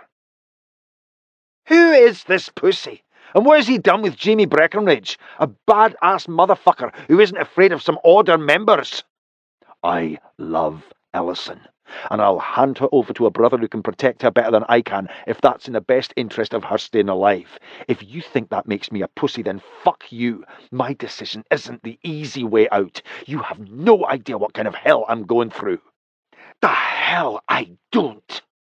The Order came on my turf and tried to take Lorna. Do you remember what I did? This whiskey bar owner killed 2 of the 3 fuckers in here and then went after the 3rd one that escaped. I did it. Me. Not a fellowship foot soldier. Not a gunner or guerrilla. Not some guard assigned to watch over Lorna. I protected her. When they came back and tried again, who took a bullet to keep them from getting her? Me. I don't want to hear a word about how you can't take care of Ellison. That's shite. Everything Leith just said is true. He has saved Lorna on 2 separate occasions, and Greer once. The Order didn't get their hands on them because of him, a whiskey bar owner, not a fighter. Well, that adds a shite-load of confusion to what I'm already feeling. Don't count yourself out because you're a doctor instead of a soldier. Leith has made some valid points worthy of thought. You've given me new considerations to take into account. I know all too well what it's like to not get the girl. I don't want that for you, mate. Greer comes to our table and rubs her hands over Leith's shoulders in an overtly friendly manner. Looks like we need another round here. I could definitely use another drink. Start. No worries. You know I've got the trio covered. Greer squeezes Leith's shoulder and leans down so her mouth is against his ear. Just a whiskey for you, boss? Aye. Okay, then. Greer's aggressive behaviour makes me question the sincerity of Leith's love for Lorna. Are you still shagging her? Not since the day everything went down with Lorna. That was almost a year ago. The interaction I just witnessed didn't look like that of 2 people who are no longer intimate. She's rubbing your shoulders like you just bent her over the desk in your office and gave her a good reaming. Swear to God, I haven't touched her. Leith looks at Greer fetching her drinks at the bar and then back at us. I think I may have to let her go. She won't take no for an answer. Sin chuckles. Leith Duncan is going to fire a barmaid because she wants to fuck. That's a new one. Leith lowers his head. I'm pretty sure Lorna knows I used to shag Greer. Of course Lorna knows. You paraded Greer in and out of your office in Lorna's face. I actually applaud how Sin shows no mercy as he reminds Leith of what he did to hurt Lorna. Leith groans as he leans back in his chair and presses his palms against the sides of his head. I am so fucking sorry for everything I did to her. Blair mentioned something a few days ago. You still employ Greer, the woman you used to fuck in your office while Lorna took over her workload. Think about what kind of message that sends. Leith closes his eyes. Shite, that's bad. I've heard you say 1,000 times you want Lorna back as your head barmaid. Do you really think she's going to come back as long as Greer is here? But let's pretend she caves and returns to her old position. How many times would she watch Greer rub on you before she told you to fuck off? Greer has to go. I can't let her be the catalyst that drives Lorna further away. I rarely see Lorna since she left the bar. It's like she fell off the face of the earth. What is she doing now? Hating me. Lorna hates what you did to her, not you. Big difference. I hate you, you son of a bitch. That sort of leads me to believe she could. I've seen the love Lorna has for Leith. It's powerful, but she is a stubborn, headstrong lass. She wears her pain like stilettos, only allowing you to see the beauty while she hides the pain. Lorna only said that because she was embarrassed. You yanked her off stage in front of a crowded audience of brothers. Leith asked Sin and me to go to the strip club with him that night, in case anything went down. The fight he and Lorna had afterwards was bad. Very bad. Leith pounds his chest with his hands. What she should have been embarrassed about was her tits hanging out for all the brothers to see. She wasn't topless. Yet. She was untying the string when I got up there. She was about to show her tits to every brother in the audience. Why can't Lorna see that she was hurting herself as much as she was hurting Leith? You stopped her. She didn't show them anything they wouldn't see if she were at the beach wearing a bikini. Leith sits back in his chair, shaking his head. She's still so damn angry. I know I fucked up, but how long is she going to punish me? It's been almost a year. I don't know, mate. I've been told women have long memories. I love the fuck out of her. I just want to take her in my arms and tell her how sorry I am. But she won't even let me do that. She refuses to listen to anything I have to say. There's always been a storm brewing with Leith and Lorna. I saw it coming when the three of us were fucking her. It's why I stopped. I didn't want to be there when the shite went down. Sin was somewhat of a selfish bastard back then, so he was completely oblivious to what was happening between Leith and Lorna. I should have said something. I should have warned him to stop before it was too late. But I was silent because I didn't want to rock the boat. I will always regret that decision. What we did with Lorna will always hang over our heads. Sin and Leith healed their relationship after Bloor insisted they talk about their troubles. But I've never had that conversation with Leith. I've never asked him to forgive me. I've never asked him to put my past with Lorna behind us. And I haven't told Ellison what I did with one of her best friends. Granted, it happened before I knew her, but it isn't pretty. I don't know what she'll think about it. You need to show Lorna you don't see her as a whore. Romance her. Hard to romance someone who won't give you the time of day. I'm sure women like romance, but Ellison told me that she wants an alpha who takes what he wants and is unapologetic about it. A man in control. Maybe it's time you stopped giving Lorna the option of ignoring you. My wife is tough, but she likes being dominated when it comes to sex. Sin shrugs. Jamie could be onto something here. Maybe you don't give her the option of not listening. Oh, looky here! It's the motherfucking titty police! Neil and Ross. I hate those fuckers. Always getting drunk here at Duncan's and mouthing off about some nonsense. Titty police? What's that supposed to mean? Leith asks the question, but we all know what Neil is referring to. It means I looked at Lorna's tits through a pub uniform the entire time she worked for you, and I was finally going to get to see them bare, maybe even get a handful of them for the right kind of tip, but you fucked it up for me. Oh, shite. That was the wrong thing to say to Leith. You motherfucker! Leith springs up from his chair, flipping it backward onto the floor as he lunges at Neil with a clenched hand ready to take a swing. Leith's fist makes contact with the centre of Neil's face. I instantly recognise the broken nose before the blood gushes or the moaning begins. You just don't go around starting fights with someone who's been boxing for as long as us, dumb fucker.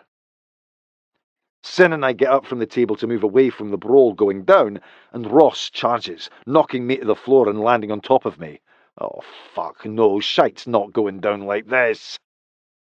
I flip us over so I'm on top and punch the bastard 3 good times before I feel a sharp pain to my right bicep. And then I see the blood. The motherfucker knifed me. I grab his wrist and slam it against the floor, freeing the blade from his hand before I get to my feet and kick the shite out of him. I hear Sin's commanding voice over my shoulder. I hate when he uses that tone on me. Stop, Jimmy. We need Ross to fight in the takeover. He won't be able to do that if you maim or kill him. I get one last kick in on Ross. Arso can go to the emergency room. I am not treating the fucker who knifed me for no good reason. Don't care if he's drunk or not. There'll be no emergency room for these two tonight. They get to visit Sangster for penance first. Sin motions for 2 handlers to come forward and carry Neil and Ross away. Those have to be the 2 dumbest fuckers in the fellowship. I'm ashamed to call them brothers. I take my arm out of my sleeve and examine the cut on my bicep. Who takes care of the doctor? We didn't think that one through very well, did we? You have a nurse who can stitch that. Not in her scope of practice. It is tonight. Sin takes his phone from his pocket. I'll tell Ellison to meet us at the infirmary. Sin grins at Leith before he phones Ellison. Lorna's at my house right now. She might come too if you were injured while defending her honour. She might even offer a little gratitude. Leith takes his knife from his back pocket and cuts a gash across the top of his lower arm. Will this need stitches? Leith holds out his arm for me to assess. A few. Maybe her leader should request her presence so she can hold my hand for support, since I fought valiantly to defend her honour. Done. The front door of the infirmary opens after we pull into the drive. Leith has a clear view of Lorna standing in the doorway, waiting for him. She came. I almost can't believe my eyes. Leith is unmoving after I turn off the engine. I'm nervous. I haven't seen her since the strip club. What are you going to say to her? No idea. It's going to take Ellison a while to stitch me up. I'm going to have her do you first. I figure you'll be out of here in 30 minutes or less. You might want to ask Lorna for a ride home, and use that time alone to take control and make her hear what you have to say. I think I have to, if there's any hope for us. Ellison rushes to me as we approach the house and inspects the blood-soaked towel around my arm. Doc, you're supposed to treat patients, not become one. I assure you this was no fault of my own. What happened? We were minding our own business when Rutherford came by our table and mouthed off about Lorna. Leith jumped him. Sin and I were moving away from the table when Underwood charged me. No idea why. Was showing him what years of boxing with Leith and Sin had taught me. Guessing he knew he was getting his arse kicked, so he knifed me. Ellison puts her hands on each side of my face. Still think you're not a fighter? She kisses my mouth before I have a chance to reply. Let's get you inside so I can have a better look at these wounds under the exam light. Ellison sends Leith and Lorna to Trauma 1 and follows me into Trauma 2. I'm sure you're aware I've never sutured before. I'm sure you're aware I don't care. Besides, I already know you can do it because you're talented. Flattery will get you everywhere, Doc. Does that include me getting in your pants? Because that's where I really want to be. This surge of adrenaline needs an outlet. We'll see. I crawl onto the bed, lying on my side with my injured arm up for Ellison to examine. Oh, Jamie, that's a long gash. And deep. That's why I want you to stitch Leith first. He needs 2 or 3 tiny sutures and then he can be on his way. I grin. I'll give you a chance to practice your skills before you work on me. Will you watch and talk me through doing Leiths? Of course. I've always got your back, baby. Ellison goes to the shelves of supplies.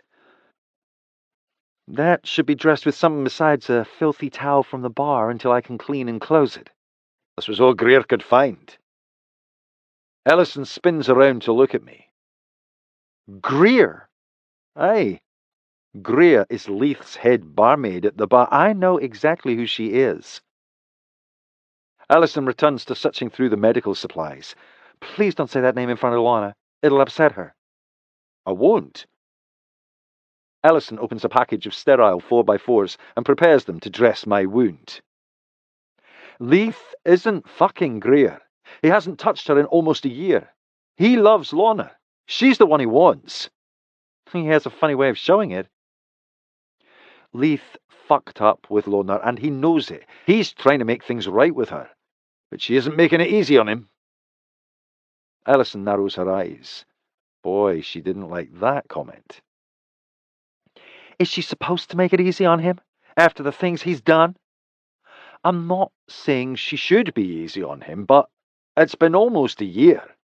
There's only so much punishment he can take before he says to hell with it. Lorna can't keep this up and expect him to stick around forever. Is he getting ready to throw in the towel?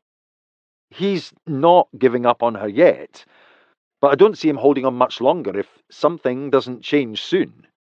I agree something has to change. They're both miserable. I hope Leith listens to my advice and takes control of the situation instead of letting Lorna run the show. Maybe tonight will help. It's an accomplishment that they're together for the first time in a while. Lorna freaked out when Singh called. She was shaking like a leaf the whole way here. Good. She needs to feel some kind of emotion for him besides anger and resentment. The fear of losing him might help her get her priorities straight. The words aren't out of my mouth before I realise how my statement pertains to our own situation. Yeah, you'd think that might help someone get his priorities in order, but it hasn't. She applies 2 strips of adhesive to hold the 4x4 in place over my wound. Come on, let's go do this. Alison sutures Leith like it's something she has done no less than 1,000 times. I'm not surprised. She's great at everything she does. When she finishes the last suture, she looks at me over her shoulder for approval. Looks good? Perfect. I continue peeking around her to admire her work. I think my girl has done a better job stitching you than I would have. Nothing like a woman's touch. Don't I know that? And I've missed hers. Bad. Leith takes a look at his forearm. I've required a lot of these in my life, and this set looks better than any I have ever had. Glad you approve, Leith. Alison grins as she pushes away on the rolling stool and removes her gloves. Next patient? I groan loudly. I dread this like a motherfucker. Quit acting like a puss. You got 3 stitches, Leith. I'm getting no less than 12. Well, good luck with that. Leith gets off the bed and looks at Lorna. Don't have my car. Can I catch a ride home? Lorna shrugs. Yeah. Drinks are on me next time you're in the bar, lass. Alison's eyes widen. Am I allowed to go to Duncan's now? Sin has been very careful about Ellison's association with the brothers. Until her recent decision to join the fellowship, Duncan's hasn't been on her list of approved places to visit. And I wish it weren't now. The brothers are going to be all over her. Hell yeah! Any time you want a drink or a dance, come see me at the bar. I have to take care of the lass who sewed up my arm. Our girls' night was cut short. If Blur doesn't need me to stay with the babies, I think we should come for a visit tomorrow night. Lorna shakes her head. Can't. Come on, Lalo, it'll be fun. She shakes her head again. I'm sure Westland will be happy to go with you. Maybe next time. Doubt that. I was right. Lorna won't step foot in Duncan's as long as Greer is there. I give Leith an upward nod in Lorna's direction as they're leaving, an unspoken message that conveys stop being a pussy, take control of this situation, make her hear you. He returns the same nod, and I translate it as his non-verbal communication for hell yeah. Maybe. We move to Trauma 2, and I crawl onto the bed a second time. I should have had a few more whiskies. Or a bottle. I know this is going to hurt like hell. Ellison pulls off the dressing. This is a big laceration, Jamie. There's no shame in letting me give you some local. It's stupid to endure the pain when you don't have to. I wonder if Ellison realizes she used the word endure. I don't need it. I can endure the pain. Masochist? I think I could be, because there's no way I won't be at Duncan's tomorrow night. I can already predict that going will mean trouble, but I can't stay away. Why would going to Duncan's for a good time tomorrow night make you a masochist? Mag, you don't see it. And that is one of the most beautiful things about you. She stops cleaning my wound and looks up at me. What do I not see? My brothers are the moths, and you are the flame. You'll draw them in. They won't be able to resist you. She laughs beneath her breath. Men I care nothing about can't resist me. But the man I want and love can. Talk about irony. Fate must be having one hell of a laugh at my expense. She is wrong. I can't resist her. Not even a little bit. Ellison straightens as she loads the needle holder. Are you ready to do this? Aye. Endure the pain. Suffer, cope, tolerate. This will be good practice for what's to come. Chapter 12. Ellison McAllister. Westlin and I enter Duncan's, and it's painfully obvious that we're the center of attention. Well, I'm the center of attention. Just like the night of my claiming announcement. All eyes are on me.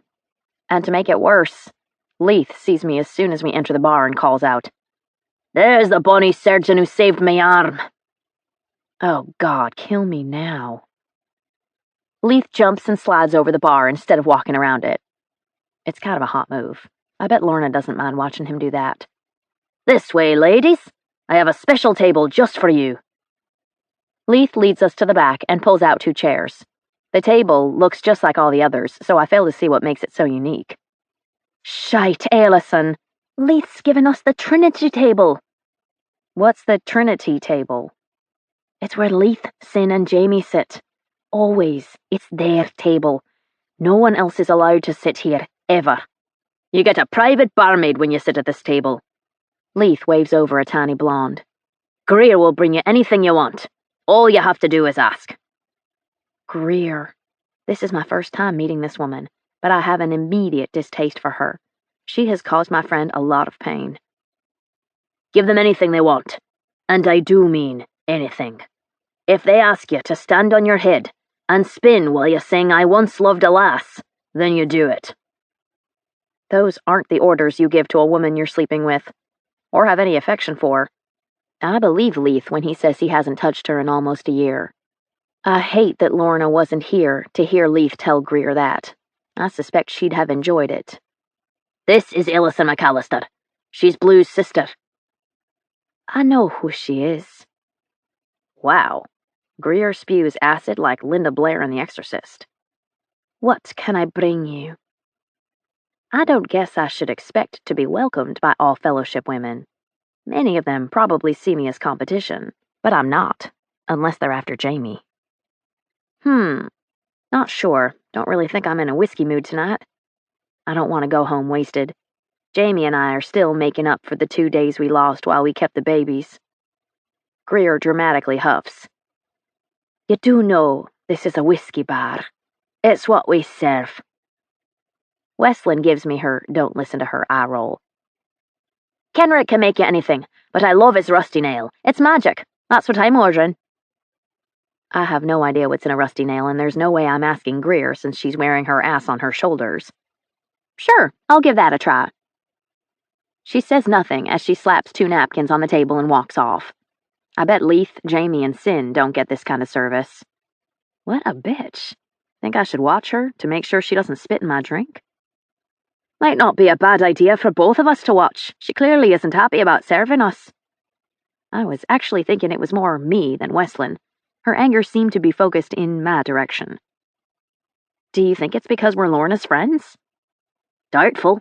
I don't think she knows anything about Leith and Lorna's past. Few people do. To Greer, it probably just looked like a regular boss-employee relationship. Miss McAllister? I look up and see one of the men I danced with after my claiming announcement. Derek? Daryl? Shit, I can't remember. Oh, hi. How are you? I'm well. I was wondering if I could buy you a drink and maybe steal another dance with you. I really don't want to be bugged tonight. I just want to enjoy some drinks with my friend and then go home to Jamie and have some crazy good sex before cuddling up naked beside him and falling asleep. I promised Westlin this would be a girls-only night out. No man allowed, I'm afraid. I understand. Enjoy your girls' night. I wait until Derek, or Daryl, or whoever, is gone to say anything. The last time I danced with the brothers, Jamie drank a half bottle of whiskey and ended up leaving the party with another woman. What? Adara drove him home, which upset me, until he told me she was into women. Aye, she has a girlfriend outside the fellowship. Miss McAllister. Damn it, they aren't going to leave me alone. It's the pit boss from the casino. I actually remember his name. Hi, Alan, how are you? I'm good. Better now that I've run into you. That's a sweet thing to say. I was wondering if you'd like to take a walk with me later. I promised Westlin this would be a girls-only night. No men allowed. Same song, second verse, except this time I make a pouty face. Next time you want to have a girls' night, come to the casino. I'll make sure you have a good time. Alan winks, and it gives me the creeps. Yeah, sounds like fun. Alan turns to walk away, and Westlin smiles while whispering below her breath. I don't envy you. It's annoying. Do we even want to stay if our conversation is going to be interrupted every 2 minutes? I think it'll get better now that you've shut down the first two. Word will spread, and they'll be too afraid to approach for fear of pissing you off. Maybe, we'll see. I don't plan on being harassed all night. Did you know Lorna hasn't stepped foot in this place since the day she overheard Leith talking about her to Sin? I had no idea. Just like I don't know anything about their history. She never talks about it. What in the world happened to bring them to this horrible place they're in? I'm one of her best friends. Shouldn't she confide in me? You need to ask Jamie. If you're going to find out, it should come from him, not me. I don't like the way that sounds. Why should Jamie be the one to tell me about Leith and Lorna's conflict? He was part of it. Part of it? That could mean a lot of different things, and my inquisitive brain imagines at least 100 scenarios, none of them good. You're scaring me, Wes. It happened years ago. Jamie didn't know you then. No one says that unless sex is involved. Damn, the man I love was sleeping with one of my best friends? It was years ago, long before me. I can't hold the past against either of them. But I can't not know what happened. 2 rusty nails. Greer slams our drinks on the table and shoves mine toward me so hard it turns over and spills in my lap. Shit!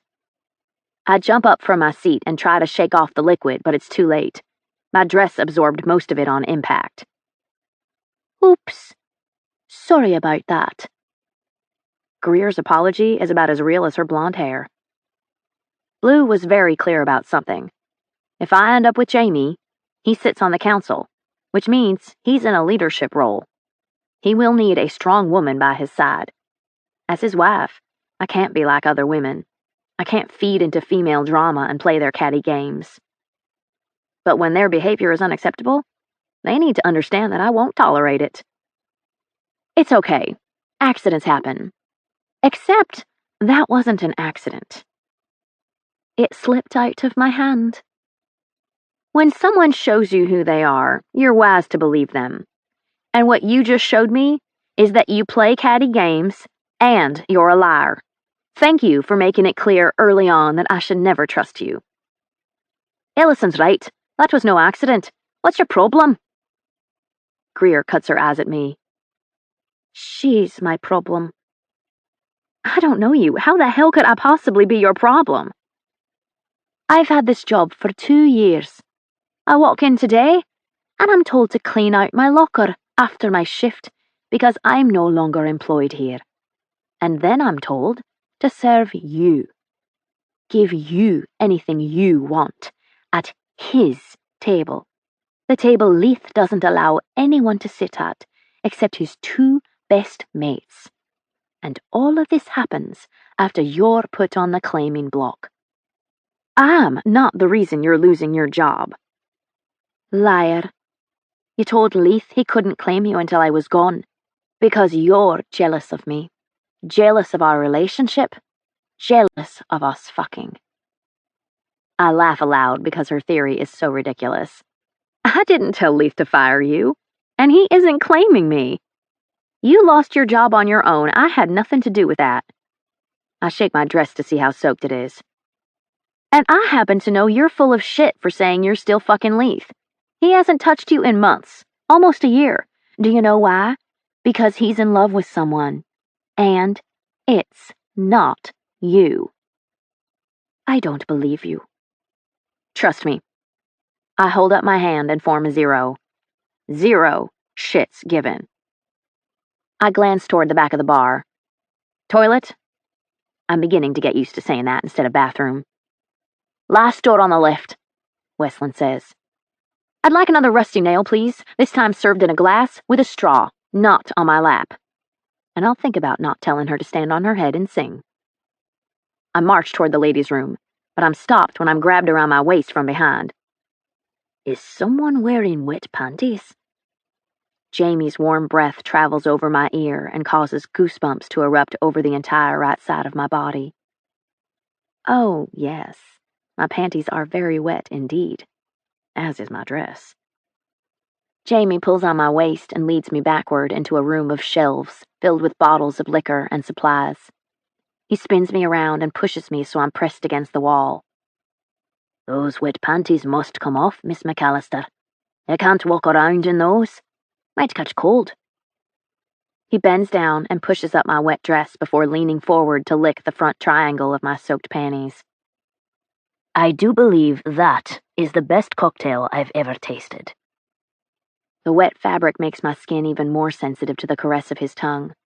I'm instantly turned on. Oh, that feels good. He pushes his tongue between my legs and then slowly drags it upward. It's amazing how all the little tingles fire at once and at the same place in the center of my groin. I saw you put these next-to-nothing knickers on when you were getting ready, and I wanted to spank your bum for wearing something so sexy around my brothers.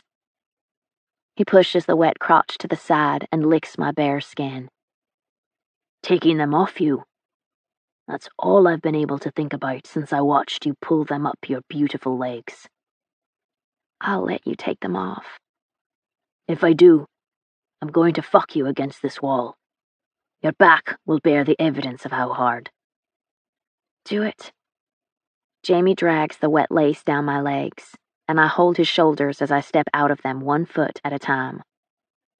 I've been wanting to fuck you while you're in your high heels. I especially like the way these come up and wrap around your ankle. They speak to me. Hearing him say that makes me giggle a little. What do these shoes say? You want to feel sexy? Look, sexy.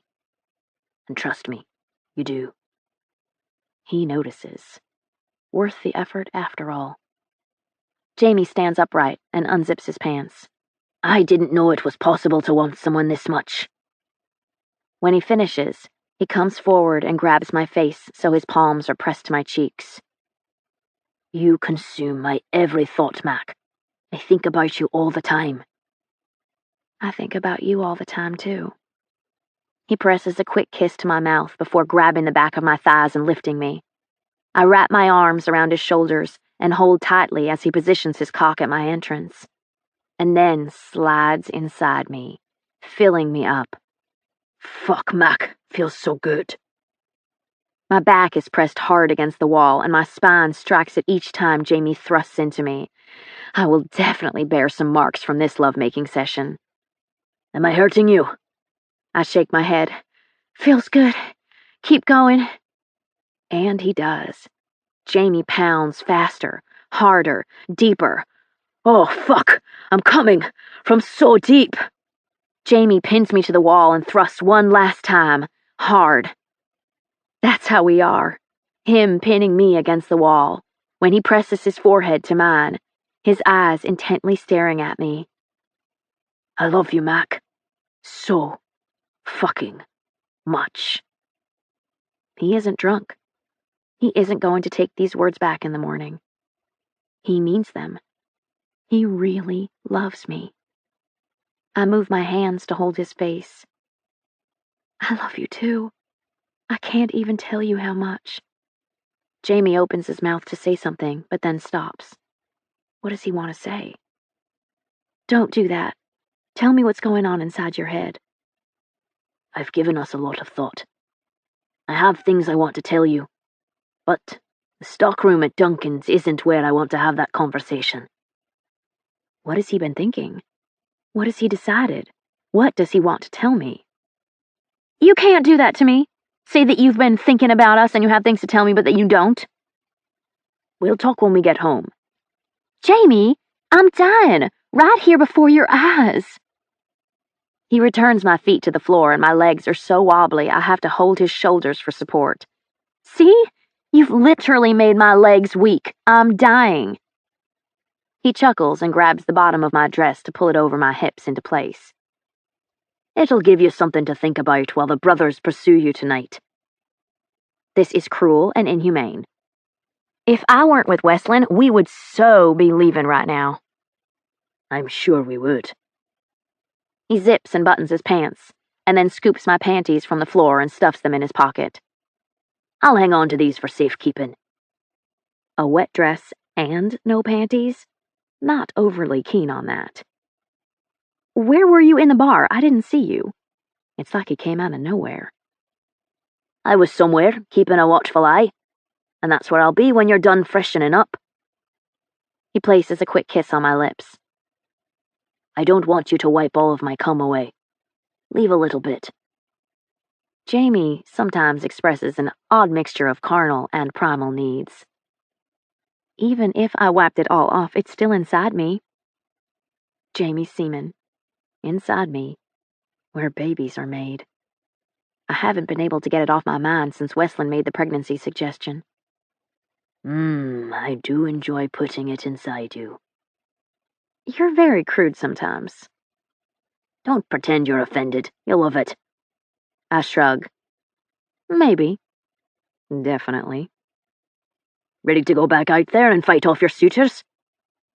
I'd rather go home and have this talk, but I don't guess that's an option. Ah, the suspense. How will you survive? I poke out my bottom lip. You are so mean. Make it up to me. Tell me again that you love me. I kiss. Love. Kiss. You. Kiss. Mac. Kiss. He holds my face and with full-on eye contact says, I love you. Now, tell me you love me too, so I can survive watching those fuckers compete for you. I love you, Doc. He kisses me one last time. My dismissal kiss. You go out first. If anyone sees you leaving this room, giggle and ask them where the toilet is, as though you got lost. Got it. I go to the ladies' room and evaluate my dress. It's unsalvageable, complete soaked mess. But it's black, so hopefully not really that noticeable. I clean up the other wet mess and return to the Trinity table, where a fresh rusty nail awaits me. I see Greer managed to not spill this one. What a bitch. Is your dress bad enough we need to go? I'm wet and sticky. Make that double wet and sticky. And uncomfortable. But I hate to bail on Wesleyan. I can tolerate it. What took you so long? I grin and giggle, which makes Wesleyan grin and giggle. I ran into Jamie. I thought I saw him following after you like a little lost puppy. I grinned bigger. More like a dog in heat. You shagged him? I nod. In the supply room. Did you work on getting me that niece while you were at it? I told you I was on the pill. Then stop being on the pill. Westlyn has never struck me as manipulative, but she is Abram Breckenridge's daughter. Maybe she has a side I've not seen. Is that something you'd do to keep a man? Not one that didn't love me. If we were in love and we wanted to be together, and some stupid reason was keeping us apart, then yeah, I might do it. But I don't have someone to love. And I don't have someone to love me. And there's no one I want to be with. You have that person, and you shouldn't let him go without a fight. He told me he loved me just now, 3 times. And how I needed to hear those words. I've wanted to hear them for quite some time now, and finally feel more confident that he'll do all he can to keep me. See? It's true love. So tell me, how in the world you can let something like that go? I don't think it's going to take a baby to keep us together. He told me he's been thinking about us a lot, and there's something he wants to tell me when we get home tonight. Westlyn claps her hands like an excited toddler. Do you think he has changed his mind? I do. Jamie's ready to claim me. I saw it in his eyes. Then what are you doing here? You have to go home right now for that talk. I don't want to bail on you. Westlyn wrinkles her brow and shrugs. Psh, I'm not interested in anyone here. We might as well go. Are you sure? I see a lot of cute guys. Westlyn shakes her head. I've known every one of these men my entire life. None of them do it for me. Okay, let me text Jamie and tell him what we're doing so he won't worry. We're leaving. Jamie's reply is nearly immediate. Not without an escort. Protocol. Meet me at the front door. BTW, you're riding home with me. Ready to talk. Love you. I may swoon. He just texted, love you. No man has ever texted that to me. Except my dad. Love you too. Jamie says meet him at the front door. Westlyn loops her arm through mine as we walk toward the front of the bar. I'm so excited for you. Will you call me first thing in the morning and tell me about it? Of course. We're bundled in our jackets and scarves and ready to go when Jamie approaches. Ellison is riding home with me. Sterling is pulling around to pick you up. But I drove my car. I know, but it isn't safe for you to drive alone. Not with this new order leader coming into power. I have class in the morning. What am I supposed to do about getting there? I have clinical. I'll come by and pick you up around 5:30 to take you over to your car. Westlyn rolls her eyes. That means I have to wake up at the ass crack of dawn. I really hate this life sometimes. Jamie holds the door for us, and we walk out onto the sidewalk. I'm freezing, so I wrap my coat tightly around my body. A wet dress isn't ideal to wear on a cold November night in Scotland. But we'll be home soon, and Jamie will be taking it off me. I can't believe Greer did that. Pure rubbish. £100 says she goes to work for Lyle Campbell, dancing on stage and showing her tits to the brothers. Although I'm guessing half of them have already seen them. I look at Jamie and he holds up his hands. Haven't seen them, babe. Swear. But he has seen Lorna's. Stop it, Ellison. If they were together, it happened before you. Neither of them can change the past. A long black limo stops in front of us. Damn, when did Sterling get a limo? He didn't. The doors swing open and men spill out like ants leaving a disturbed bed. I don't even know how many there are, but they all have guns fixed on us.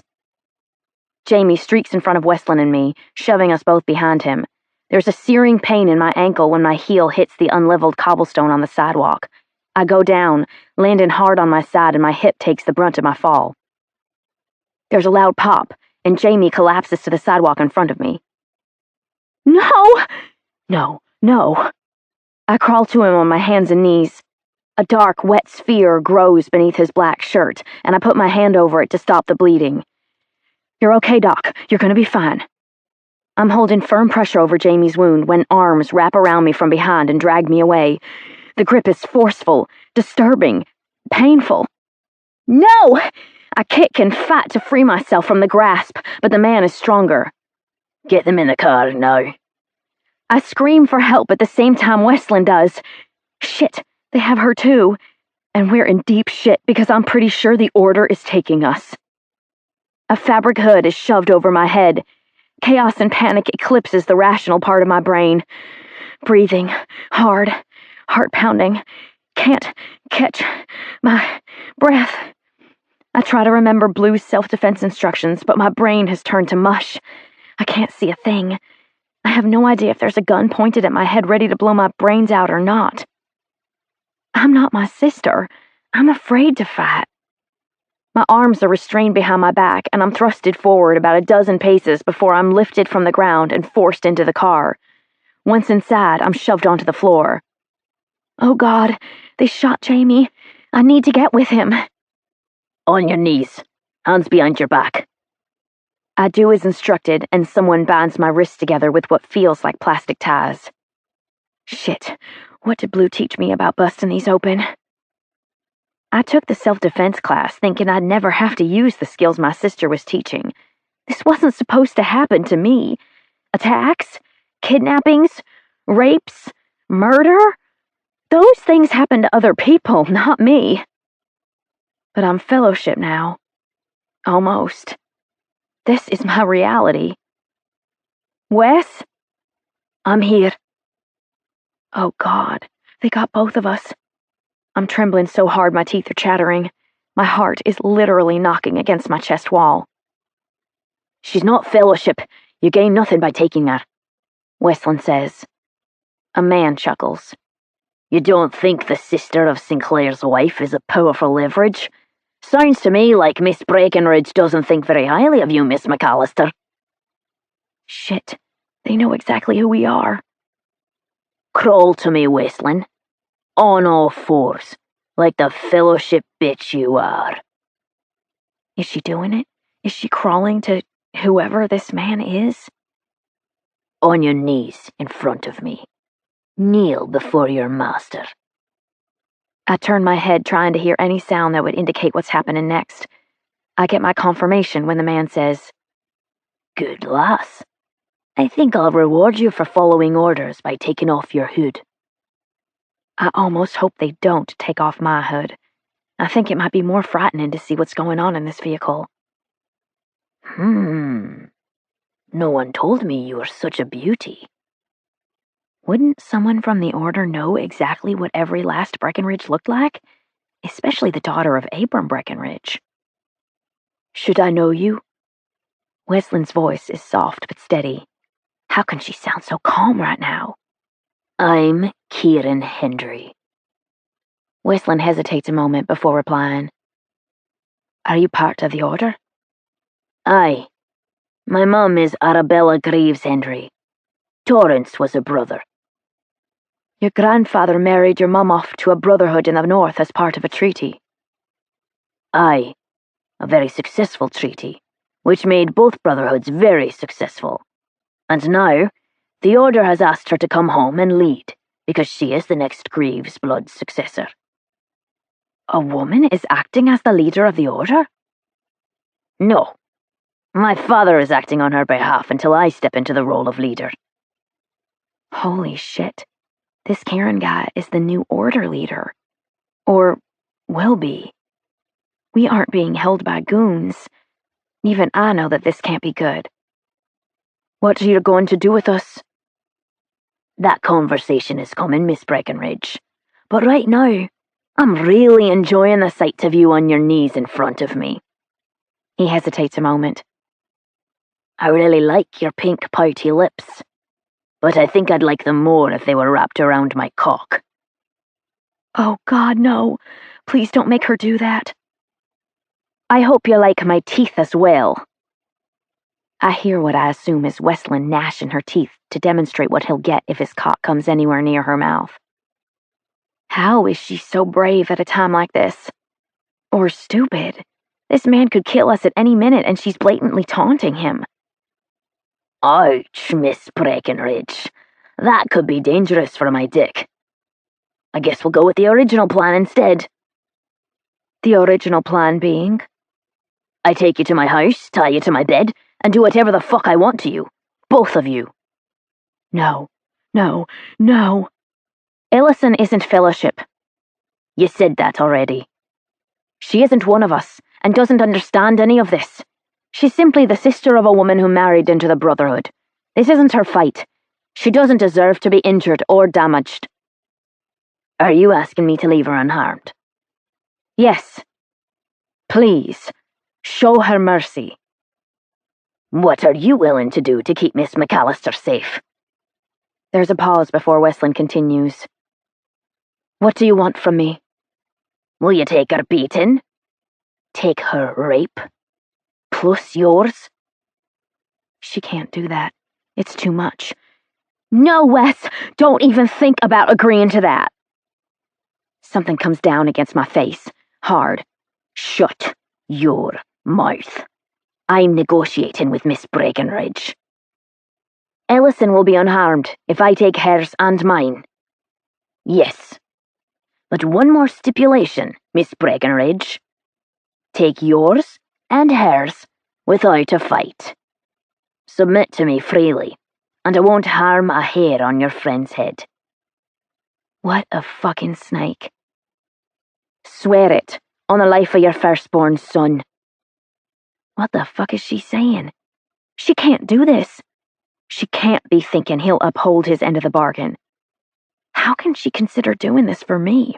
She'll be ruined, possibly damaged beyond repair. Don't do this, Wesleyan. Swear you'll not harm her.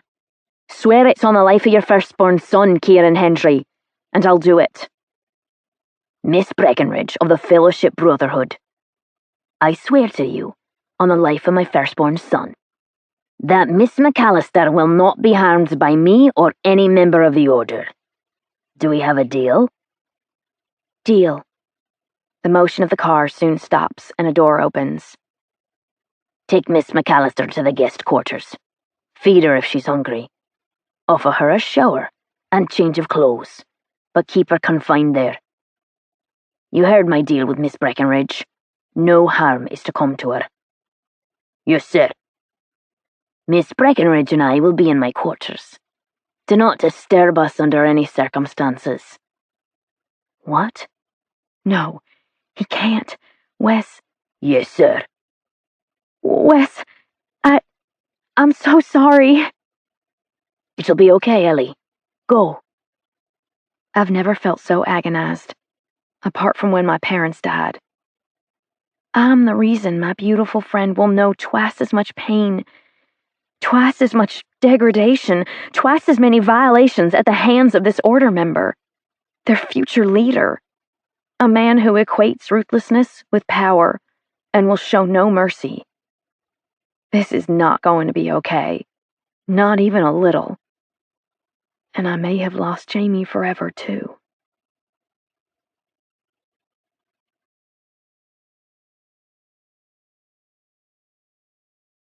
Chapter 13. Jamie Breckenridge.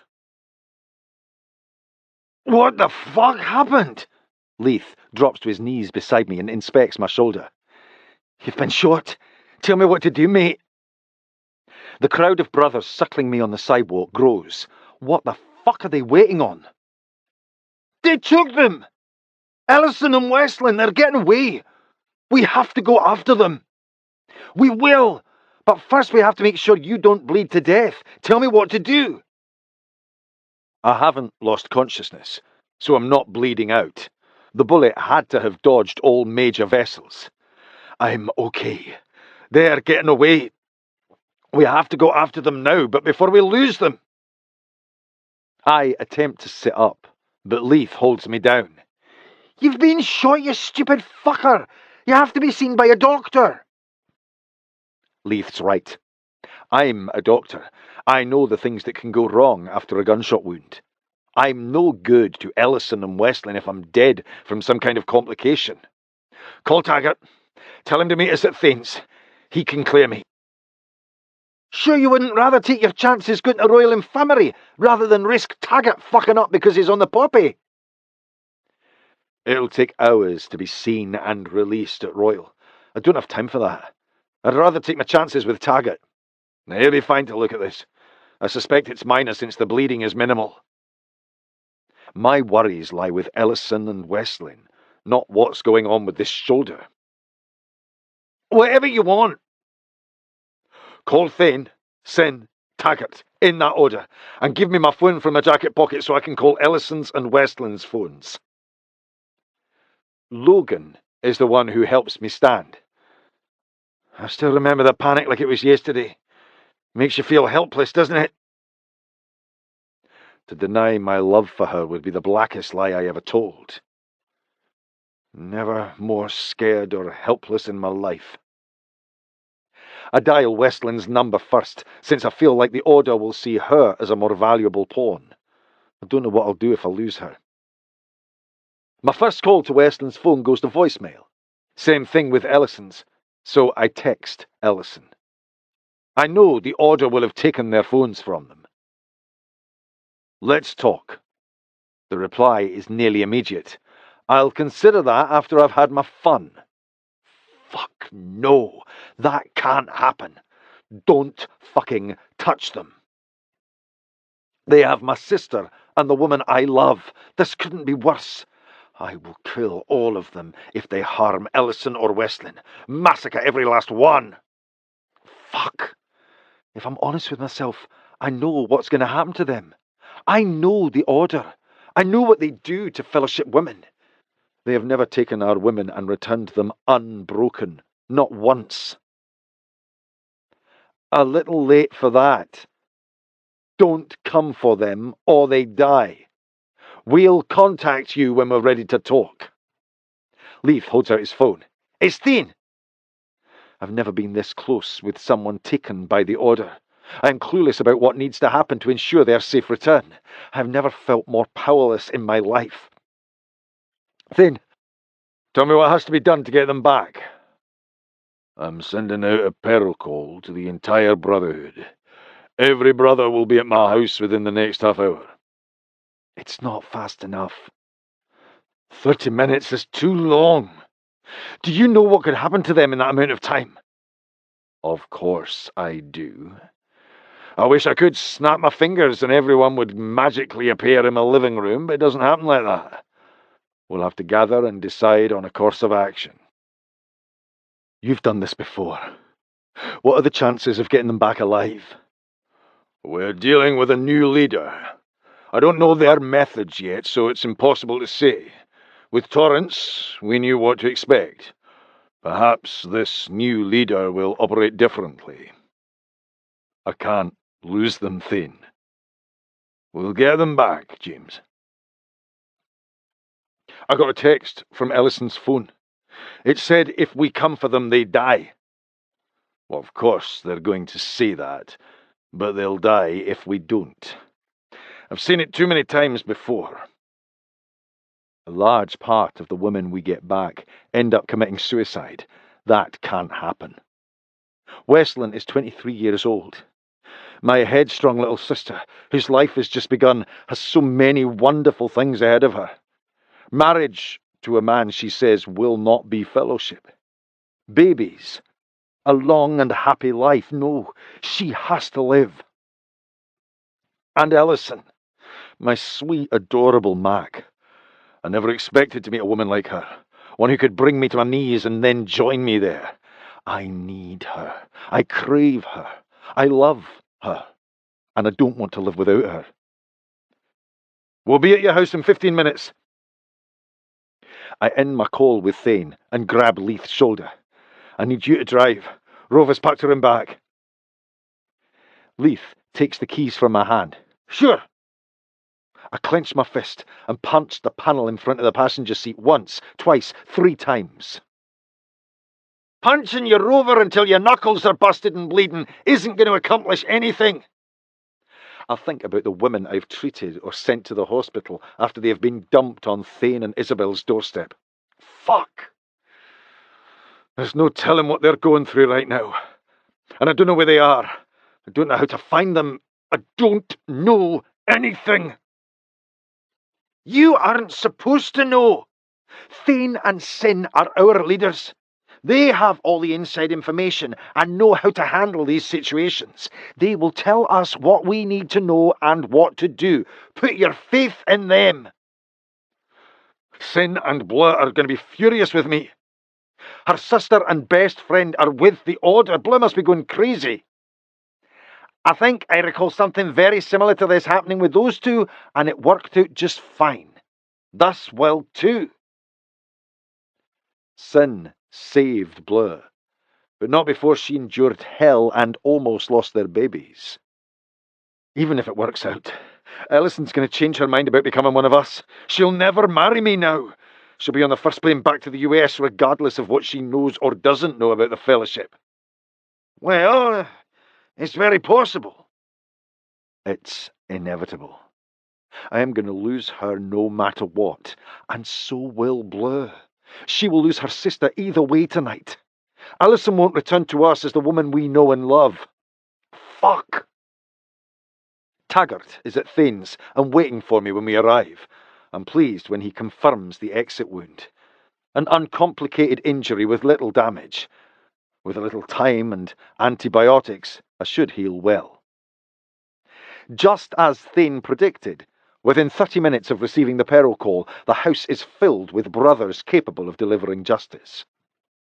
Thane takes his usual place on the platform, but this time there's no pretty decorations for a party Isabel has organised. The peril call was sent out because 2 of ours have been taken, Westlin Breckenridge and Ellison McAllister. My mum pushes her way through the crowd of gathered brothers. Only one of them is ours. All efforts need to be focused on getting Westlin back. I can see that Thane is annoyed by my mum's attempt to give him orders. Mum has always had a knack for overstepping her boundaries, just like Dad did. And look where that got him. Ellison is Blur's sister. That makes her my son's sister-in-law. She is scheduled to become one of us in a couple of weeks. Leaving her behind is not up for discussion.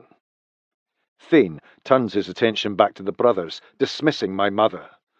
This is what we know. They were taken outside of Duncan's, hooded, and then forced into a northbound black limo. We have traced both phones to a residence in the north of Edinburgh. We believe this is where they have taken Westlin and Ellison. It feels off that they wouldn't dump their phones. They have to know we'd trace them. They instructed us via text to not come for Westlin and Ellison or they'd die. I think they expect us to heed their warnings so they're not worried about us tracing their location. I just lost my husband. I can't lose my daughter too. Tori Breckenridge isn't a sensitive or tender woman. She doesn't show emotion, but now is an exception. This is the first time I have ever seen her in distress over something other than herself. I put my arm around her shoulder. It's going to be okay, Mum. We're going to get them back. My mother pulls away from me. This is your fault. You were supposed to protect your sister.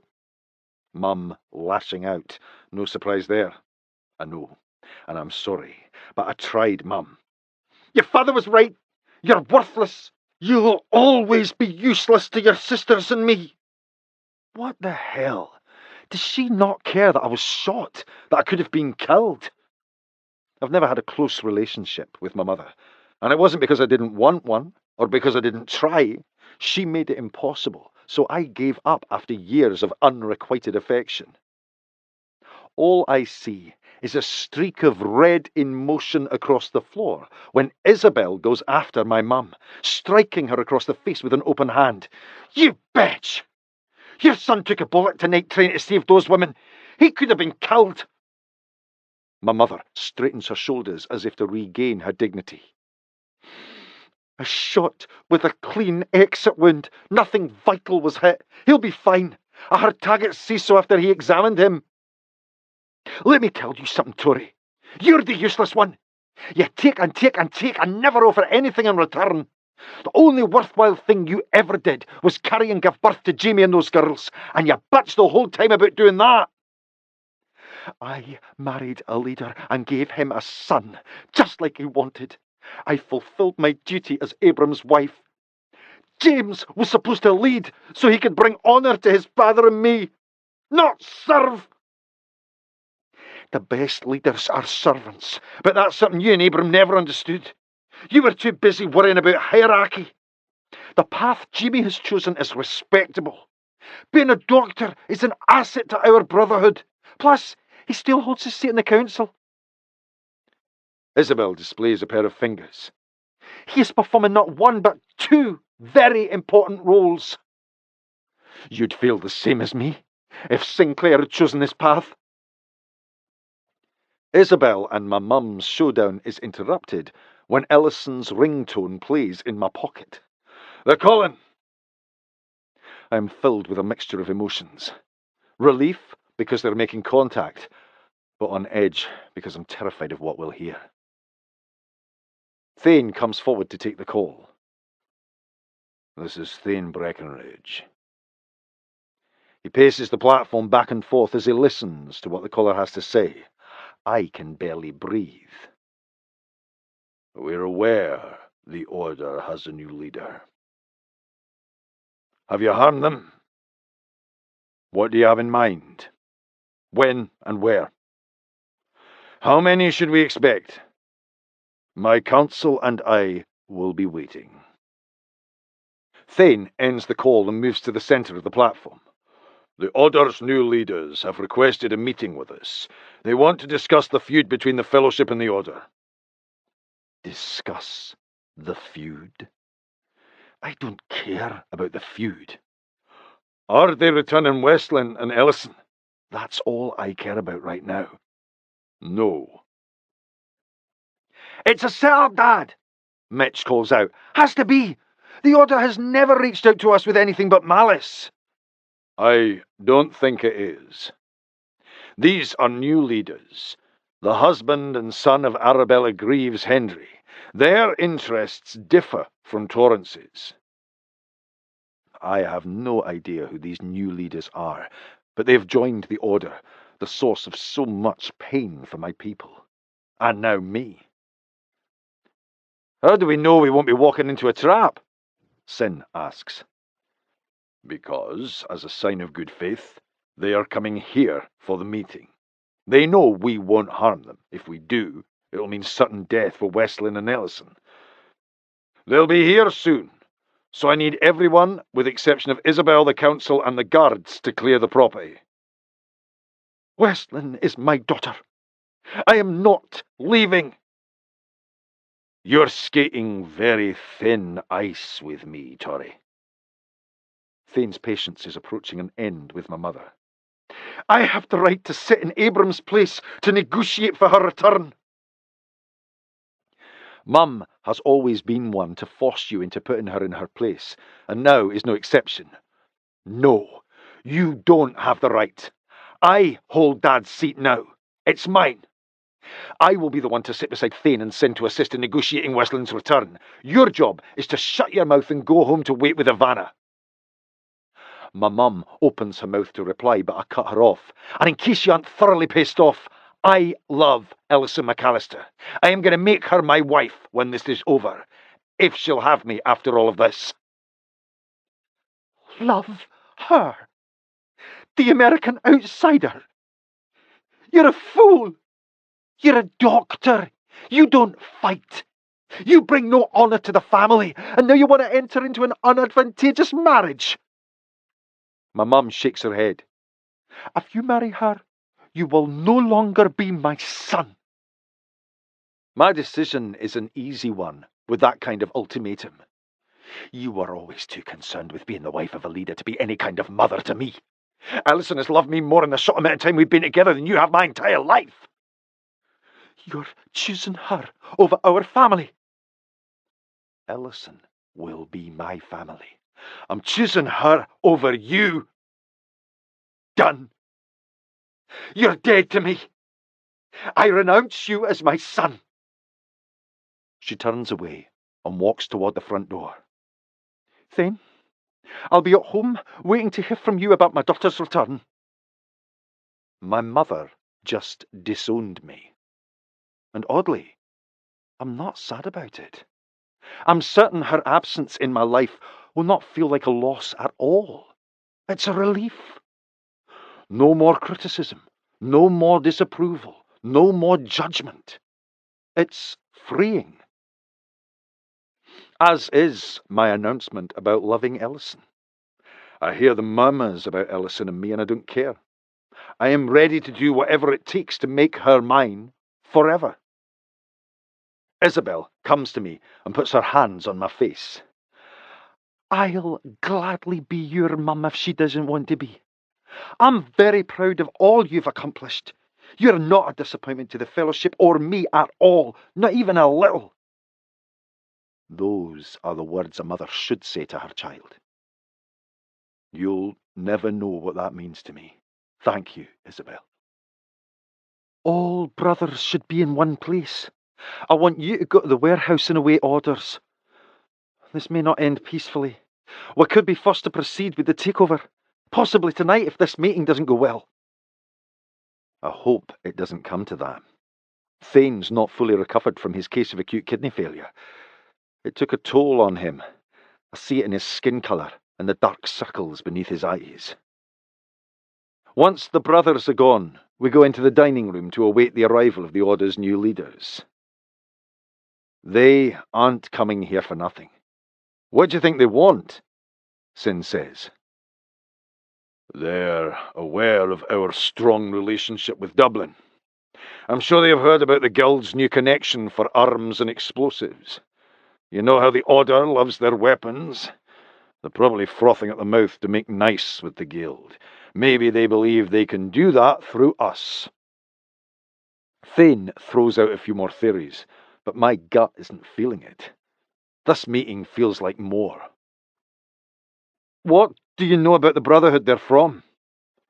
They're called the Syndicate. Their Brotherhood is referred to as the Sleeping Giant because they're peaceful, with more allies than enemies, until you fuck with them. And then they're nasty. Horace Greaves wanted their Brotherhood as an ally rather than an enemy, so he arranged a treaty to marry his daughter Arabella to Lennox Hendry, the leader's second son. One of the guards calls out from the front of the house, "They just arrived, boss!" "Show our guests in." I've never been part of a meeting with another Brotherhood. I don't know what to expect, but I'm desperate to come to some kind of agreement that involves Westlin and Ellison coming home safely tonight. Out of respect, we stand when the 5 Order members come into the dining room. Welcome. I'm Thane Breckenridge. These are my sons, Sinclair and Mitch, and my nephew, Jamie Breckenridge, Abram's son. I see a flash of recognition in the eyes of Lennox, and I wonder if my father ever committed any crimes against their Brotherhood. It's a definite possibility. I'm Lennox Hendry.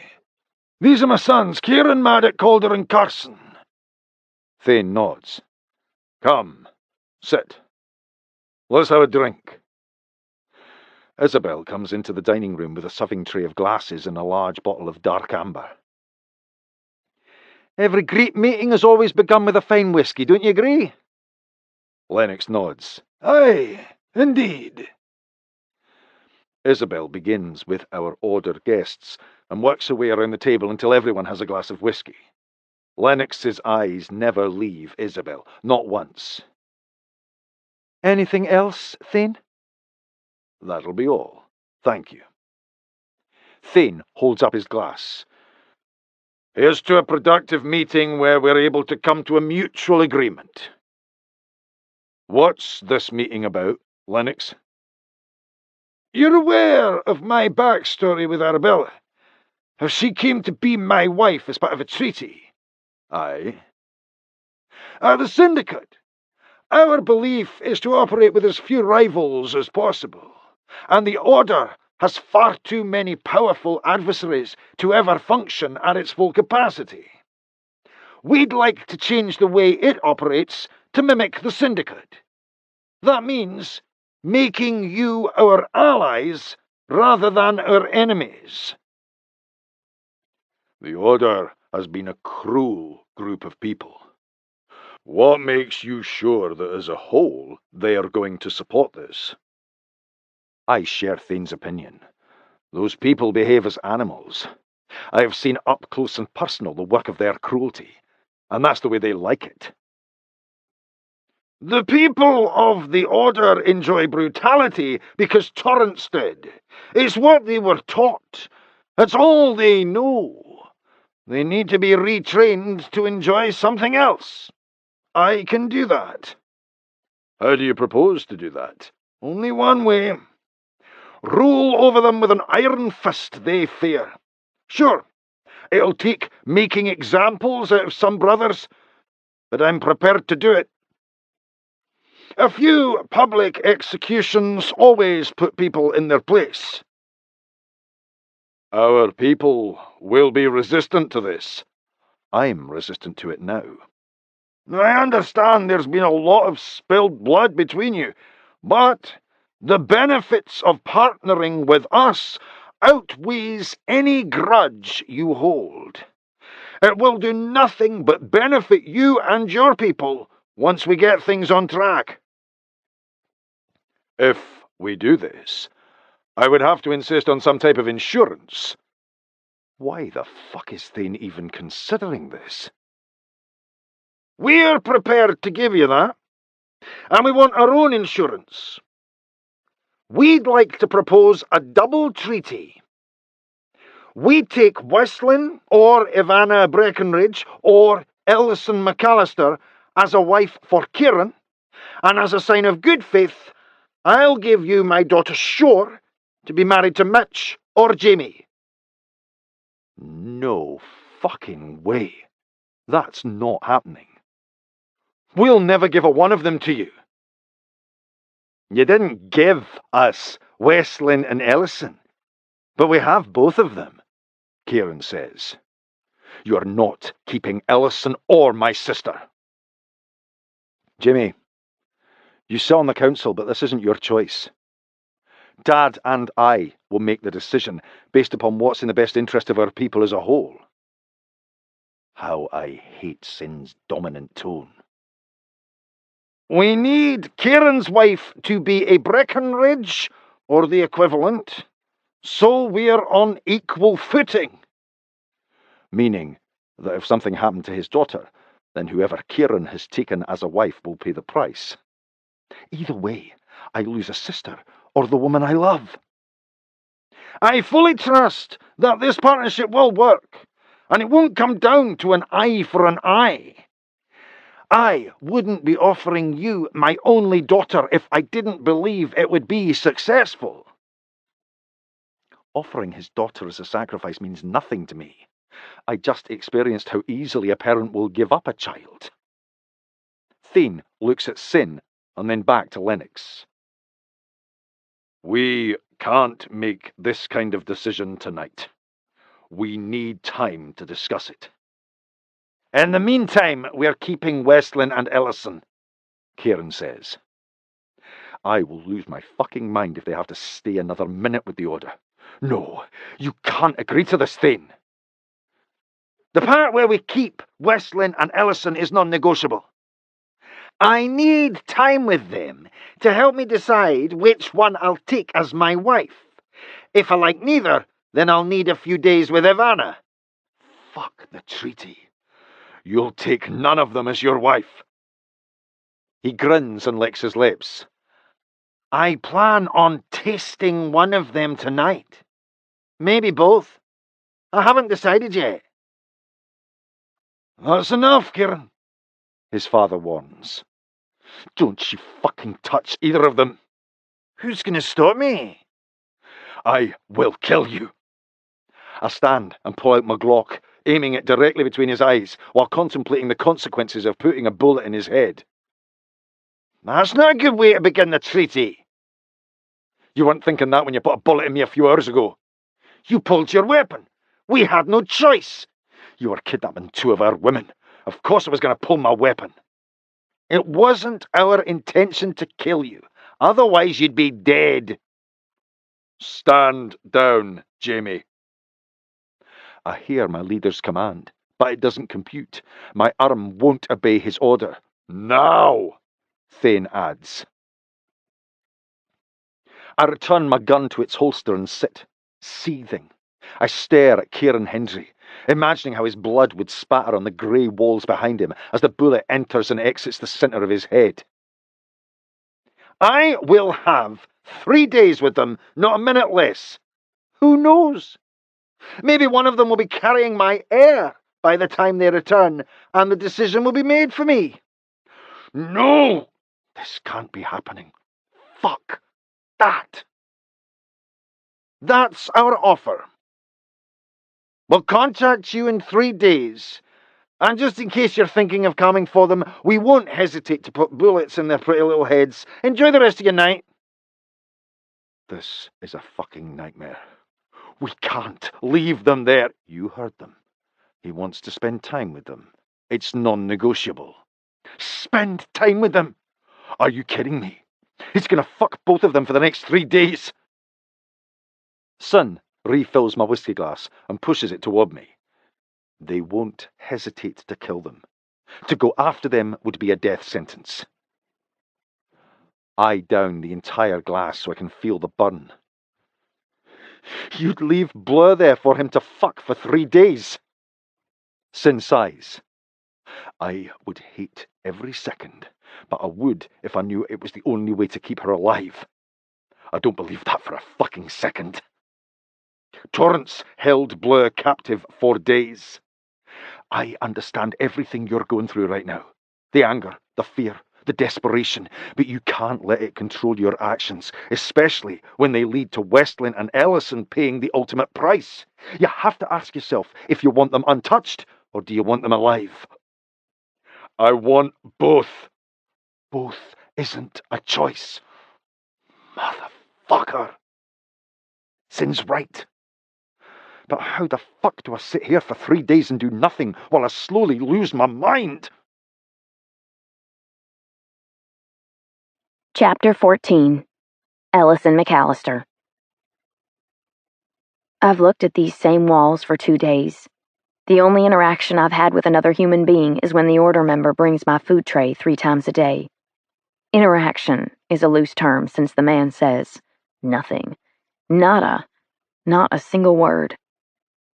I've lain on the bed, sat in the chair, cried in the shower. Being here, and not knowing if Jamie is dead or alive or what is happening to Westlin, is mentally exhausting. I never knew I could do absolutely nothing and be so worn out. I hear the jiggle of the lock on the door and realize it must be dinner time. The same man brings in my food tray and places it on the foot of the bed. I want to see my friend. He is silent, as expected.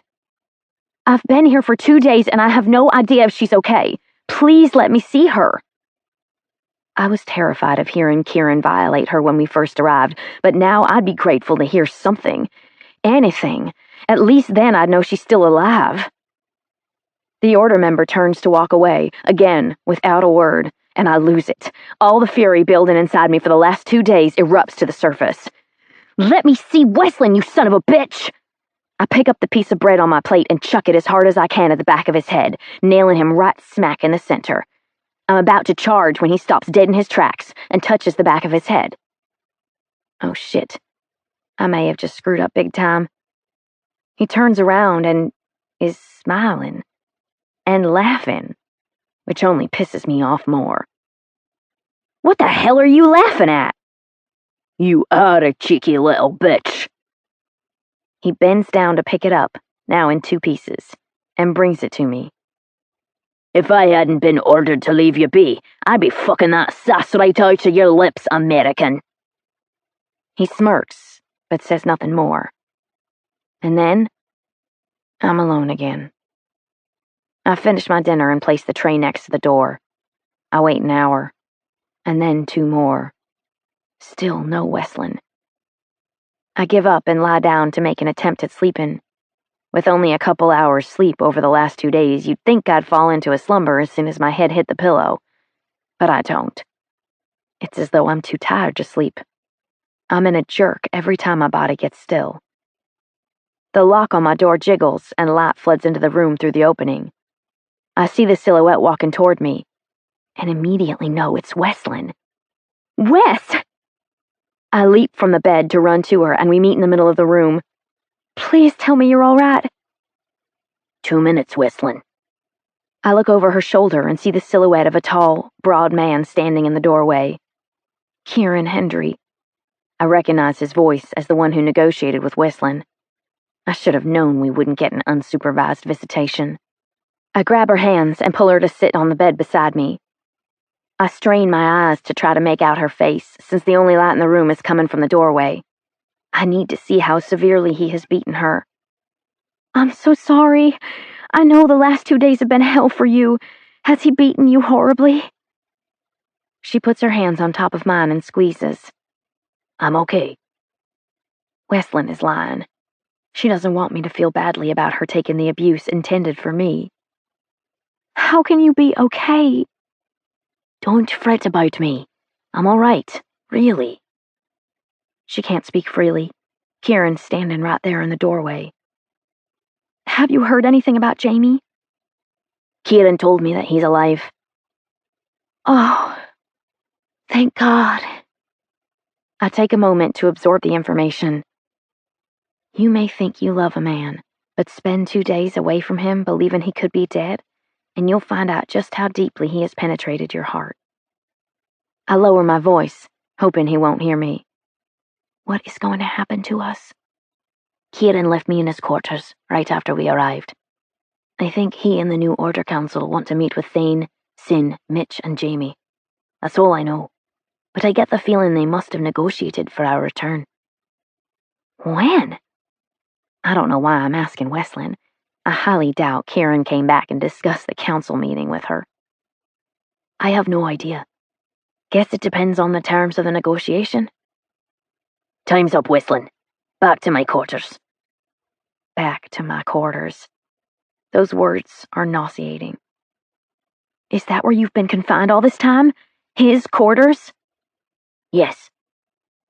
Oh, God. He's keeping her in his bedroom all day and all night. I don't even want to think about how many times he's raped her since we got here. I wanted to put on a strong front for Wesleyan, but the tears I've been holding have a mind of their own. I'm so sorry you're going through this. Look at me and listen to what I'm telling you, Ellison. Really hear my words. It's okay. How can it be? Wesleyan was so strong in the limo only moments after we were kidnapped. And now, she seems calm and collected. Has she gone through some kind of fellowship training where she learned how to not show her fear or weakness? Wesleyan, you're done here, Kieran says. I have to go. Stay strong. Everything is going to be fine. We embrace one another as though we may never see each other again. Will I see her again? You stay strong. And then I'm left alone again. And the tears start. Again. It's Night 3 at the Order compound. Solitary confinement. Prison. Bastille. Whatever you want to call this place. Each day has been identical. I've become accustomed to hearing the jiggle of the lock, followed by the same Order member bringing in my meal tray. I wonder if it'll be fish and chips or stew and soda bread. Tall, dark, and not so handsome with a huge scar across his cheek isn't holding my dinner tray this time. Come. Come where? No reply. Total shocker. I get up and follow the Order member. Where are you taking me? Boss is taking you home. Home. To Jamie. My knees nearly buckle, and it's me who's speechless this time. Kieran and Wesleyan are already in the back of the black sedan when I get inside. It's impossible to describe the alleviation I feel when I see her. Oh my God, Wes! I'm so relieved you're in this car. I look at Kieran over her shoulder as Wesleyan hugs me, and I want to scream, "You fucking monster," in his face. But I don't. I'm sure it's better to not push my luck at this point. It's dark in the back seat of the car, but I don't mistake the possessive hold of Kieran's hand on Wesleyan's thigh. He's holding it like he has the right to touch her, like she belongs to him, like he isn't ready to let her go back to the fellowship. Makes me sick. Your nightmare is almost over, Wes. Not much longer. I'm relieved when the car pulls into Thane's Drive, but a pang of fear comes over me when I see Jamie, Thane, Sin, and Mitch standing in front of the house. Will Jamie turn away because he sees me as tainted? Will he believe me when I tell him they didn't rape me? Will he end our relationship because the burden that comes along with me is too much to handle? The car comes to a stop, and one might expect me to try to fling the door open and run into his arms. Instead, I don't move a muscle. I'm scared to face him, terrified that he won't believe I wasn't raped, petrified he'll be done with me for good. The driver of the car gets out and walks around to open my door. I still don't move. You're free to go, Miss McAllister. Freedom is one step away. It's dumb that Kieran has to say those words to remind me. I slide over and get out, but Wesleyan doesn't follow. What is she doing? Come on, Wes, let's go. Now, before the monster changes his mind. Miss Breckenridge and I need a private moment. She'll join you in a minute. I don't move, because leaving Wesleyan behind feels wrong. Go, Miss McAllister. Now. What could he possibly want with Wes? Surely he doesn't intend on violating her on fellowship property. Would he be that evil? Muck. I turn at the sound of Jamie's voice and see him rushing toward me. I take no more than 2 steps before we collide and I'm in his arms. He holds me for a moment and then loosens his embrace so he can look at my face. Those bastards hit you. I'm fine. I realize how lucky I am to have come out of this with only a punch to the face. Fuck. I've been going crazy. I thought I'd lost you forever. He squeezes me tightly and kisses the top of my head. I love you so much, Mac. I haven't told you that near enough, but I'm going to. I love you too. Jamie twists us so his body is between the car and me. Get away from them. Go inside the house while we get Wesleyan back. Blue's waiting for you there. He releases me and walks toward the car. I have no idea what he's going to do, but it can't be good with that unhinged look in his eyes. Whatever you're going to do, don't. That fucker still has my sister. And Kieran's going to release her in a minute, unharmed. Please, don't do anything that's going to put her in the middle of a challenge. I hold out my hand for him to take. Wesleyan is fine. He looks at the car for a moment and then back at me. You're sure? Yes. He said she would join me in a moment. I believe him. I'm not sure I do, but I can't let Jamie go crazy on Kieran. That won't be good for anyone. He looks like a wild animal trying to decide if he'll attack or draw back. Come to me. Retreat, Jamie. Dane's voice has an ultimate alpha tone to it. You already know he enjoys provoking you. Don't give him another opportunity. He glares at the car before turning away. Fuck me. He's holding on to her just to antagonize me. Move away from the car. He'll be more inclined to release her if you're not standing over him. I have no idea what has gone down between Jamie and Kieran, but I definitely pick up on some kind of pissing contest. I see the anguish on Jamie's face as he walks toward me. I feel it when he yanks me into his arms and squeezes hard, almost painfully so. I've never wanted to kill anyone more than I want to kill that fucking Kieran Hendry. I feel the same. I may help you kill him. Jamie grasps the sides of my face. What did that motherfucker do to you? I don't misread the fear in his eyes. It's real. And although he's asking, I suspect he doesn't really want to know the answer. The car door opens and Westlin emerges from the black sedan. He's letting her go. Jamie releases me and races toward his sister. He puts his arm around her and uses his body to shield her from Kieran's sight. Are you okay? I'm fine, Jamie. Kieran lowers his window. We'll contact you in 3 days to set up the next meeting. What next meeting? The tires crunch against the drive as Kieran Hendry departs the Breckenridge property. I'm glad to see him go, but I fear it won't be the last time the Fellowship has to deal with that animal. Everyone inside. Blue and Isabel are desperate to see Westlin and Ellison. My sister rushes to me as soon as I enter the front door.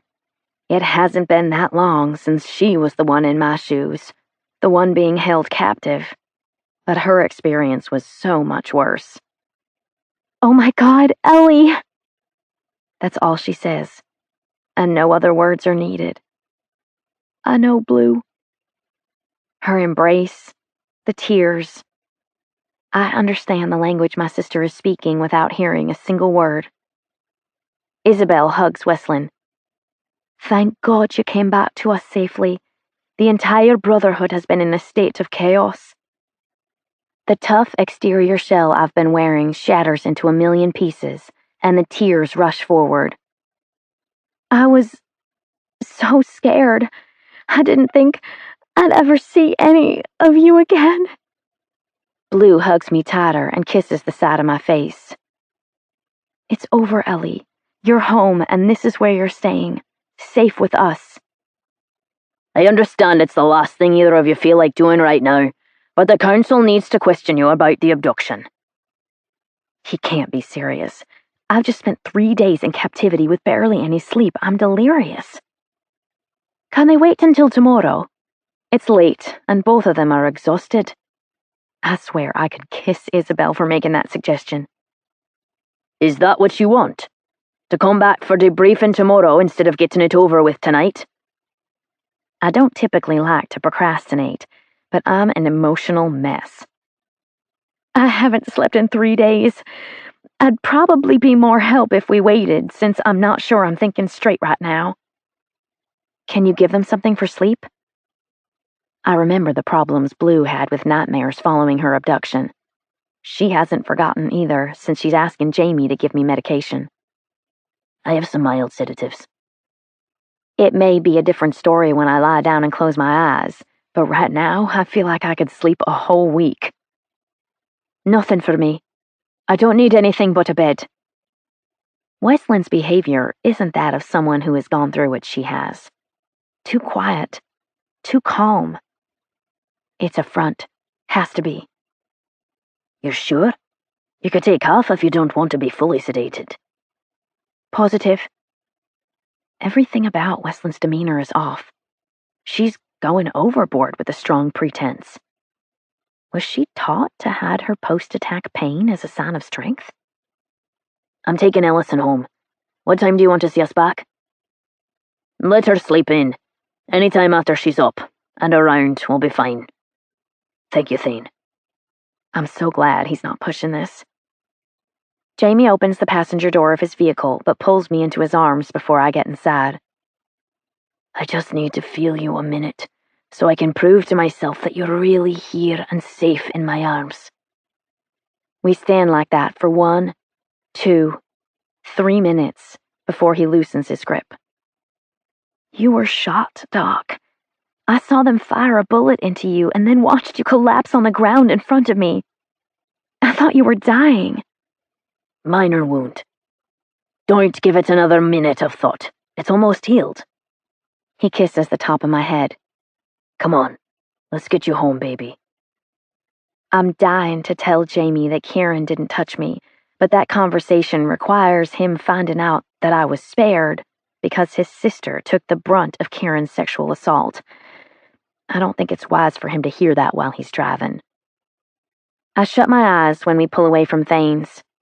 Being back with Jamie gives me such a sense of peace and safety that we're parked in front of the infirmary when I open my eyes again. This is where we live, but Jamie's arms are home. I'm sorry I fell asleep. It's fine, baby. You need the rest. I sit in the passenger seat until Jamie comes around and opens my door. I step out and almost squeal when he scoops me from the ground. He carries me up the drive and briefly puts me down to unlock the front door before attempting to lift me again. I'm not injured. I can walk. He needs to see that I'm okay, that I'm not a fragile doll princess who breaks. I want to take care of you, Mac. I know. And I'll let you when we're in the bedroom, but throwing your back out carrying me up the stairs does neither of us any good. You're not heavy. Thank you, but it's unnecessary. Let me do it. I'm tired, but I've been locked in a room for 3 days. I need to exercise my ability to choose because there is something horrifying about having that taken away. I walk into our room and the bed calls out to me. Come lie on me and fall into a coma. I would, except I really want to bathe. Need it. I feel so dirty, despite having not been touched by a single member of the order. I want a shower. Of course. Jamie comes into the bathroom and watches me brush my teeth while the water warms. Old house, old plumbing. I've never experienced a hell like the one I've gone through these last 3 days without you.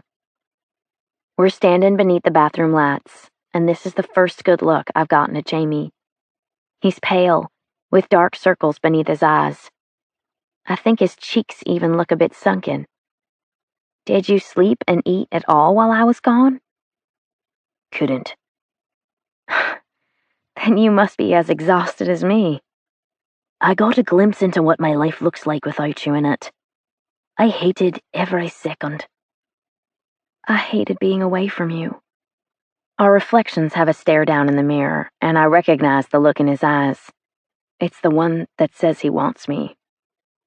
But he doesn't take a single step in my direction. Have a hot shower, and we'll talk when you're finished. If you feel like it. If not, it can wait until tomorrow. Jamie wants to have a conversation about my abduction. No, make that a conversation about what happened to me during my abduction. I'm more interested in the conversation we were supposed to have 3 nights ago. I've given us a lot of thought, and I have things I want to tell you.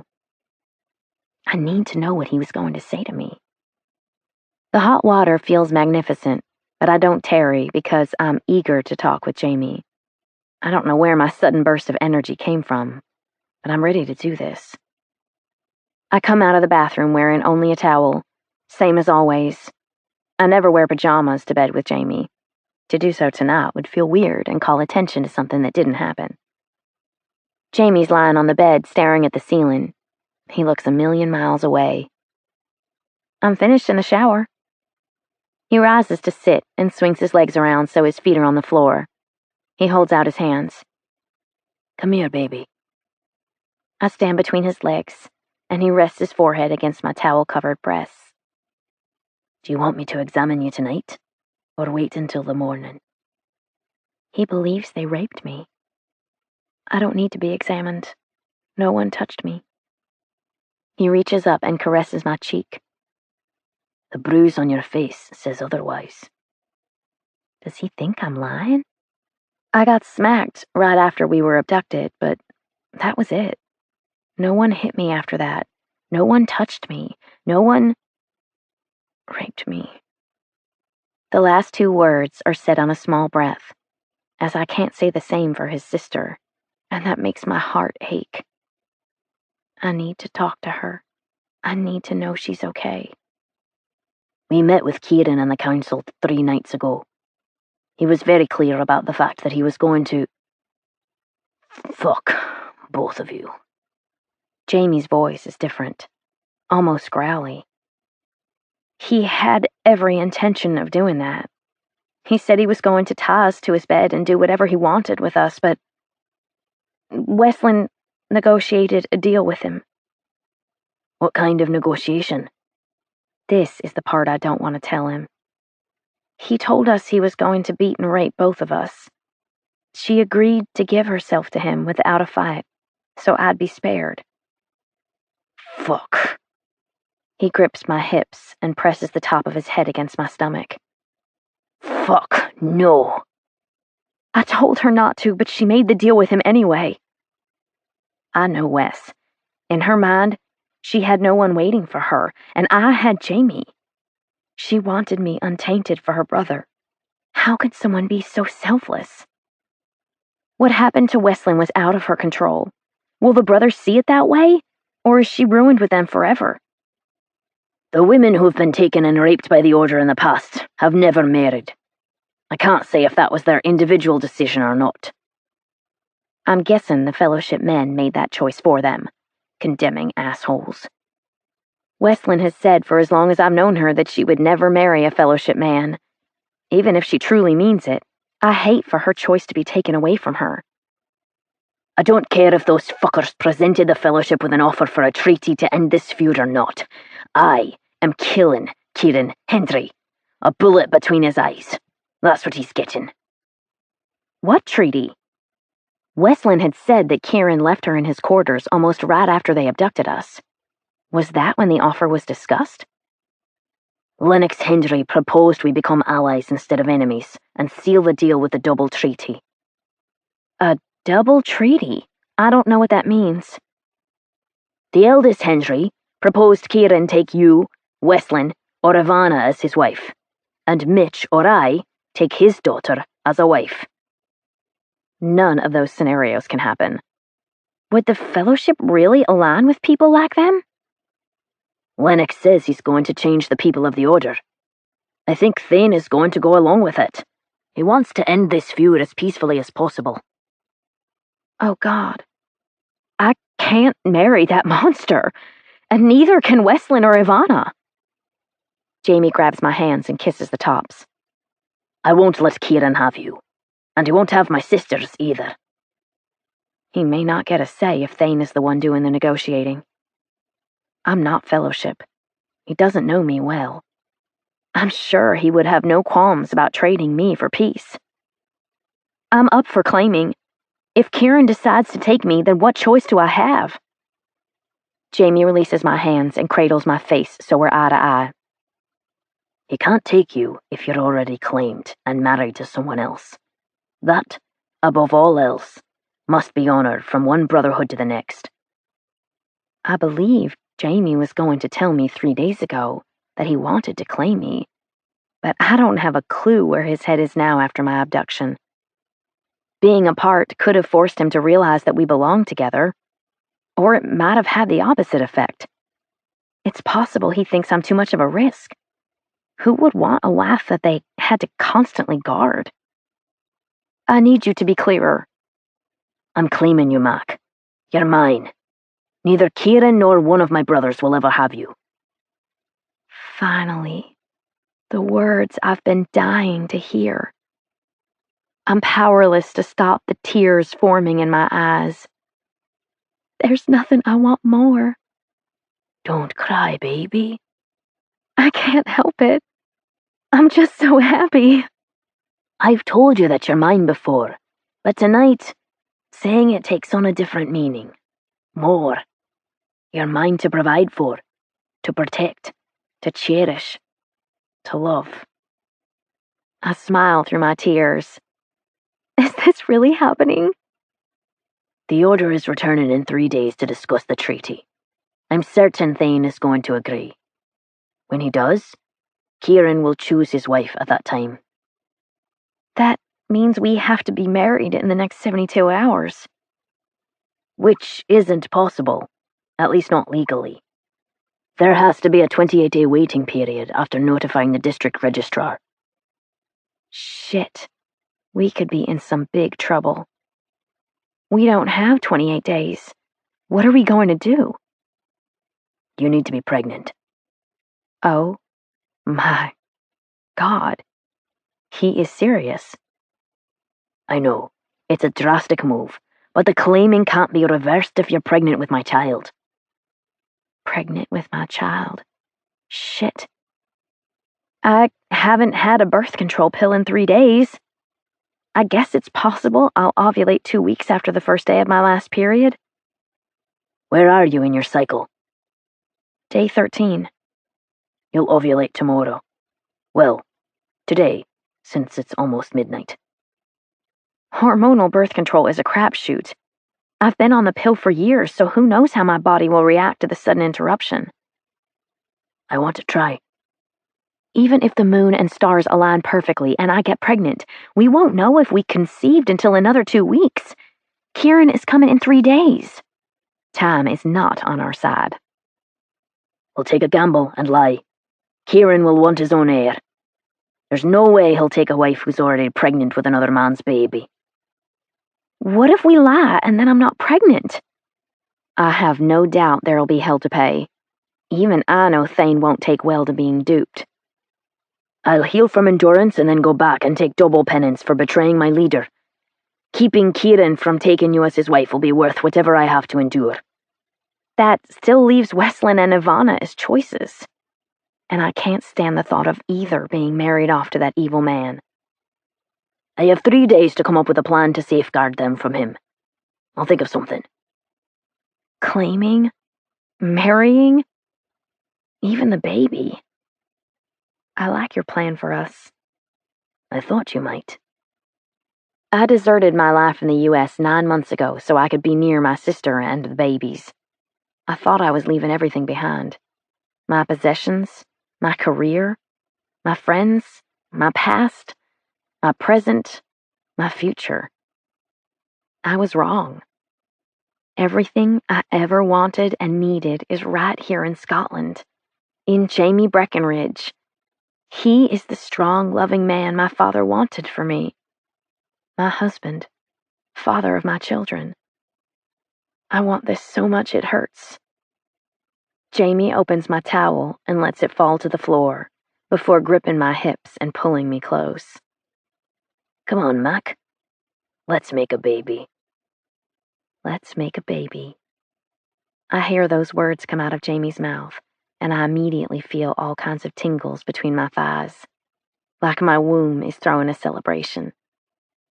Yes.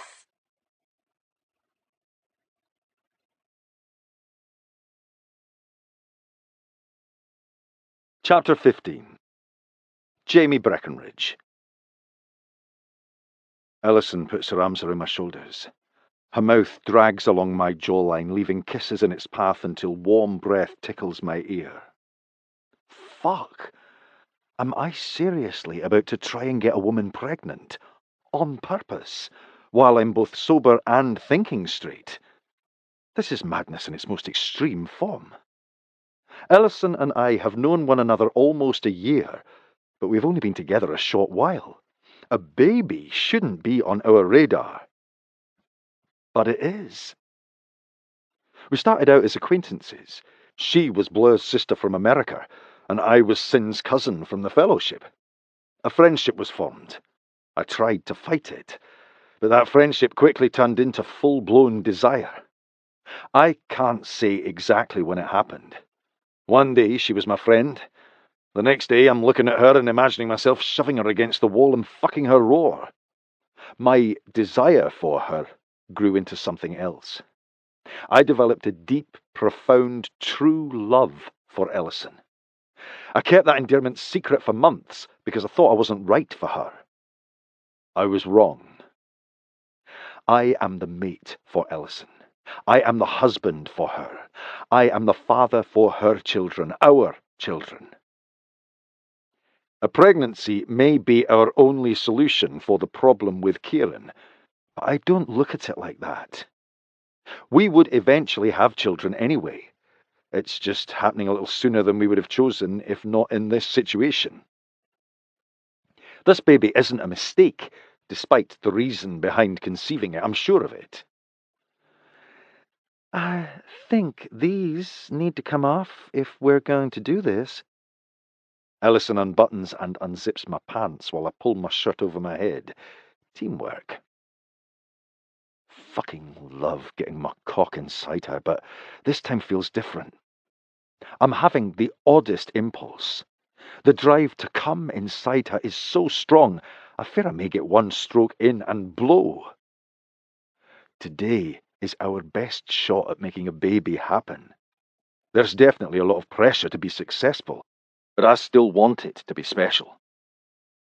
My final piece of stripped clothing hits the floor, and Ellison crawls up to straddle me. She gently touches the dressing over my shoulder. You took a bullet while protecting me. It was nothing. It wasn't nothing. She shifts her body so we're pressed skin to skin. I didn't think I'd ever get to feel your naked body against mine again. And now I'm going to get to feel it for the rest of our lives as husband and wife. We are going to be so happy together. Yes, we are. She places a quick kiss against my mouth and then moves to sit on her bum in the middle of the bed. She pulls her wet hair over her shoulder before she lies on the bed, feet apart and knees closed. She looks so timid and innocent. But I know better.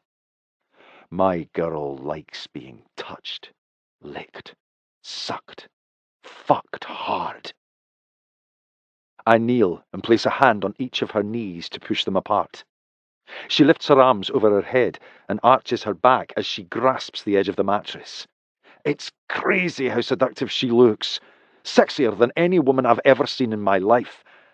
And she's for my eyes only, my touch only. I covet that. I want to try something.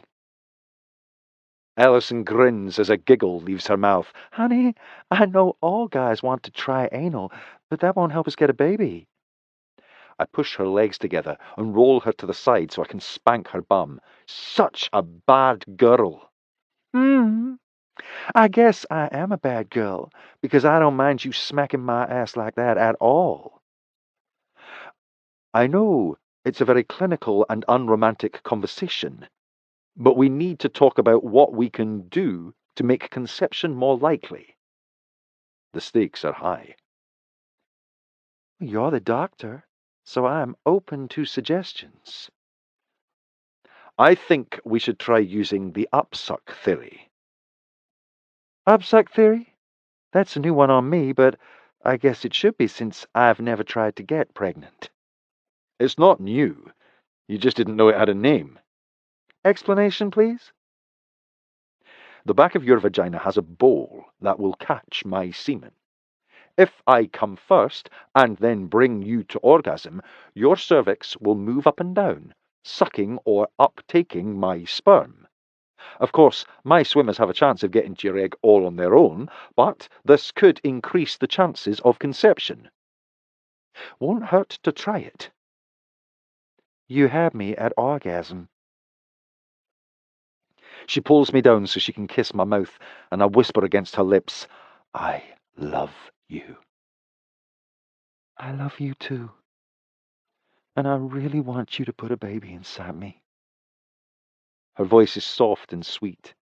Hearing her ask me for a child changes everything. It rips through my tough, hard fellowship exterior and brings out the tender side of me that I didn't know existed until she came into my life.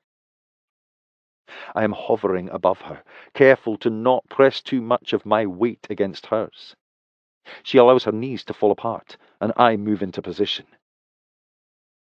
This baby we're about to make will be loved. She watches my eyes as I enter her. It already is. Ellison doesn't take her eyes from mine as I move in and out of her. Everything about this moment feels so intimate, like she is seeing straight into the depths of my soul. It makes me feel exposed from the inside out. I love the deep connection I have with Ellison. It's time to claim her. Say the words that make it official. Into me you see. She smiles as she places her hands against each side of my face. Into me you see. We have never discussed them, but she knows those words and what they mean. I know by the love I see on her face. You are my mate. Soon you'll be my wife, and eventually the mother of our children. I want that so much. I'm sliding in and out of Ellison slowly when her legs come up and around my waist. She digs her heels into my arse, coaxing me to thrust harder. Of course, moving harder and faster brings me closer to coming. But it's okay. This is only the first of many times I'll have her. Fuck! I'm already about to come. My womb is prepared to receive thy child. I chuckle as I push her legs back and apart. Fuck, Mac! Don't make me laugh while I'm trying to do this! She locks her legs around my waist as I thrust one last time. Fill my vaginal bowl with your baby batter so your bun can bake in my oven. Damn! You have to stop making me laugh! She loosens the hold of her legs around my waist and giggles. Baby making is fun. You little shite. Baby making is supposed to be romantic and special, not comedy hour. You look way too serious. I was concentrating. That was my fill her with so much cum there's no way she won't get pregnant face. I pull out slowly and reach for a pillow at the head of the bed. I motion for her to lift her bum. Up you go. She picks up her hips and I slide the pillow under her ass. Do you really think this position helps? Doesn't hurt. I kneel between her legs and push her thighs apart. I will never get tired of looking at your pretty pink wet pussy. Jamie! What? I can't say that about my maid? It's dirty. Well, you're a bad girl, so you probably like it. I don't mind it at all. I kiss the top of her knee. Tell me, my beautiful wife-to-be, how would you like to come? I want you to rub me off with those talented fingers of yours. She takes my hand and places my fingers over her clit. Right here. You know what I like.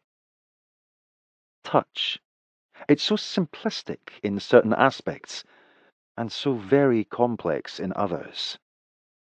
But I have come to know Ellison's body well in a short time. I know exactly what it needs. She is slick from our lovemaking, so my fingertips easily glide in a large, slow, circular motion. She rocks her pelvis against my fingers. The girl can't sit still. Like that. She closes her eyes, and her words come out as a breathy whisper. Yes. I use my thumb to stroke her centre up and down several times before concentrating on the tight nub at the top of her slit. Her most sensitive spot. I alternate between fast and slow, hard and soft. She's building, climbing, almost soaring. I know by her body's reactions. I want to finish her off with a bang, make her cervix upsuck every last drop of semen inside her. I lower my mouth and suck her clit. I'm irregular with the pressure and speed, so she won't be able to predict what will come next. Ah, ah, ah! I smile when I feel the quivers against my lips. My girl's coming. Her entire body relaxes when the quivering stops. That's when I know she's in that place, the one where she's blissful and euphoric. There's no other feeling in the world like it. I will never get enough of that, or you. I am certain it'll be impossible to ever get enough of Ellison McAllister, soon to be Breckenridge. I am completely obsessed with this woman. You own every part of me, Mac. You hold complete command over my heart, body, and soul. I will do anything for her, for them. Lie, cheat, steal, kill. It is who I am. Anything to hold on to her and make her happy and safe. Rip my sister a new one. That's what I should do. Where the fuck have you been the last 3 days? I've been busy. Ellison and I have tried calling her no less than 100 times. We have been worried sick. I'm an adult, Jimmy. I was fine. Bad things happen to adults too. Does she not remember that she was just kidnapped and raped? It would have been nice to know you were safe. You're right. I'm sorry. I should have checked in. It isn't like Wesleyan to be so inconsiderate. I needed to talk to you before the meeting. About what? Ellison and I have a plan we have put into action so Kieran can't take her as his wife. I have a plan for you and Ivana too, but we really needed to discuss it before the council shows up. And now, there's no time. Wesleyan has really fucked this up. And where is Ivana? I thought she'd be here, since the Hendrys consider her a potential wife. I have my own plan. What a relief. Oh, thank fuck. You don't know how glad I am to hear that. Thane comes into the dining room and takes his seat at the head of the table. Lennox and Kieran will be here any minute. I understand you have something to tell us before their arrival. Wesleyan is taking her destiny into her own hands. I highly doubt I'll ever see something like this from Ivana. She's content to let Mum run her life for her. I do. I have spent a lot of time thinking about the treaty offer, and I've come to a decision. Ellison isn't fellowship. This isn't her responsibility. She shouldn't be sacrificed when she isn't even one of us yet. I'm prepared to marry Kieran. What the hell? What the hell? No fucking way! You're not marrying him! I am, Jimmy. I've made up my mind. That is the craziest shite I've ever heard. Why would you volunteer to become the wife of a man who brutalized you for 3 days? You don't know anything about what happened while I was with Kieran. She says his name so comfortably, like they're well-acquainted friends, like he isn't her rapist. How could I know anything? You haven't answered your phone. You haven't been at your flat. You disappeared off the face of the earth. I assumed she cut us off because she needed time to herself after the hell he put her through. I think that would be a normal reaction for anyone. But after hearing this, I don't know. Ellison is one of her best friends. Maybe she can talk some sense into her. Tell her this is nuts. Wes, you can't sacrifice yourself for me again. It won't be 3 days this time. It's the rest of your life. Forever. You'll never get away from him. I've made up my mind. I am doing this. Then it's settled. Wesleyan will marry Kieran. Which one of you will marry Hendry's daughter? I'm preparing to announce Ellison's pregnancy when Mitch speaks up. This treaty dissolves the only complication that has been keeping Jamie and Ellison apart. I'm not in a relationship with anyone, and I don't have interest in any of the fellowship women. I'll take Shore as my wife. Thane nods. Your decision is the act of a true leader. You make me very proud, son. Not a totally selfless act. I'm really hoping she's hot. One of the guards comes to the doorway. The Hendrys have arrived, boss. You can escort them in. Lennox and Kieran come into the dining room, and the younger Hendry's eyes immediately go to Wesleyan. The fucker looks like he could devour her right here and now. Gentlemen! Lennox offers a nod of acknowledgement, but Kieran is too busy eye-fucking my sister to offer any form of greeting. Ellison senses my rage and pats my leg beneath the table. Calm down, she whispers. Please join us. Kieran takes the empty seat next to Wesleyan. He rapes my sister, and now he torments her further by sitting next to her. The protective big brother inside me wants to go over the table, put him in a chokehold, and squeeze the fucking life out of his body.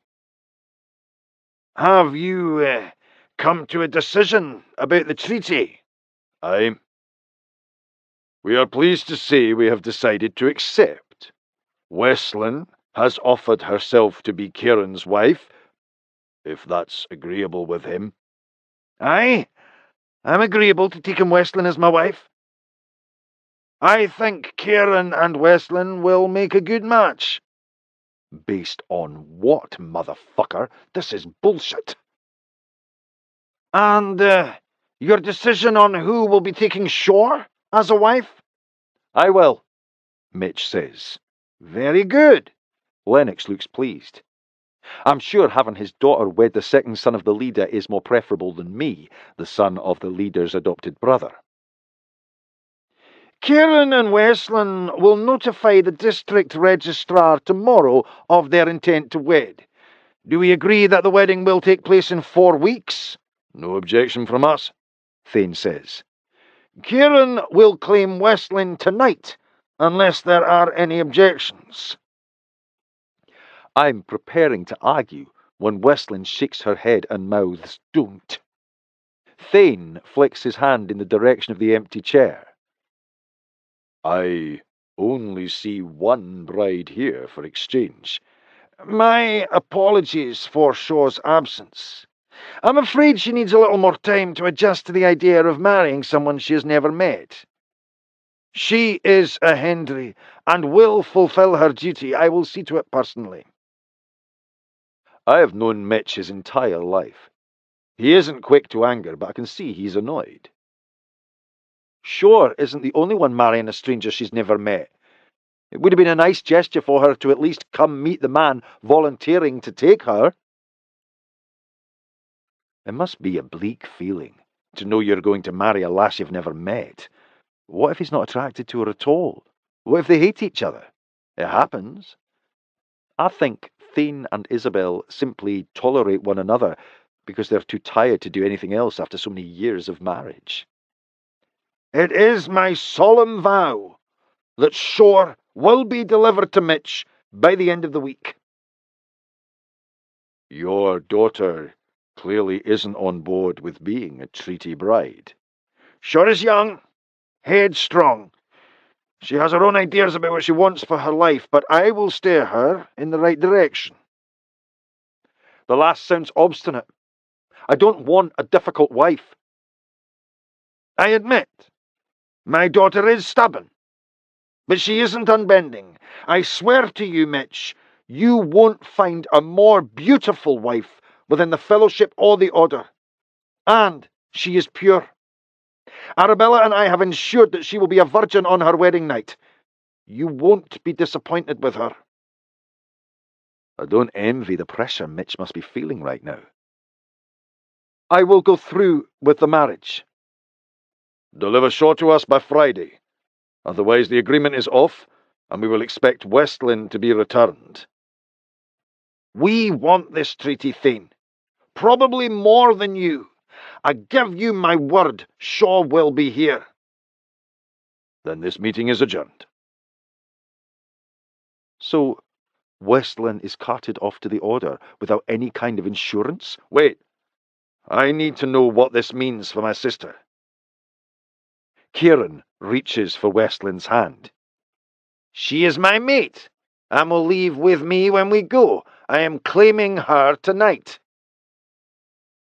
Am I supposed to be fucking okay with this? I need a few minutes with my sister in private. You can have as many minutes as you like, but Westlin is mine. It's been decided. What an arrogant arsehole. You haven't delivered your end of the bargain, and you have not officially claimed her. Nothing is in stone yet. Westlin follows me into the hallway. You don't have to do this because you want to save Ellison. We have a plan. It really has nothing to do with Ellie. It's about me and what I want. You want to marry that arsehole.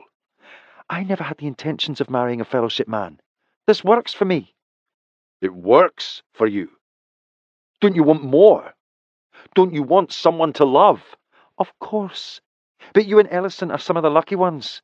We don't all find love. I will find you a good match. I will find you a brother you can love. No, Jamie. I hate the tears in my sister's eyes. I can't stay. I am ruined with the brothers. Tainted. They all know I was kidnapped and held prisoner for 3 days. None of them are going to want me. You know this. Fuck. I hate that bastard for what he's done to you. You don't have to like him. And neither do I for this treaty to work. I hate this so much. How do I let my sister leave with a man I don't trust and be taken to another brotherhood in the process? How do I say nothing as he walks away with her as though she's a possession and not a person? I don't know how a treaty works. Will I be allowed to see her? I can't go without seeing my sister. It's going to be okay, and hey, another perk is Mum will be happy. An advantageous marriage. But he's not in the fellowship. How could Mum feel this is okay? I'm sure Mum will eat this shite up. Her daughter will be securing a place high on the hierarchy by becoming the wife of a leader. Mum's grandchildren will be the future leaders of the order. You're gaining status you wouldn't be able to achieve within the fellowship, so I guess you will be thrilled. Marrying Kieran is for the best. You might not see it right now, but you will. I doubt that. This treaty is coming at the perfect time for you and Ellison. The Order is no longer a threat to her with them as our allies. There's nothing stopping you from claiming her. I've already claimed her. We notified the district registrar 2 days ago of our intent to marry. Westlin propels herself at me for a hug. I am so happy for you. Have you told anyone? It hasn't been possible to tell anyone. We haven't left our bed in 3 days. You're the first to know, but we're telling Thane and Sin after the meeting. I have wanted this for a while, but I'm scared for you. Endurance is bad. I saw firsthand how wounded Sin was after he went through endurance. I thought he had lost his mind for doing something like that for a woman. I get it now. Can't lie, I'm not looking forward to it, but every blow, every punch, every lash will be worth it for her. I hate that part of the fellowship. It's one of the ways we protect ourselves from bringing in untrustworthy outsiders. It's necessary. I don't like it, but I'll go along with it because she's who you want. I'd like to stall and keep my sister in this hallway forever, but that isn't possible. Never hesitate to call on me for anything. Anything. And you better tell me if that bastard mistreats you. I will kill him if need be. Don't care if it starts a war or not. To hell with the treaty. I won't allow that fucker to abuse my sister. This treaty is about making allies, not enemies. He'd be dumb to mistreat me. Plus, you know me. I'm a hard ass. I'm not going to put up with bullshit. Kieran and Lennox come out of the dining room, and I know this is it. It's time to say goodbye to my sister. I love you, Wes. I love you too. She is my blood. My instinct is to protect her. It's damn near impossible to watch him take her when they go. Every fibre within me wants to keep her here where I know she's safe. But I can't. Thane, Sin, and Mitch are already standing and ready to leave when I return to the dining room. Wait. Before the council leaves, I have an announcement to make. The Breckenridge trio gives me their full attention. Someone needs to call Alec Ferguson and tell him we're on the way. I have claimed Ellison. Made it official 3 nights ago, and I intend on marrying her as soon as our 28-day wait is over. Sin chuckles and comes over to do the half-hug handshake bro thing. About fucking time, Jay. My wife has been about to lose her mind thinking her sister was going to be married off to someone else because you were being a dumbass. Mitch comes to me and offers a half-hug handshake, We knew it was only a matter of time. Damn, I know some brothers who are going to be pissed off about this. They can be pissed off. Ellison is mine. Not a one of them is touching her. Thane smiles and slaps me on the back. Kiss your girl goodbye, son. We have a long night ahead of us. Panic spreads across Ellison's face. They're taking you for endurance? Now? I don't want them to hurt you. I chuckle in hopes of lightening her mood. I don't want them to hurt me either, but it's necessary. Ellison presses her forehead to mine. I don't want you to go through this. A requirement, I'm afraid. God, I love you so much, Doc. I love you too, Mac. Ellison lowers her voice. Shit, Jamie. We just spent the last 3 days trying to conceive a baby we could use as the glue to keep us together unnecessarily. I know. The irony isn't lost on me. What are we going to do? Same thing we were going to do anyway. You're going to take a pregnancy test in 11 days. Regardless of the result, we'll get married in 3.5 weeks. Ellison looks at the council and then back to me. Do you want me to be pregnant? I would be very okay with you being pregnant. But if you're not, that's fine too. I'll just give us more time for the two of us. Sin ends the call to Alec. Ferguson's going to meet us there. Tears pool in the lower lids of Ellison's eyes. Please don't cry, baby. I can't stand it. She lowers her face. I'm sorry.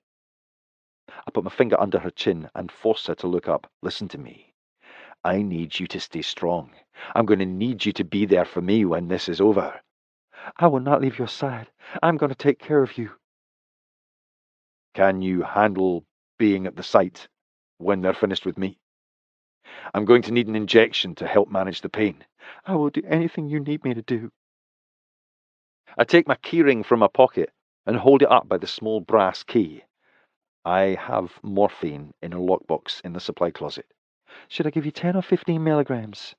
Use your own judgment. You'll get 15.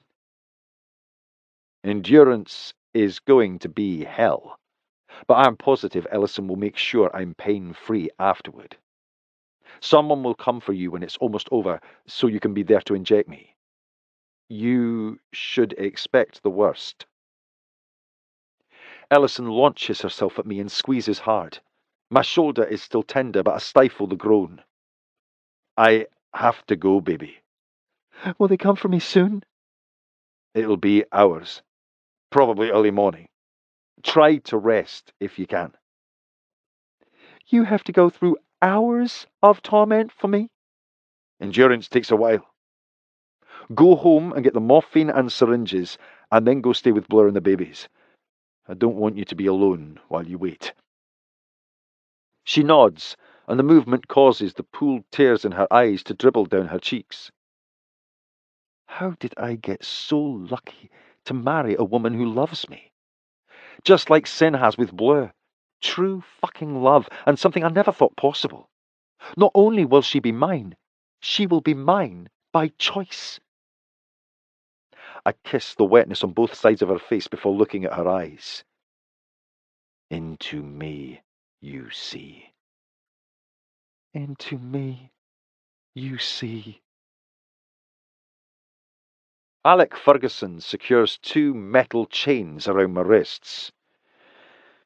You and Sinclair don't make things easy for me when you go and do this kind of thing. How's that? Both of you are my leaders, and your choices in women bring us to this. You couldn't do me a favour and choose a nice fellowship lass? He chuckles. Sorry, Alec. I saw her and it was out of my control. I understand, boss. Miss Ellison is a bonny one. The chain tightens when he uses a pulley to lift my arms over my head, and a searing pain ignites in my shoulder. I don't enjoy this. I want you to know that. There's no hard feelings, Alec. I understand it must be done. I knew that when I made the decision to take a non-fellowship woman as my wife. Ah, you're marrying Miss Ellison? That won't go over well with a lot of the brothers. I know a few who are looking to claim her. Well, they can kiss my ass. She's mine. Spoken like a true mate. How many bairns do you have now? 3. Just found out we have another on the way. I wonder if Ellison and I will be finding out we have one on the way. Oh, congratulations. We weren't planning to have another, so it was a wee bit of a surprise. It's taken a little while to get over the shock, but we're very happy now. Shona is hoping for another girl to make it 2 boys and 2 girls. 2 boys and 2 girls. I like that. Alec pulls the chain until I'm on the tips of my toes. I can immediately tell how the muscles in my legs are going to burn. I know you're familiar with the process, Alec says. Very familiar.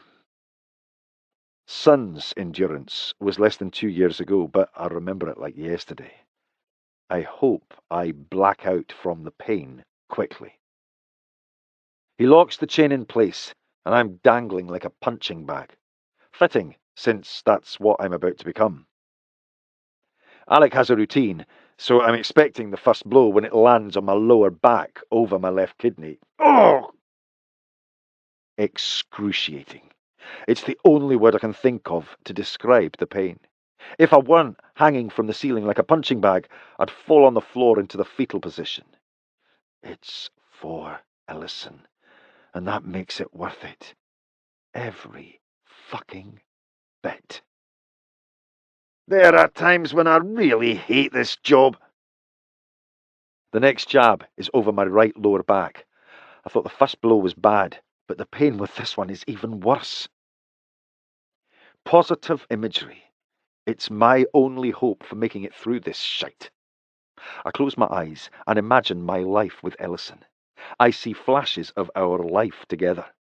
Married, making love, her giving birth to our first child, maybe in the very near future. Those beautiful pictures in my head get me through the punches to my back and gut.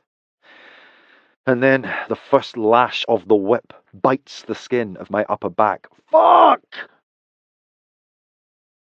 It's not as bad if you relax, Sin says.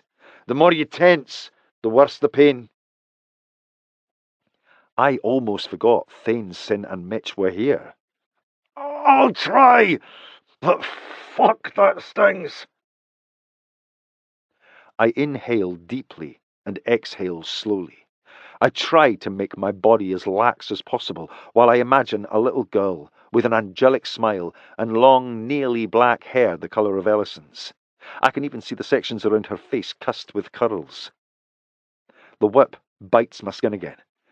It's tolerable this time, so I dig deeper into my mind to picture an image of our son. He's a stout boy, with dark brown hair and Ellison's exotic green eyes. I think he's older than our daughter, a protective older brother. Yes, I like that very much. Someone to watch over my little angel and keep little fellowship fuckers away from her. Our children and Ellison's smiling face. Those are the last things I see before the pain pushes me into a black oblivion. Chapter 16. Ellison McAllister. Here. Blue passes Harrison to me. You can at least walk with Mr. Fretful if you're going to keep pacing the floor. I kiss the top of my nephew's head. Poor little guy's been fussy all evening. He's not the only one unsettled around here. Can he sense my anxiety? It's only been a couple hours. They aren't going to come for you until morning, so you might as well come away from the window. It feels like it's been much longer. I don't know how to deal with this. I'm going crazy imagining all the things Jamie must be enduring right now. It's not easy being married to a fellowship man. It must be 10 times worse with Sin being a leader. Blue must be a mess every time he walks out the door. I'm always terrified for him, So I'm really happy about the peace treaty with the Order. It puts everyone in less danger, especially the council members. I'm such an idiot. I've been so naive to believe Jamie was in less danger because he's the fellowship doctor and wouldn't be fatting in the field. That's not the case at all. His seat on the council will always make him a target. It will, but you can take comfort in knowing he's in less danger now than he was before the treaty. Harrison puts his head on my shoulder and his thumb goes into his mouth. The patented thumb suck. He'll be going down soon. I can't believe I could actually have one of these growing inside me right now. Jamie and I didn't know Westlin and Mitch were going to volunteer. We thought there was a chance Kieran would choose me as his wife. If he did, we knew there was nothing we could do about it. So, we decided to take a proactive approach to end any prospect of him choosing me. I'm scared to ask, but I'm going to anyway. What did you do? It's possible we just spent the last 3 days trying to get pregnant. Blue wrinkles her brow. You're on the pill. I was on the pill. When did you come off? A week ago, when I was kidnapped. You're the nurse and Jamie's the doctor, but I don't think it happens like that. A week off hormonal birth control doesn't sound like long enough to get pregnant. Blue has done a lot of research about fertility, but not the typical kind where in vitro isn't required. We know it could be a hit or miss, but we sure gave it our all in the event that I did ovulate. I'm a bit confused. How would spending the last 3 days trying to get pregnant keep Kieran from choosing you as his wife tonight? You won't know if you're pregnant for a couple weeks. Kieran could have Jamie's claim on me undone because we aren't married yet. But he can't undo a baby, so we were planning to lie, and then hope for 2 lines when I peed on the stick. And then you never got the chance to lie because Westlin and Mitch volunteered for the marriage treaty. Blue cackles. Shit, Ellie. A baby is a really drastic solution for a problem you ended up not having. I'm sure it sounds like a crazy plan now the trouble is over, but the threat of being forced to marry Kieran was very real up until a few hours ago. It was a drastic situation until it wasn't. And then I had this oh shit moment. I may still be having an oh shit moment. What did Jamie say? He said that he would be very okay with me being pregnant. Either way, we're getting married. Do you want to have a baby right now? I rock back and forth from one foot to the other, swaying Harrison. Part of me does, but then the other part sees how tough parenting is when I look at you, Sin, and the babies, and it makes me want to wait. We have extraordinary circumstances. Our household is a clusterfuck most days. Don't speculate about what you think your life would be like based upon what you see in us, or you'll never have children. I know it wouldn't be as chaotic as this. I turn so Blue can see Harrison's face. Is he asleep? Mr. Fretful is out cold. Blue and the babies go down for the night, but there's no hope of me sleeping a single minute. I couldn't doze if I tried. I'm too busy living through a real-life nightmare. The sun is rising when my phone buzzes. Sterling is on the way. I go to Blue's bedroom and gently shake her awake. Blue, I whisper, because I see Harrison weaseled his way into the bed with his mom sometime during the night. It's time? Yes, Sterling is on the way. Okay. She sits up and rubs her eyes. I'll call Isabel. Already here. She came about an hour ago and went back to sleep in the guest room. She said she knew things would move quickly once they sent someone for me.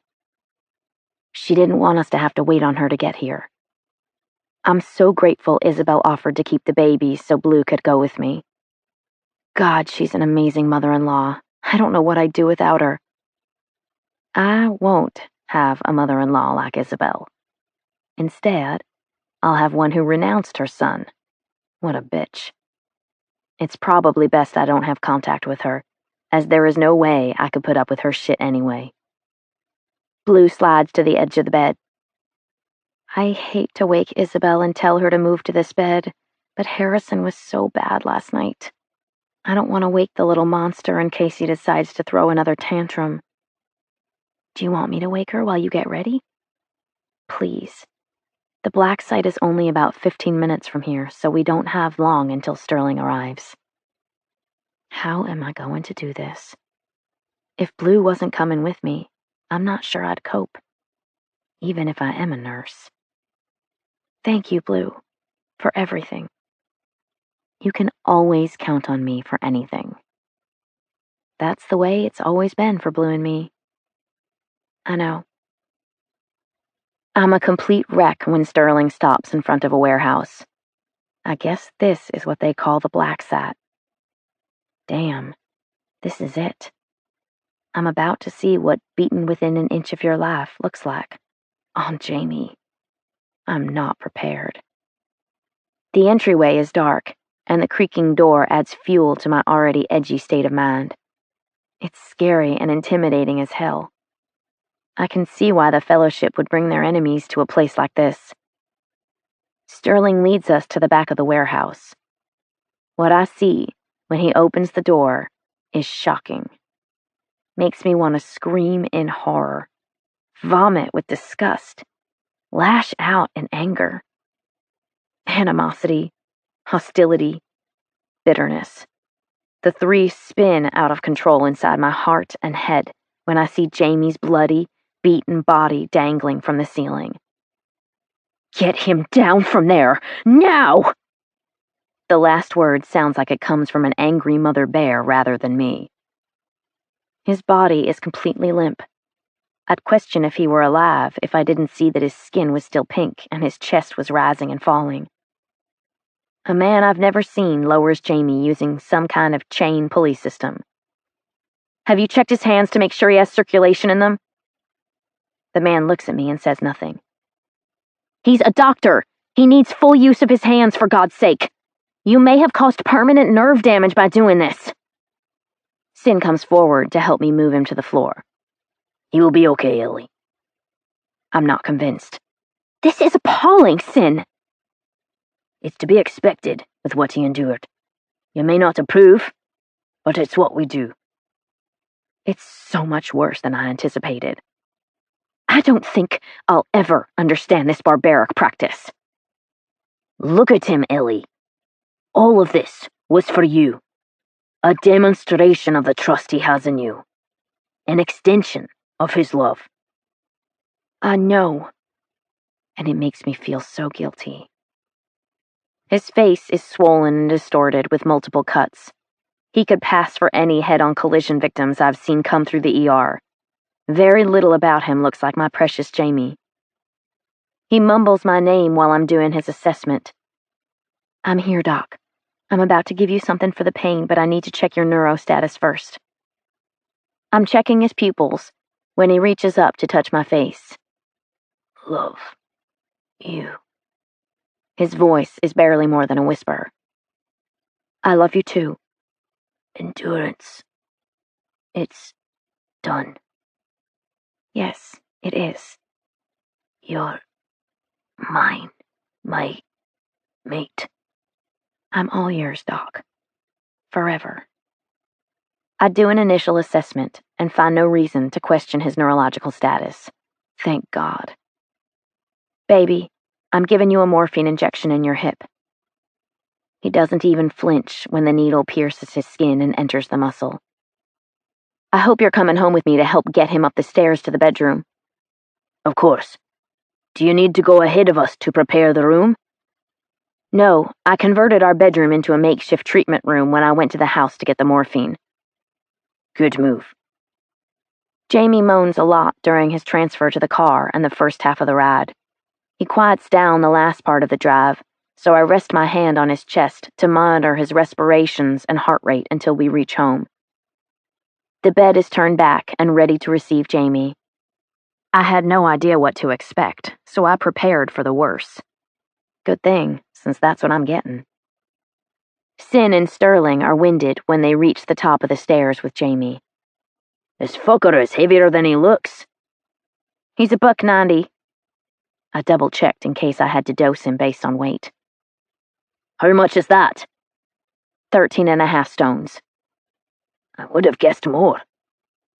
He probably feels heavier because his body has no tone. He's nothing but dead weight. He drops like a rock onto the bed. I think the morphine is working. I hope that's all it is, and not some kind of underlying issue I missed. Thank you for bringing him up here. He wouldn't have been very comfortable on one of the treatment room beds. No problem. Mom staying with the bairns? Yes. Sin embraces Blue, but looks at me. I want you to know that was hell for me. But it's done and over. Done and over. That's the only good part about it. Sin kisses the top of Blue's head. It was a long night. I'll be asleep on the sofa if you need me. I look at Jamie's battered body, and all I want to do is break down and cry. But that does nothing to help him. Will you help me get him out of his clothes so I can bathe him? Whatever you need me to do. I cut his shirt off first, and then his pants, but leave him in his boxer briefs. Those won't come off until after Blue is gone. I put a basin next to the bathroom sink. Will you fill it with warm soapy water and bring it to me, and a washcloth? Yeah. Jamie's filthy, absolutely bloody from head to toe. Makes me so angry to see him in this kind of condition. How? How could they do this to one of their own? It's inhumane. After I'm finished cutting away his clothing, I bathe every inch of his exposed body. He's in worse shape than I imagined. Countless cuts, bruises, and abrasions. He moans loudly when I wash his right side. That's how Sin acted when I washed him there. His ribs were broken, and I bet Jamie's are too.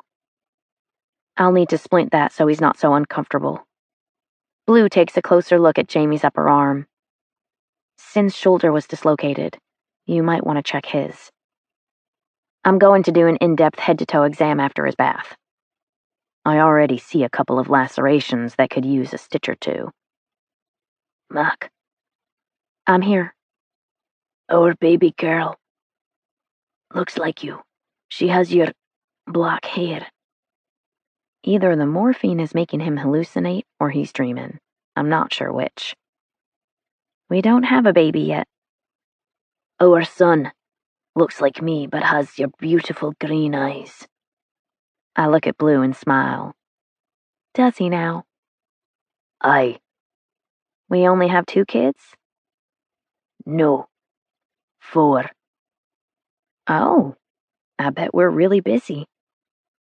Baby batter. In your bowl. Bunnin. Oven. I giggle and look at Blue while shrugging. Narcotics, they make people say the funniest shit. It takes every bit of an hour to bathe Jamie and do his full assessment. I'm totally exhausted when I change clothes and finally crawl into bed beside him. He's sleeping. His respirations are deep and steady. Love you, Doc. There aren't enough words to thank you for this act of love. I can barely get the words out as sobs threaten to consume me.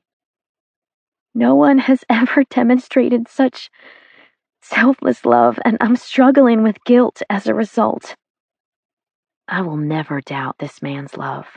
Never. I'm going to make sure you never regret going through hell for me. I lift his hand from his side and place a kiss on top. Into me, you see.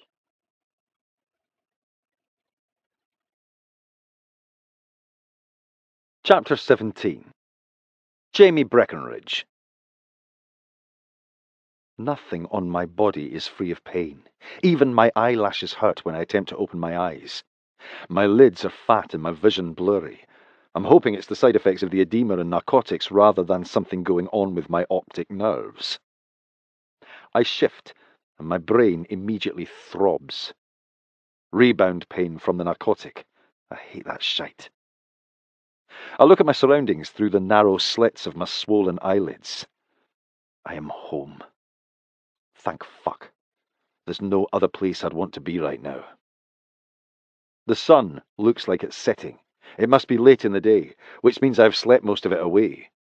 No surprise there. I'm positive Ellison kept the morphine coming on a regular basis. She's sleeping beside me, my beautiful Mac. I'm sure it must have been a long night for her too. She's lying on her back with her hands stretched over her head. Her tank top has worked itself up, exposing her bare stomach, and I can't resist reaching out to touch it. I place my palm against her flat belly and imagine what it will look like in several months if there's a part of me growing inside her. You will be loved. I'll always do what it takes to keep you safe, you and your mum. Ellison stirs, and I move my hand to her cheek. Mag. Her eyes pop open and she turns to look at me. She reaches out to touch my face, and the sensation is odd, feels fat and numb. I am happy to see you in the land of the living. Well, I'm very pleased to wake up and find you next to me. There isn't a more beautiful sight. Her hand finds mine. Are you in much pain? I was a human punching bag all night long. Being in pain is my only option at the moment, but I won't tell her. And the morphine is helping. Not a lie. I'm sure it would be much worse without it. Then I'll keep it coming. Much appreciated. You need to ambulate and empty your bladder. Oh, such romantic conversation from my girl. I laugh and then grimace because it hurts like a son of a bitch. I groan. Certainly not romantic, but necessary. I can't have you throwing an embolism. True, that would not be great. We have come too far for that kind of complication. I need your help, baby. You have gone through hell and back for me. I'll do whatever you need me to do. Anything. Ellison gets out of bed and comes around to my side. Take it slowly. No sudden position change. I couldn't move anything suddenly if I tried. You'll get no argument out of me. I use Ellison for support as I get out of bed and then halfway to the bathroom. I think I can manage from here. Maybe so, but you forget that I know how much morphine you have had. I have zero trust in your judgment or your legs. I remember what this was like for Sin. You know I'm going to piss blood. I'd be shocked if you didn't. My girl isn't faint-hearted, and it is definitely something I love about her. Ellison helps me back to bed when I'm finished and props no less than 6 pillows behind my back. Feel like eating something? My gut has taken a lot of abuse. I don't have much of an appetite. Maybe try some soup? Broth? I'll give it a try. For you. She stops in the doorway and turns back to look at me. I love you, James Connell Breckenridge. I love you, Ellison Brooke McAllister, soon to be Breckenridge. It's been a week since Endurance. I've recovered quickly, thanks to my girl's expertise nursing care, and now it's time for her initiation into the fellowship. She will become one of my people. The ceremony is taking place at Thane and Isabel's. Sin and Mitch are acting as witnesses, and a huge party with whiskey will follow at Duncan's. Nothing fancy, since our wedding will happen in a few weeks. 18 days, to be exact, but who's counting? Ellison has been getting ready forever. I've heard countless swooshes of aerosol bottles. There's no way she hasn't used every one in the bathroom. I stand in the doorway looking at my watch. We're going to be late if we don't leave soon. I'm almost done. I've heard that before.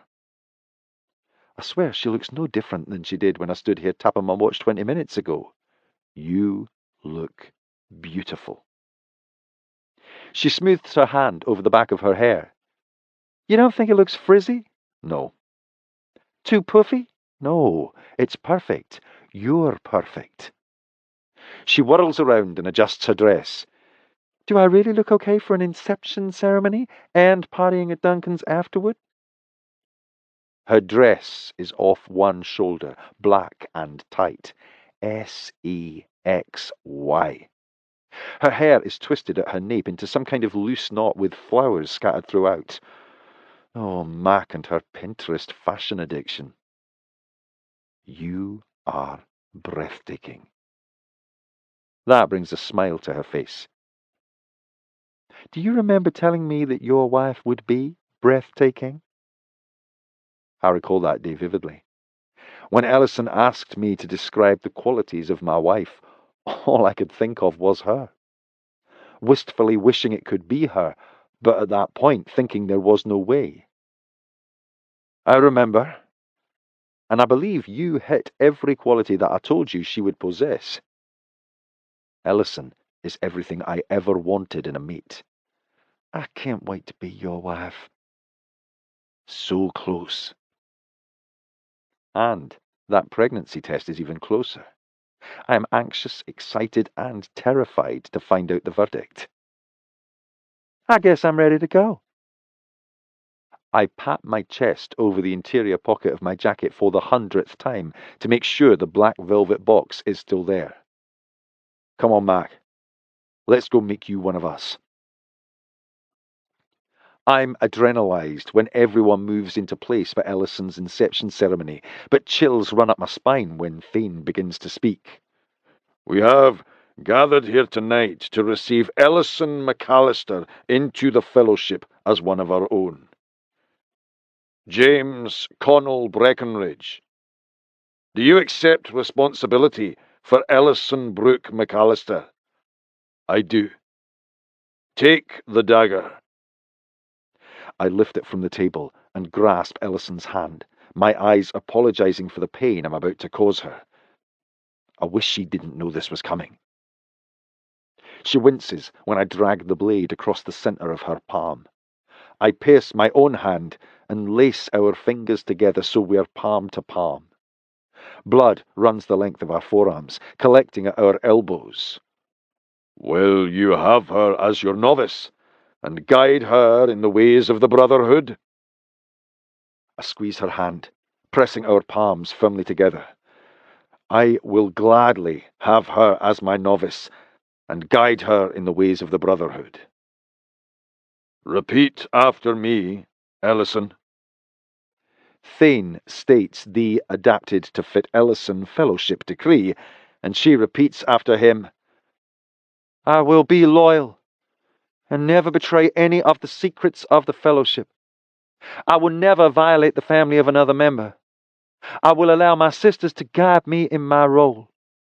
My blood is Jamie's blood, as his is now mine.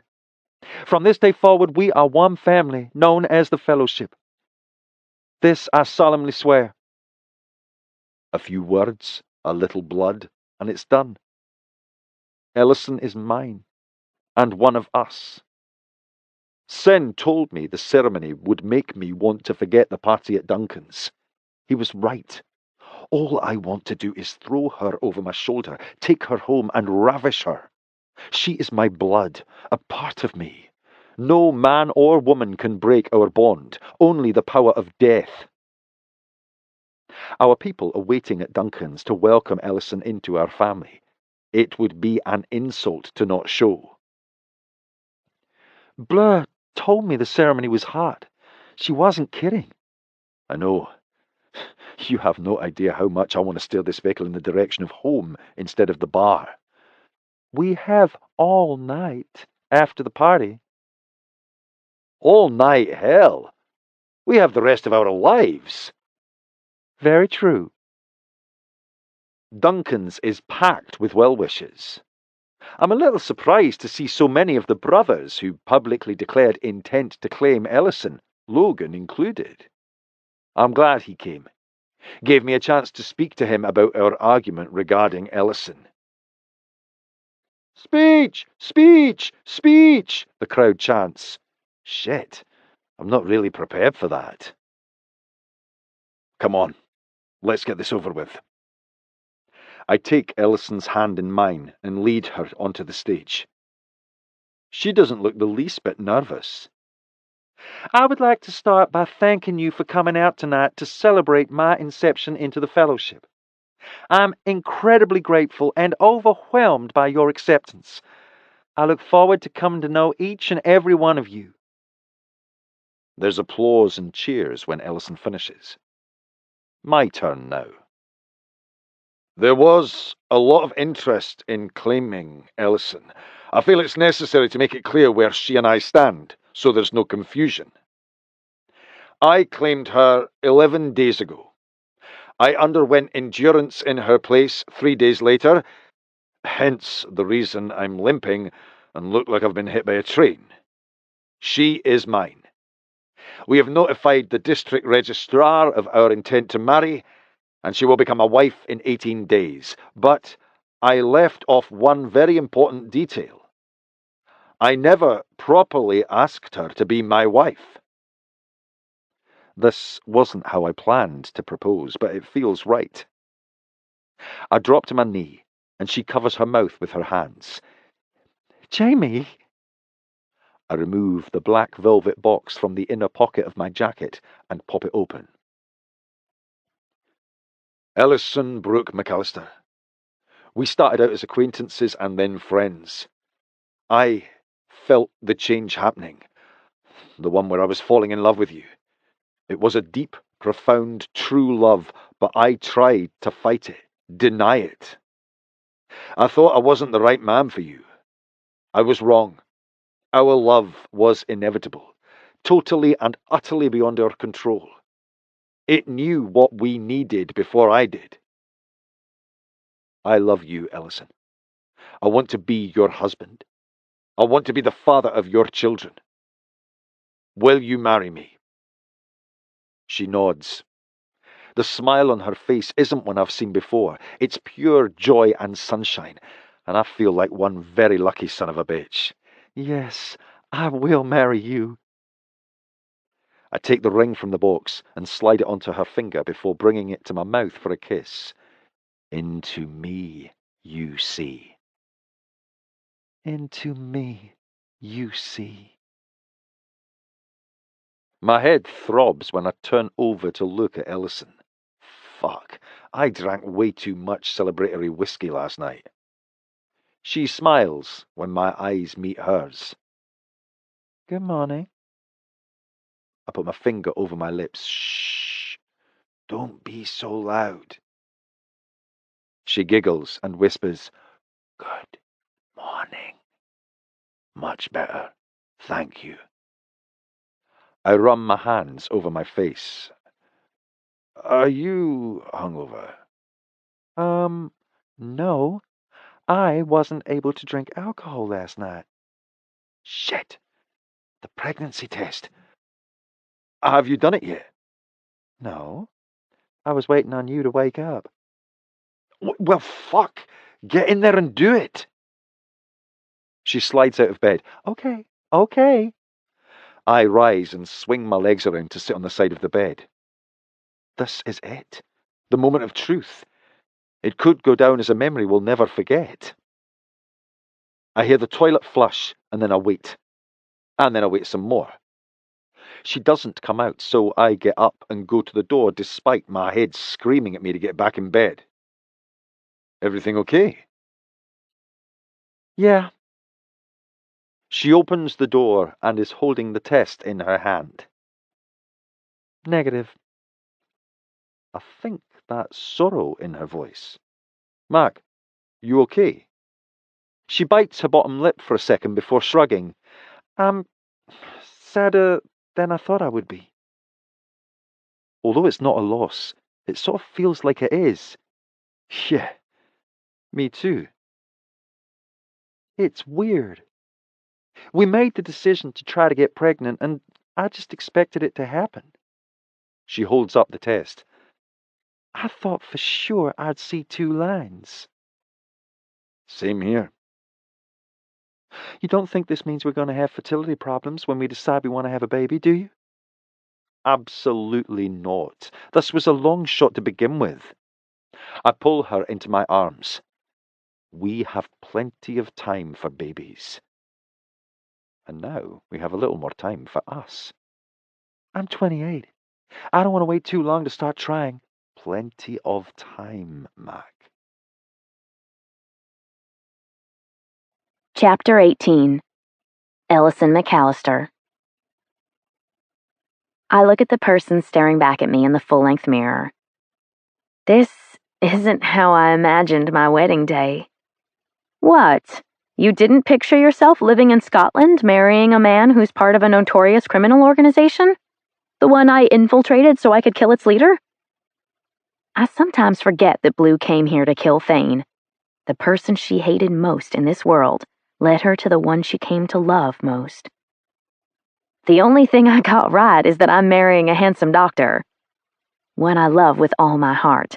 That was always part of the plan. I had it all worked out. Quite literally.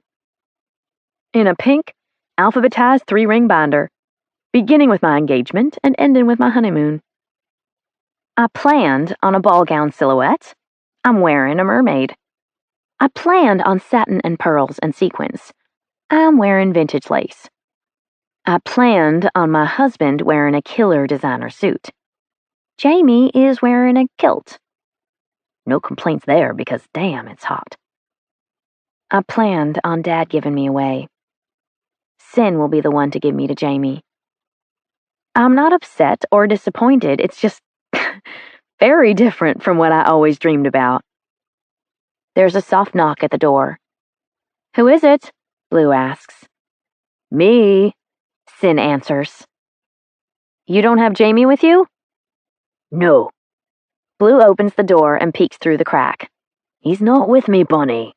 Do you really think I'd risk your wrath by sneaking him up here to get a peek at your sister? Sin is the leader of a criminal organization who is afraid to risk his wife's wrath. Very entertaining. Suppose not. Blue opens the door and allows her husband to enter. Agnes just arrived to keep the babies. Oh, good. I'm always afraid she's going to remember how bad it is keeping them and decide to not show up. They're not that bad, they're just numerous. The boys are bad, Ellie. I'm their mother, so I can say that about them. I feel bad they won't be at my wedding. Well, don't. I'm certain they'd turn it into a 3-ring circus. I'm their aunt. They should be there. But Blue insisted they skip the ceremony and come to the reception. A look passes between Blue and Sin, and I don't know what it means. What? Is something wrong? Nothing's wrong. Sin has something really special for you. Something old? Something new? Something borrowed? Or something blue? He reaches into the inner pocket of his jacket and takes out an envelope. My heart nearly stops the second I see Princess written across it in Dad's handwriting. Harry wanted to be with you in spirit, so he asked me to give this to you on your wedding day. Oh my God. My hands are trembling when I take the envelope from Sin. I can't believe you've had this for 2 years and never mentioned it. What would have been the chances of me hanging on to it had you known your father's last words to you were in my possession? Right. I would have demanded he hand it over, and I would have ruined this unexpected surprise. This is amazing and heartbreaking at the same time. I inhale deeply and exhale. Did you know Sin had this? Yes. Thank you for not spoiling the surprise. Blue had always been able to keep a secret. I, on the other hand, tend to open my big mouth. We're going to step out and let you have this time to yourself. Do not cry and mess up your makeup. You're kidding me, right? Dad wrote that letter so he could be part of your big day. He wouldn't want you to be sad. Sin takes out a second envelope labeled Ellison's husband. He wrote a letter to Jamie? He nods. He entrusted me to watch over you. That included making sure you chose a husband who would protect and cherish you. I knew Jamie was that man, and that your future would be in quality hands. Sin holds up the letter. And now, we have another delivery to make. My knees feel weak, so I move to the sofa and sit before breaking the seal. God, this is going to be rough. I feel it coming. Princess, you are no longer a princess. You are now a queen, marrying her king. I know you have chosen a man who will give you love, protection, honor, and respect. But it's important you remember marriage is a two-way street. Give and take. That, aside from love, is the base for a wonderful marriage.